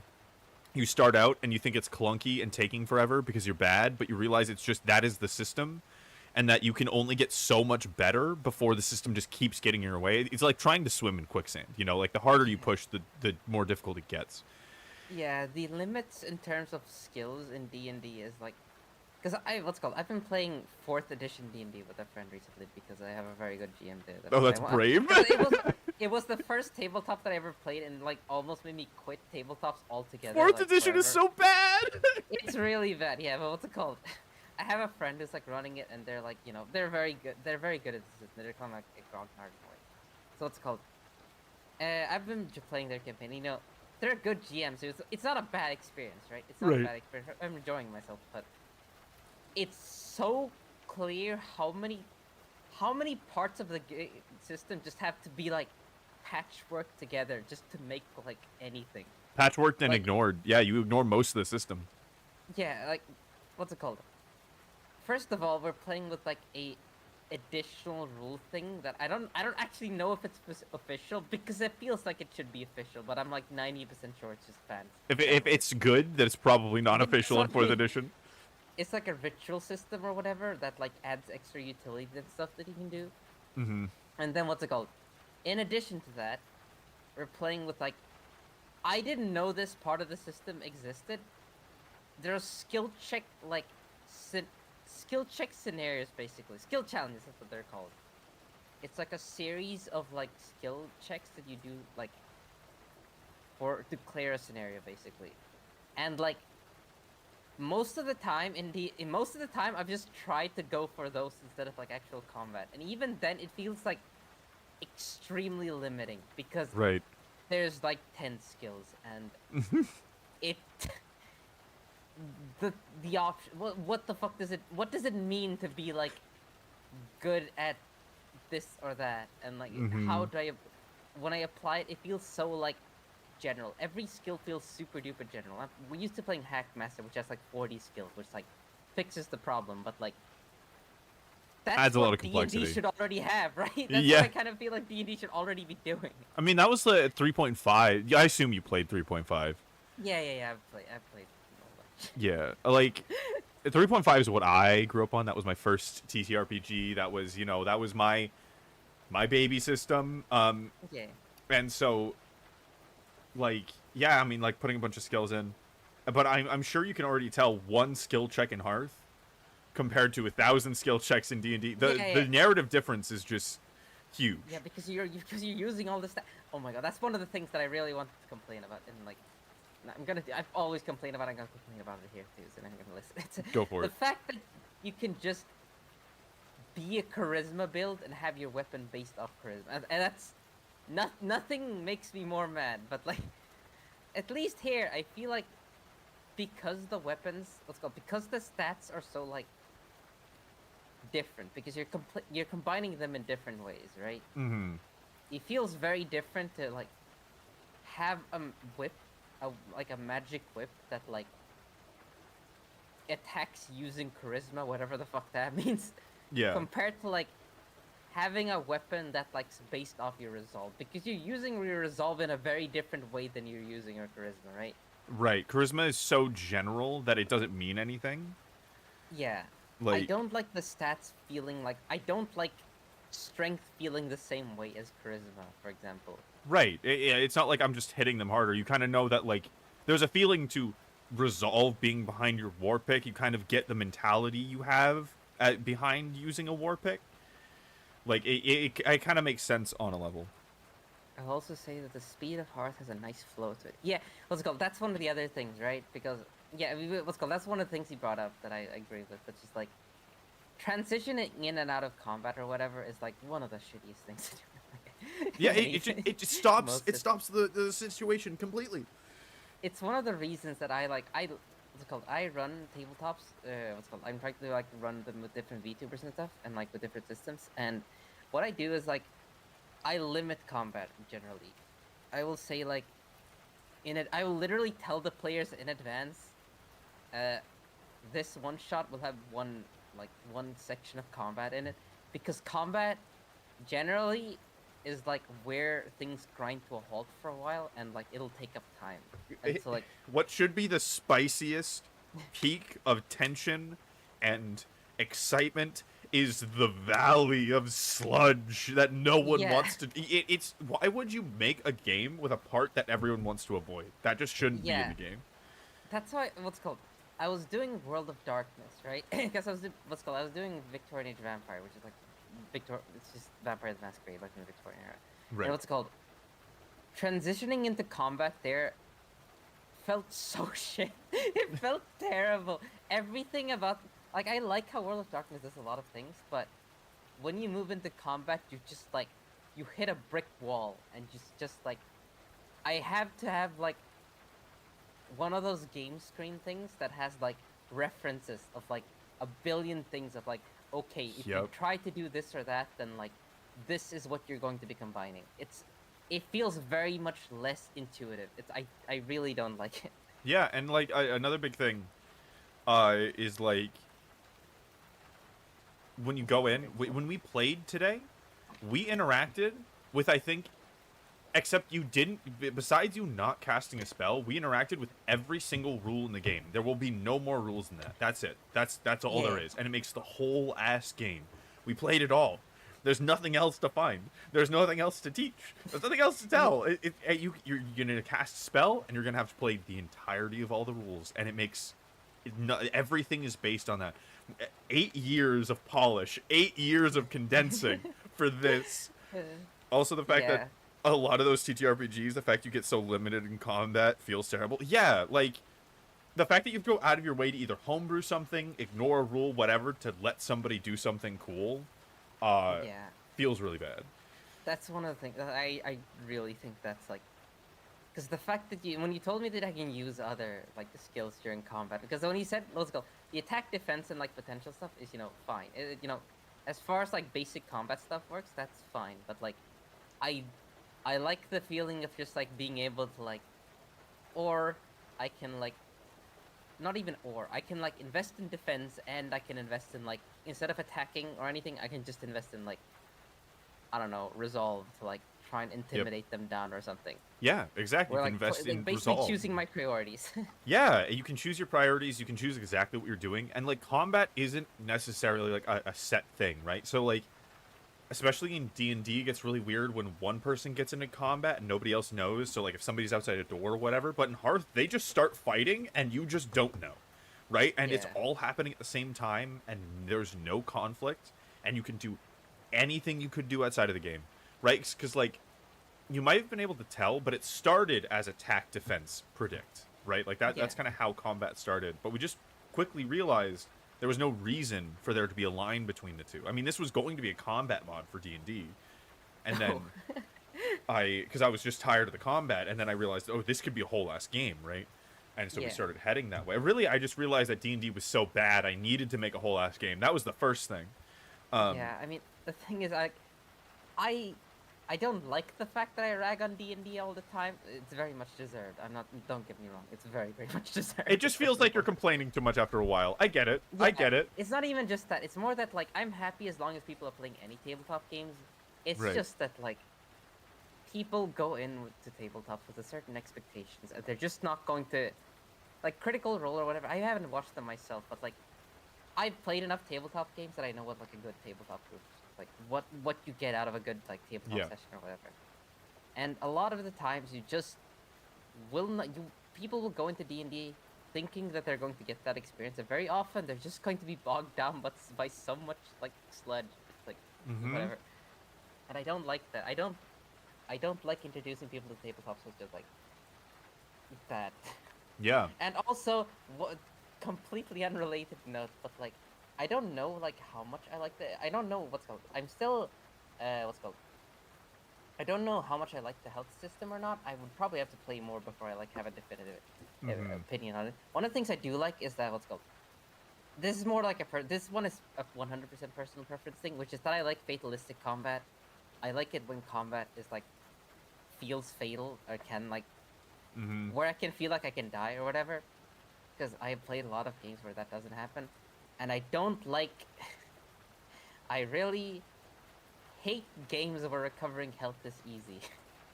Yeah, I mean that's the thing is that like you and I understand. I think anyone who is super into TTRPGs kind of agrees. I've never talked to someone who's into TTRPGs that doesn't like that kind of combat unless it's like overly brutal, because what we don't want is something to get in the way of the story. Right? That's Yeah. the problem. And one of the reasons I made the health the way that it is, because it everything in the game that you see went through many different models, right? That's one of And the reasons I picked Regeneration, because I realized like this game is actually I'm probably actually going to need my health in this one. yeah, getting one Because health a day actually sounds kind of rad. yeah, that's why I was thinking like, oh wait, if I can spend like a week resting, I can be like almost fully healed, because that's not gonna happen.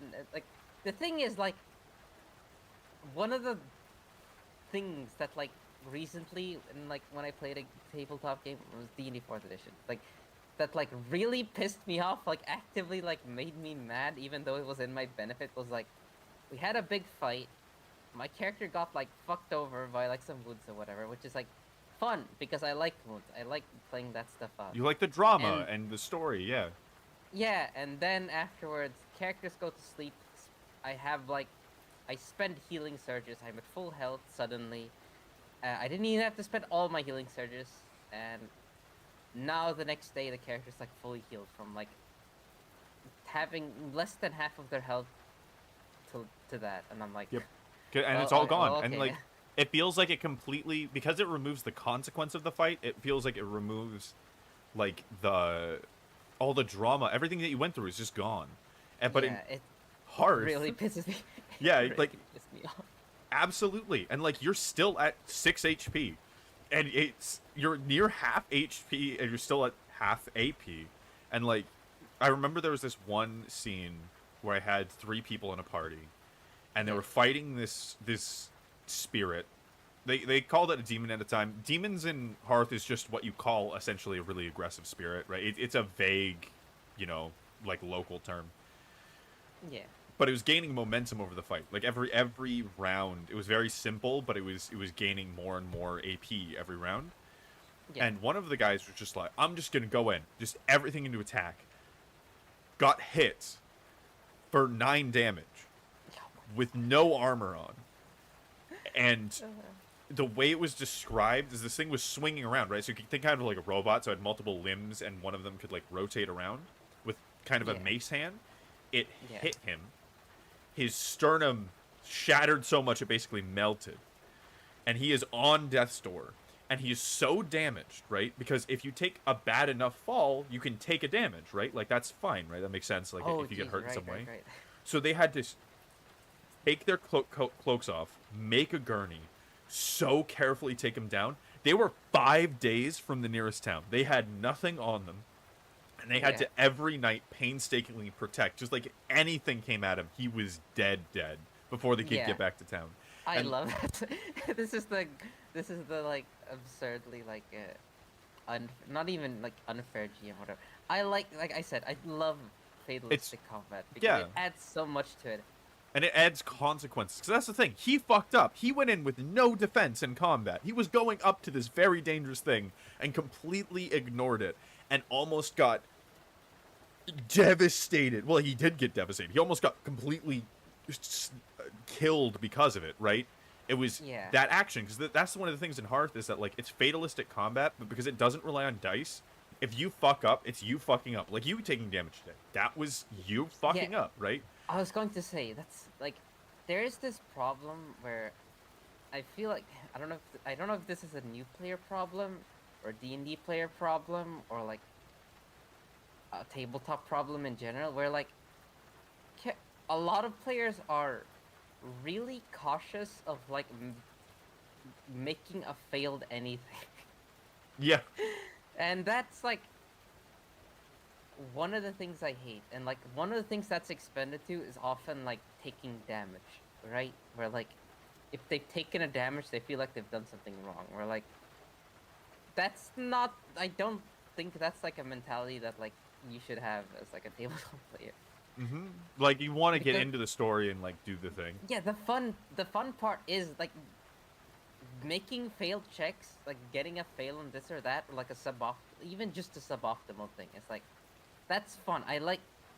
I guess this is like a kind of obscure example, I guess, for people, but like when when you play like a tabletop game and the player doesn't feel the need to like be too descriptive with a failed action, I guess. Yeah. Because they don't view it as like relevant enough. It's not part of the story. It's just, oh, that Yeah. failed. Yeah. Yeah, exactly that. Dismissive. That's yeah. I think that like one of the most fun parts of tabletops is when you fail and something happens as a consequence of it. Mm-hmm. And that could be anything. It could like people like to glorify the whole like charismatic bard or whatever that like goes to the bar and like hits on women, then gets like turned down or whatever, and like gets Life a of the bar fight. Bard by But- Cammy Cat. but- Yeah, we Yeah, all but know. that doesn't happen that often because players just don't do it. Yeah, like, Players just like don't do it. and the thing is, I think one of the biggest things that I've realized, because you see that get weeded out of people when they play Hearth, because I've played a lot Yeah. with D&D people, and normally what happens, what I realized with the contrast, is that with a dice system, you failing or not is ultimately not up to you. You may have Yes. chosen to be really good at a thing, but you know you can fail. And so once they've played D&D enough, it takes out the motivation to try anything. Yeah. And with Hearth, it was specifically made so that when you make a check, one, you cannot go through the game without failing a check. Like you will either make a check with the wrong attributes or the attributes that you're not good with, right? And so that's just you very quickly realize it's just inevitability, right? Yeah. And on top of that, you know it's up to you how you fail. Like the wizard can get over the edge and not fall into the chasm, right? Not fall into the lava. You pretty damn sure he's gonna eat shit on the other side, but he's chosen that path, right? Yeah, exactly. There's something. There's something that's like makes a play when a player can like actively has fun with like a bad check or whatever, like something A going bad wrong. situation, like making Yeah. the best out of a bad situation, because that's not something you can really do in D&D, because the GM Yeah, because a has bad roll to is take just a bad control. roll there. Yeah, Like, that's just like all you've done is like delay success by one turn or whatever. exactly. And that's another thing, like with the attribute system, with the AP system, that you have to find a new way to succeed, and two, or like get in a new situation. Like let's say you're going to combat and you're not that good, you can choose to just put full into defense every round, and at the very least you know you're going to take less damage, right? Like maybe Yeah. it's not going to be as successful, but you're going to take less. You can huddle up, right? Yeah. And having that option, you always can do something, even if you know it's not going to be very good. Yeah. Unlike, I may be really good at talking to people as a bard, but because I can always fail, I'm not going to go up and do this random thing, because I feel like that's just going to slow down the game, right? Because that's the other thing, is like failing generally just, again, delays success by a turn, and thus delays the story, and so people instinctually kind of shy away from it. Yeah. Yeah, and that's kind of part of what the retirement problem was early on. One of the things that caused that problem was the game used to be more punishing. The Oh. the Also, you would like there would be like way too much damage, like danger of like doing anything. Yeah, so like one of the biggest things was that the AP system used to be exponential, so you could take a couple damage without losing action points, and then you would ramp up in action point loss. Oh. Okay. So it really set itself up for that. And what's funny is that we accidentally emulated D&D's problems in a different system by making it more complicated. But now it's simpler and it's cleaner and it's better, because you kind of know you will lose AP no matter what you do. With the fact that it's like Yeah. max damage and armor, there's nothing in the game that says you can get out of a combat without taking damage. You can get out of the situation unscathed. In D&D, you're kind of unscathed as long as you don't take, like, your arm doesn't get cut off. I mean, even then, Yeah. even if somebody dies, you can get them resurrected, right? Yeah. That's one of the things that I was gonna point out as well. It keeps slipping my mind, but basically, what's it called? The fact that entering combat in this game feels like not even entering. I shouldn't even say that. What's it called? It feels like taking damage is like at least a little bit. Is kind of inevitable in a way. If you're gonna have conflict with people, yeah, unless you work Yeah. really hard to never be in that situation. I mean, you can be a party of cowards and still have a lot of fun, because you have to work Yeah. really hard to avoid it. But yeah, Yeah, I just mean that what's it called? I feel like once you like, the easier it is to like get that first like take that first 1 or 2 points of damage, like makes you more used to not being at maximum, I guess. Like not Yeah. operating always at like 10 HP with like 10 AP or whatever. you realize that It's you're like- okay as long as you have your good stats. Yeah, Yeah, as long as you're sitting at like, you kind of find like a comfortable range of like, as long as I'm between like, I don't know, 6 to 9 or whatever, I'm like in good shape. And you become less concerned with like staying safe and more like, being successful.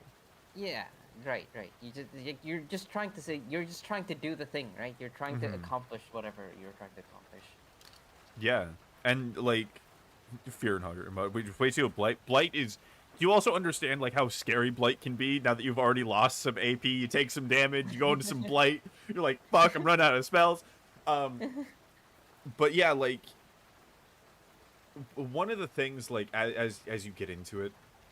Sorry, I lost my train of thought. What were you just talking about? What was the last thing you said?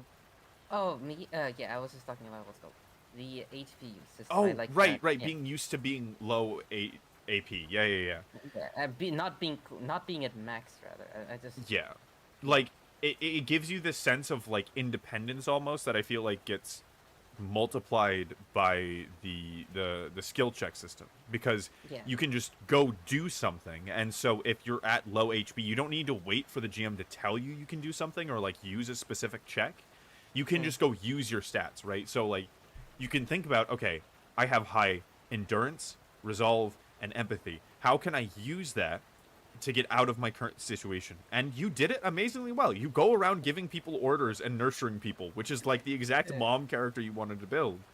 So you went up to some aeromancers and you're like, hey, we're gonna go do a job, right? But like, Yeah. if somebody was heavy combat, they wouldn't take that path at all because they have different advantages that they would want to go leverage in different ways, right? So like, one Yeah. situation has a million different ways to approach it, depending on who you are. Yeah. What's it called?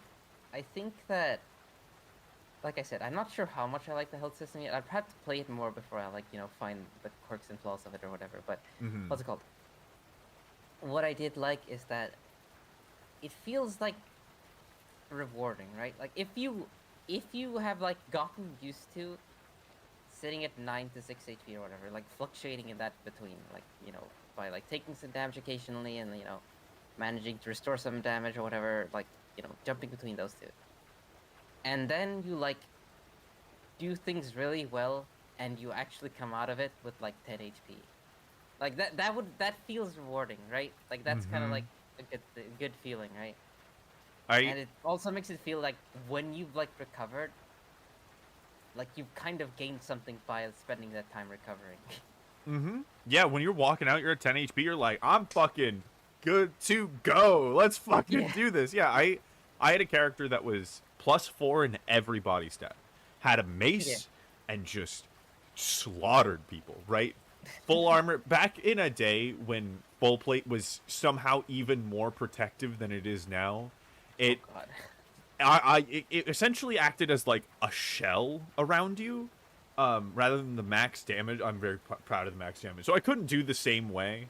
But like, even when you go in, like, even when he didn't have armor on and he got out with 10 HP, it's like, I kick ass. Like, I think the last story I want to leave on, because it goes into all this, I was playing a psychopath from D&D, my murder hobo boy, and we went into Coliseum.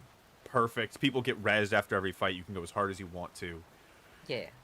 And the story of this gets into why I love this game so much. So, the first fight was 2v1, because I was already kind of shown to be a good fighter, right? Like, this is D&D, right? No, this is Hearth. This is Hearth. This is an early Hearth game. Like, wait. No, it's just a port from D&D. It was a tiefling that I used to play in D&D. Okay. Yeah, Which I get it.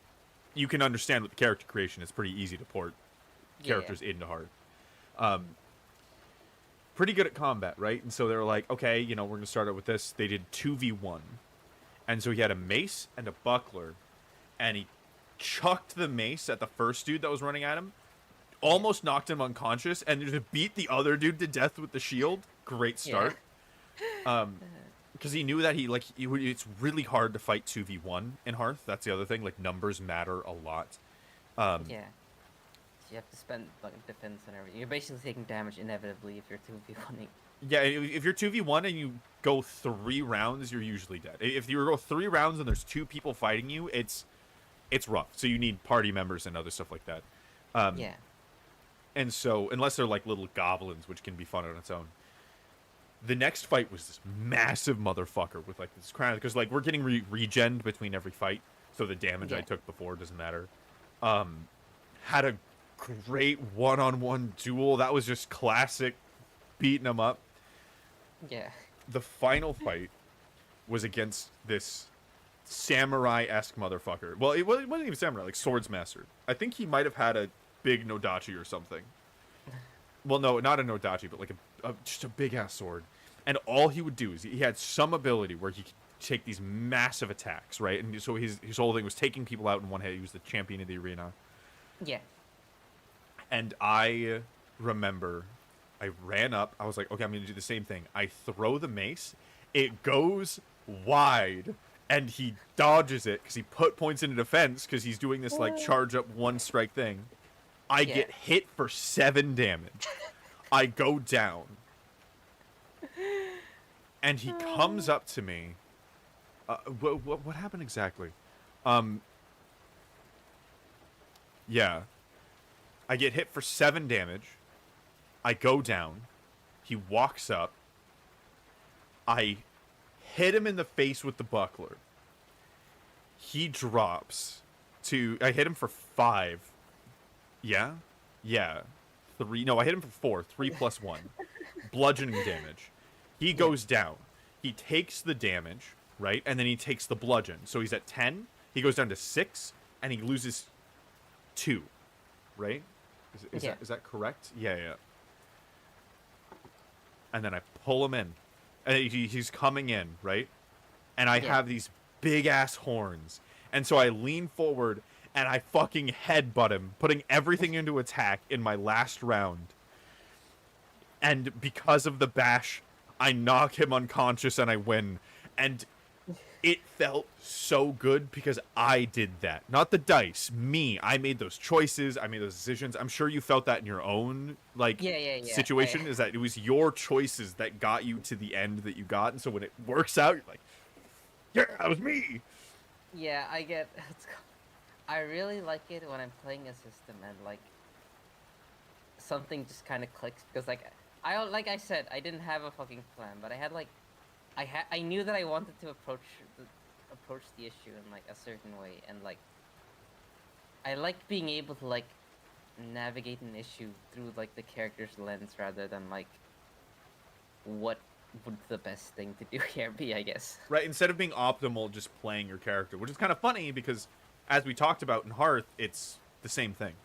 Yeah, because of the stats and everything. Yeah. I probably should, however, slow down for the night because it's getting closer to 8 a.m. now.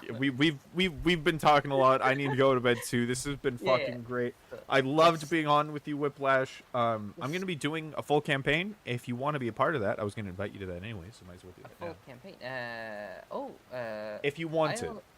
I'll think about it. What's it called? Yeah, consider your schedule and all that stuff. Yeah, I'll consider my schedule and everything. But yeah, it does sound interesting at least. What's it called? I have to think about like how many sessions and everything will be because time. But I'll think about it. Up to you. You can also take the system and go play with somebody else if you wanted. Yeah, I'm considering what's called. I don't know when I'll be able to do, but what's called. I'm considering because I already tried to cover like different tabletops and stuff. I want to try and take like a Sunday to like cover the game and everything. And what's called. Now that I've played it, I have like a better idea of how it's played and everything. So I need to like look through the documents and everything. I don't know if I do character creation or if I do like it some other way. I'll think about it, but what's it called? Yeah, let it sit. Let it sit. Trust me, the experience you just had will sit in over time. There's a reason we've been talking about it so much. Yeah. Either way, thank you all for coming by to watch, and thank you for hosting me. Yeah, thank you for the game. Raid. We're not raiding at 1:30 in the morning. The trap. There's nobody awake here. Okay. Is there? Oh, I can. Let me see if I have anyone. I do actually have someone. If you, that's fine. Oh, amazing. All right. Let me give you the thing here. For some, because I have to. What's it called? Because I try to VTube, do these things for other VTubers. I end up like having to. What's it called? Not even having to. I have. What's it called? I look through like different streams and like at different hours and everything. I try to get familiar with people in every time zone I can. Fair.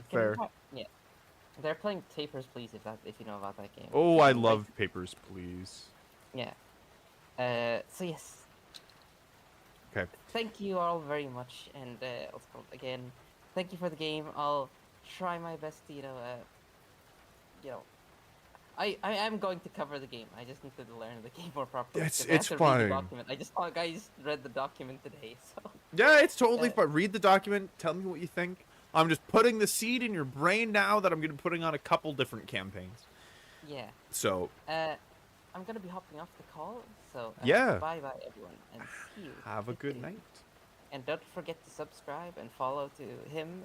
Regular. All of that stuff. Oh my god. All the good stuff. Bye.